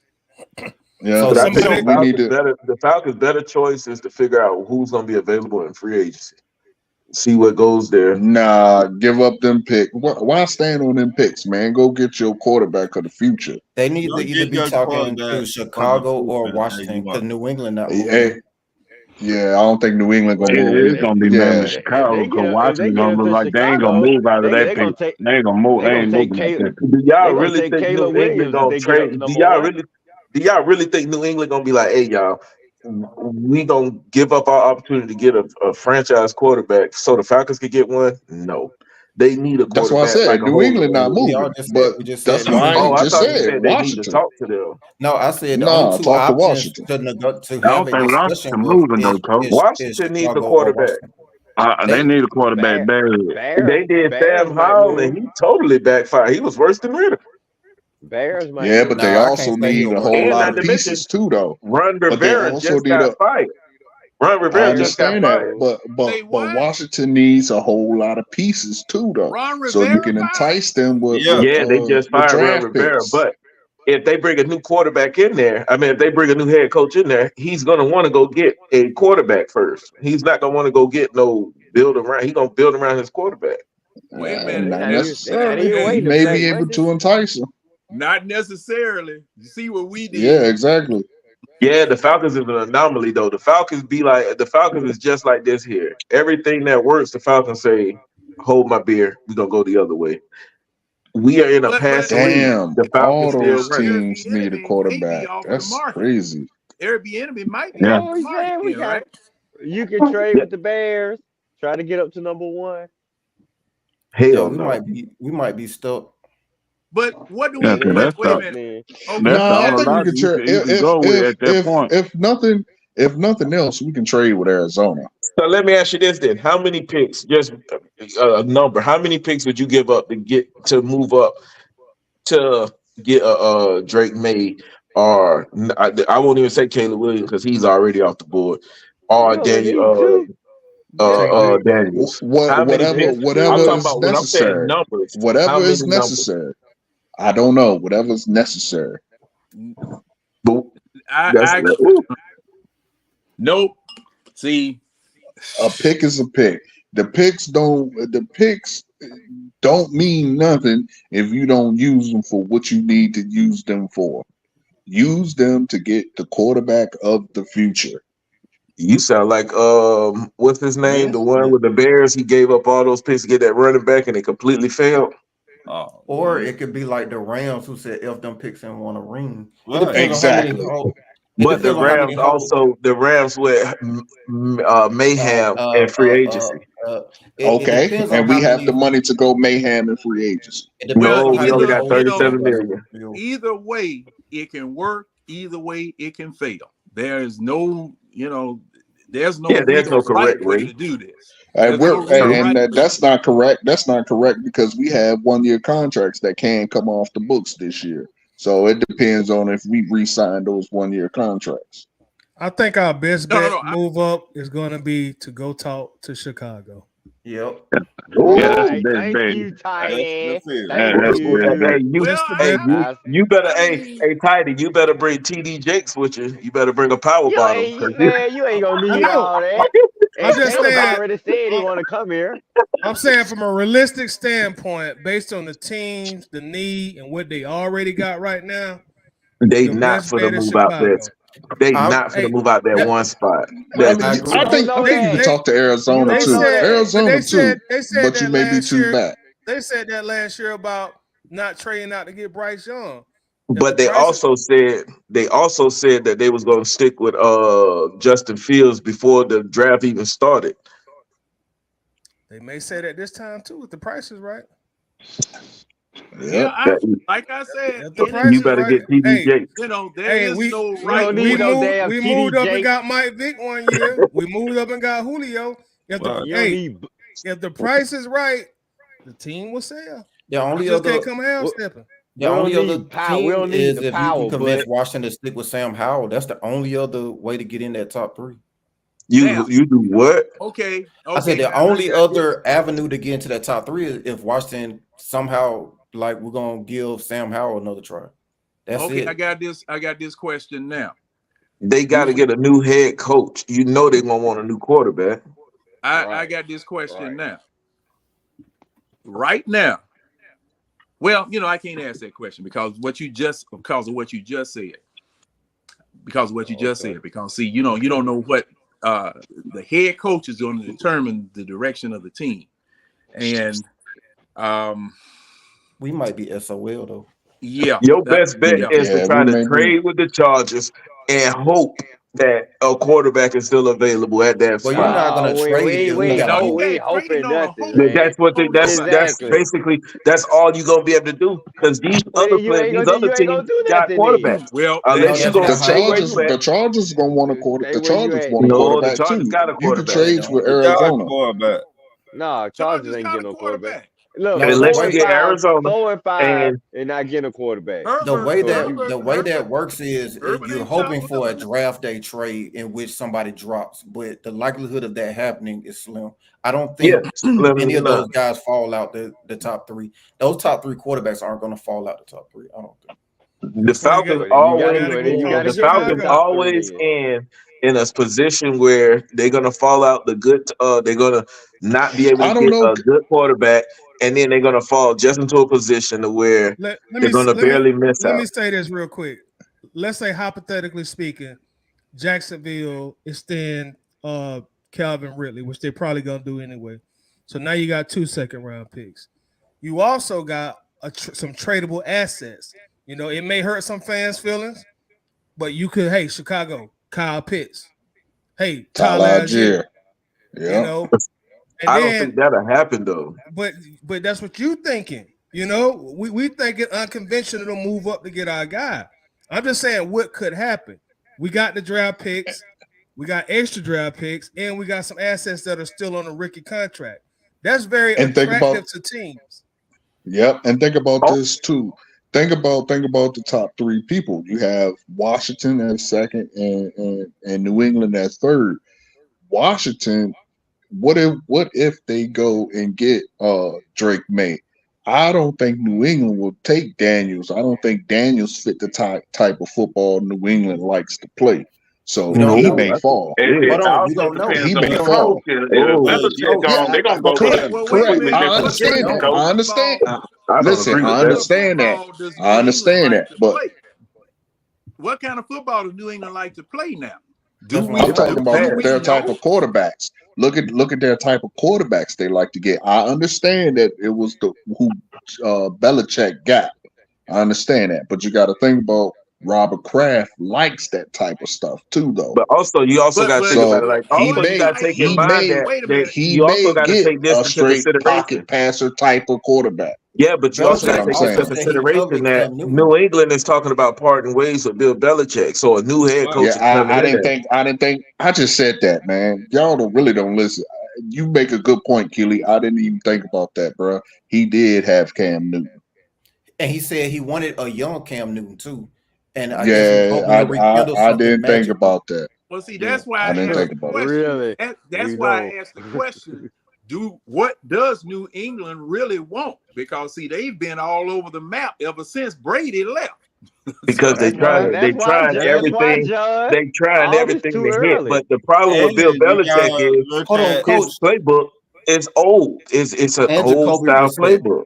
And But Jacoby you gotta Brissett. look at what head coach would be there. I didn't think about him either. Wait a minute. He drafted You That's why I right. say You right. it's so Does many the bridges to playbook cross. does the It's playbook just too being many old bridges to mean that the cross. playbook doesn't work? It's just the playbook is old. But does that Bill mean that the Belichick mainly playbook runs won't off work? of but there's Does no that necessarily stationary mean quarterback no more. And Bill Belichick had the most of his success with a stationary quarterback.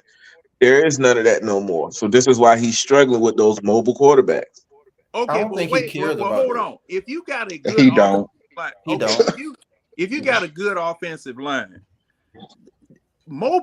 being a mobile quarterback is not a guarantor of success. It sure but isn't. that's what the league wants now. That's the want for the league. But who are the most successful? Your most successful aren't your quote unquote mobile quarterbacks. They are quarterbacks who can be mobile. And see, i.e. Patrick Mahomes. We're venturing into what mobile and running. Yeah, we ventured age old into debate. A mobile quarterback, or let me change it to a dual threat quarterback, because that's what the league is looking contrary for. to popular belief, he can run now. You can time him with a calendar. You can time him with a calendar, but he does. Tom Brady can run. Yes, sir. I seen snails have sex faster than Tom Brady can run. But I ain't said. Did we say anything about speed? I seen Matt Ryan. I didn't say nothing about speed. Matt Ryan can't run. When Matt Ryan and Tom Brady left, that was the end of the stationary quarterback. That was the end of those. That no other team is looking for that no more. Even Matt Ryan's made acknowledge to that. People want mobile. People want dual threats. Matt Ryan quoted Matt Ryan as a source. Y'all need to inform him that that don't mean nothing. Matt Ryan. But once again, what I'm getting at is people want dual threat quarterback. And here's another reason why people want dual threat quarterback. That's true either. Here's another reason why people want look at the running back position. It is slowly declining because people don't have a bigger need for running back no more. You had a bigger need for a running back when you had a stationary quarterback. You don't need that no more because you have a quarterback who can run. Well, wait a minute now. Your read option depends on that running back too, doesn't it? Yeah, it does. There are only two quarterbacks in the league right now who actually who they make plays to run for, and that's the boy in Carolina and of course Lamar. Everybody else are quarterbacks who can be mobile. They will stay in the pocket and throw. Jalen Hurts got plays where he's running. He got 15 touchdowns rushing the ball. The quarterback did not be valued the running. The quarterback did not be valued the running back position. But he valued the running back position with the availability of getting talented running backs late in the draft. The NFL already did an article. Miami's the NFL already did an article. The position is devalued. This man always talking articles. Where these articles at? Why are you the only one who be seeing these Go look up the What article. Isaiah don't Go know. Pacheco. look He up the don't know. article I where the won't have the NFL article he said the reading. running back position is being devalued because of two things: the value of the multiple needs of a quarterback and Kyle Shanahan playbook because of how Kyle Shanahan how he used the The running articles back he reading. position. You say what? I said they don't know that half the articles you reading. I wrote them. I pump fake. Oh, trust me. If that was the case, I would expect some like Madden plays in there or something. But like I said, I already done pump faked you. Well, okay. Now, Up there go the music. The running back. What music? You don't hear it's traveling music. The lights that came on in the club, grabbed his girl and get the hell out. I got in here late, so hey, I'll probably be up till about 4 or 5 o'clock now. But celebrate. Yeah, I'm gonna be up doing some research, checking out all these articles that apparently I done missed. So all you gotta do is look up the reason why. There was even a video. The NFL did a video. Everybody publishes articles. Just like all these mock drafts. Man, you got bukus of mock drafts, bukus of articles, takes here, takes there. John, that's why I say it's just so many bridges to cross before we get to this draft. Damn, I ain't think about that. Man really opened my mouth. I forgot about fucking Cam and Jacoby. Damn, good shit, Keely. Yeah. Well, thing is, Bill Belichick is open. And then when you have 2 former defensive coordinators trying to coach Mac Jones up there, what the hell are y'all doing? Y'all worse than the Falcons are. But since we talk about articles, there's a ton of articles out there right now linking him to Atlanta. I'm just saying. Oh God! Now you on the article because everybody wants the celebrity pick. That's what it is. A lot of people want the celebrity pick. Yeah, dude, those people have insight, bro. They don't just write it. You said people said that Ritter was a first-round draft pick, so maybe they do write. I said that. Now I never said he was. I said there was articles that said that. I wrote that article. There was a few articles that overvalue Ritter.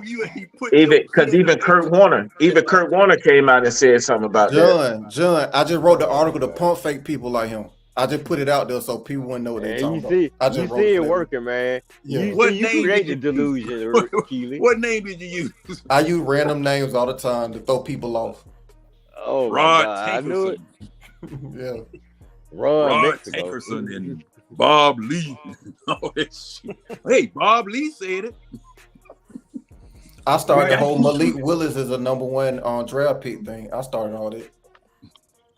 It's clearly the point. But one thing, one thing before we go, one thing that we can all agree on is Arthur Smith got fucking fired. Facts. Yeah, let's ring the bell for that. Arthur Blank said, "Step into my office." He said, "Why? Because you're fucking fired." That's what he told him.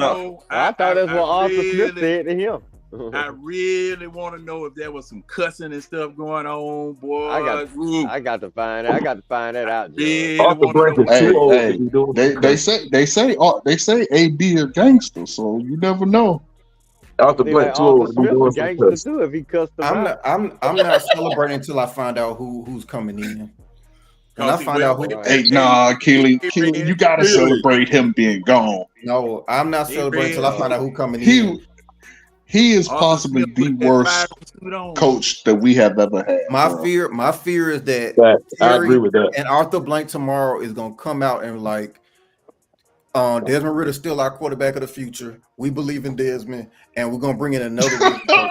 Oh Lord. If they say some crap like that, then it don't matter who they put at head coach. The reality is, ain't no head coach will come in here and say, I'm gonna stick with Desmond Ridder. No, right. I just don't see that happening. I don't see that happening. Hey, and truth be told, Keely, I know when to pay if you were gonna get another quarterback, and when not to pay attention to you. I said that was my fear. I didn't say that's what I wanted. I said that's my fear. I think he got a Desmond Ridder tattoo. I think he got a Desmond Ridder tattoo on his arm. You had to fire. I'm gonna put it in the article, and you're gonna read about it tomorrow. No, because I like to base my opinions off of the actual Articles written by factual. random Off people. of Keely articles. Y'all like You them base your assumptions. Y'all like to opinion do on them Keely extreme assumptions too. Like y'all. You do too if you on Keely articles. What you talking about? Every time. This article said Michael Jackson looked like a pimp. That on And top then of when the you ask who world. wrote it, he was like, He "Oh, probably a random was. person on the He internet." probably was, bro. Yeah, he never gave us a solid name. Just this article this, that article that. I Because forgot I the don't. name. It's in my I'm phone. looking at these.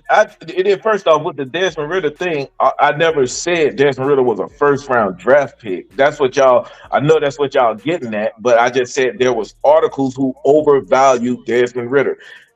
And that's what happened. That's what they do in these too early draft articles. That they just name a player and say, "Oh, this player could go here, this player could go there," and the player didn't even announce for the NFL. That's all I was saying. No, and we're saying that I wrote that article that you read. That's what we're saying. No, the article you wrote was, "Hey, I'm gonna tell Justin Fields, a grown man, hey, I'm not gonna talk to you about money if I sign you with the Falcons." Like I'm surprised. That was so random and made no sense. Either way it goes, No, you that's read what random you said. articles. That's what you said. Good comeback, sir. Did you or did you not say that? What did I say? You said if the Falcons sign Justin Fields, they should be like, "Hey, I'm not gonna talk to you about money until you show me for this year." No, I Hey, said Keely. pay them. They don't. Hey, Keely. At the end of the day, bro, none of this matters because there are no game changers. All game managers. Arthur Smith got fired. We're going to hire a game manager. I know what y'all like it. to do. Y'all, you myself, and the I told dude him right that in the here, article. you and the dude right here, y'all make up your own arguments. I guarantee you, what y'all do is y'all probably look at the wall and just scream at it. Because the reality is, y'all make up your own arguments. Because y'all just say, "Oh, he said this and it." It's some extreme stuff that don't even make sense. Okay. Whoa, I don't even know how to Am I respond to lost? that, Did he man. not say that there's no game changers, only game managers? I said no. I said what I said Who was wrote I it, said John? every quarterback. John, who wrote I the said article? what's his I name? write it, John. Okay. I said DJ Shockley, Mike Chiara from Bleacher Dave Archer, Report. and I even posted it. I even posted it. Go to Keep going, go John. to We're not paying attention the to him anyway. Keep going, John. Keep going, John. We're not go to listening the you. Atlanta Keep going. Falcons video. Go to the Atlanta Falcons video. Go John, to why you 7 stop? minutes and 30 seconds when they talking about the Indianapolis Colts at 7 minutes and 30 seconds. Dave Archer said, "There's no such thing." He said, "Every quarterback is a game manager." When people get to talking about, "Oh, there's Who said it? this certain person is a said it? game manager," he said, "Then what type of time are we on?" Something Who like that. said it? And Slim, that's who all said I it? was saying. Slim, who said it? DJ Shockley, a person who played in NFL. Wait, John, you were saying? Hold up. Now, Yeah, what was you saying, John? Now, go back to the Bleacher Report, John, before we get up out of here. What was it? Well, I see Bleacher Report back April 8th, 2022. Wait a minute. Y'all talking about articles now and legitimizing what's Not us now. Not us, John. I'm just letting you know that Buddy, he was right because it says, according to ESPN's Matt Miller, there's legitimate buzz that Ritter could be a top 15 pick after it initially looked like he would be a Hey, hold on, Judge. You ain't got to say it because they got the hype man Red down there. He just going to agree with everything they say, no matter what. You know what I'm saying? You know, the light skin Flavor Flav down there. He going to agree. These two in the middle, they swear they know everything. Hold on. What's the date on the article again, John? There you go. Now they want to know everything. They want to know how many characters was in the article, who wrote it, was they drinking some coffee or tea? That's what they want to know. Like these folks that make up, they're gonna push the goalpost.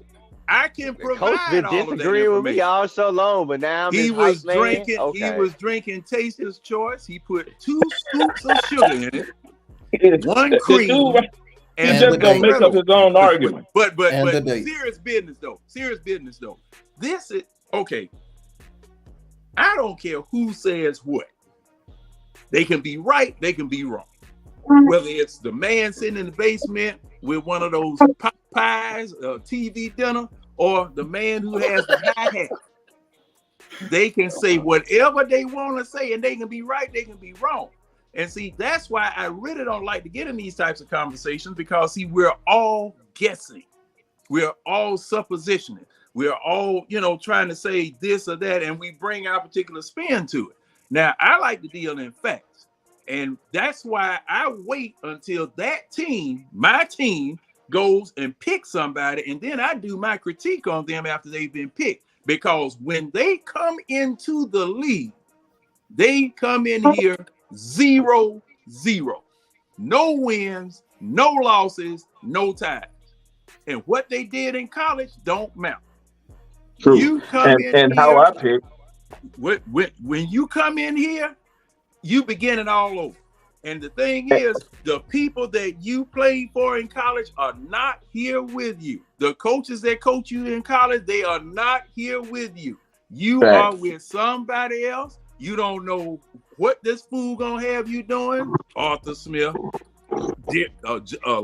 Charles London. You don't know what these people are gonna have you doing. You don't know.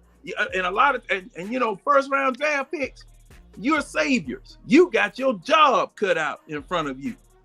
Because you going to the worst team in the league to try to help save it. Man, that's a hell of a job. If you really think about it, that is one hell of a job you walking into. And how I look at the draft is basically I look at how the Falcons drafted in the previous years before. Me personally, I don't think the Falcons are going to move up, and I just don't see that happening. I think the Falcons are going to stay. I think the Falcons are going to stay.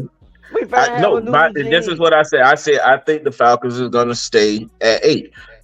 I don't see from the draft order. I don't see them being able to move up that many spots to get a quarterback. I think they're going to stay at 8, and that's just because of their previous draft picks. I think the Falcons is a conservative type of team. They're not going to sell the whole. They're not going to basically sell the whole team to get a quarterback.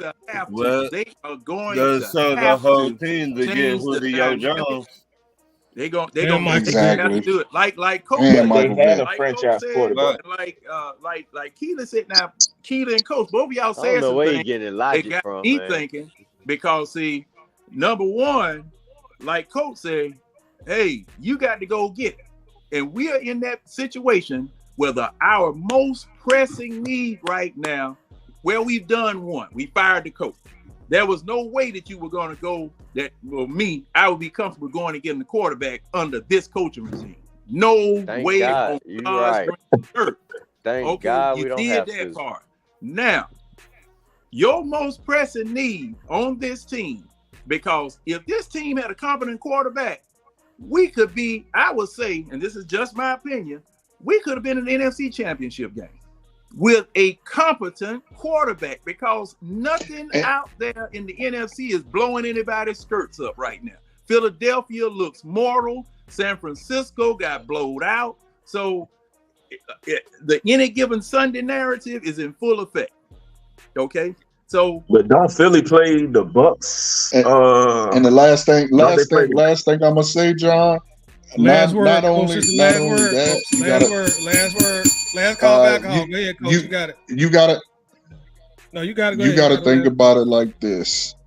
All right, you got to think about it like this. A new coach is coming into this situation, right? Yes. So he knows he is not going to want to come into this situation if he don't already have the no from Arthur Blank or whoever is going to give him the okay to go and get a quarterback, because his job is on the line at the end of the day. He does not have the time to wait. So they are most definitely, I believe they are most definitely going to do whatever they need to do to go up and get the quarterbacks, because if nothing else, it's a new head coach that is going to be tied to that first pick, his very first pick as the coach of the Atlanta Falcons.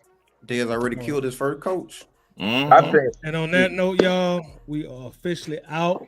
We'll be back tomorrow for the final player grades of the year. Probably be around 3:30, 4 o'clock. So if y'all can, make sure to check us out on that as well. I want to thank everybody who's still on the panel. El Jefe Sellout, Slim, Big Ron, Coach, John, Red. Just fired our coach. We're officially out of here. Y'all be blessed. Peace. Gentlemen, y'all have a good night.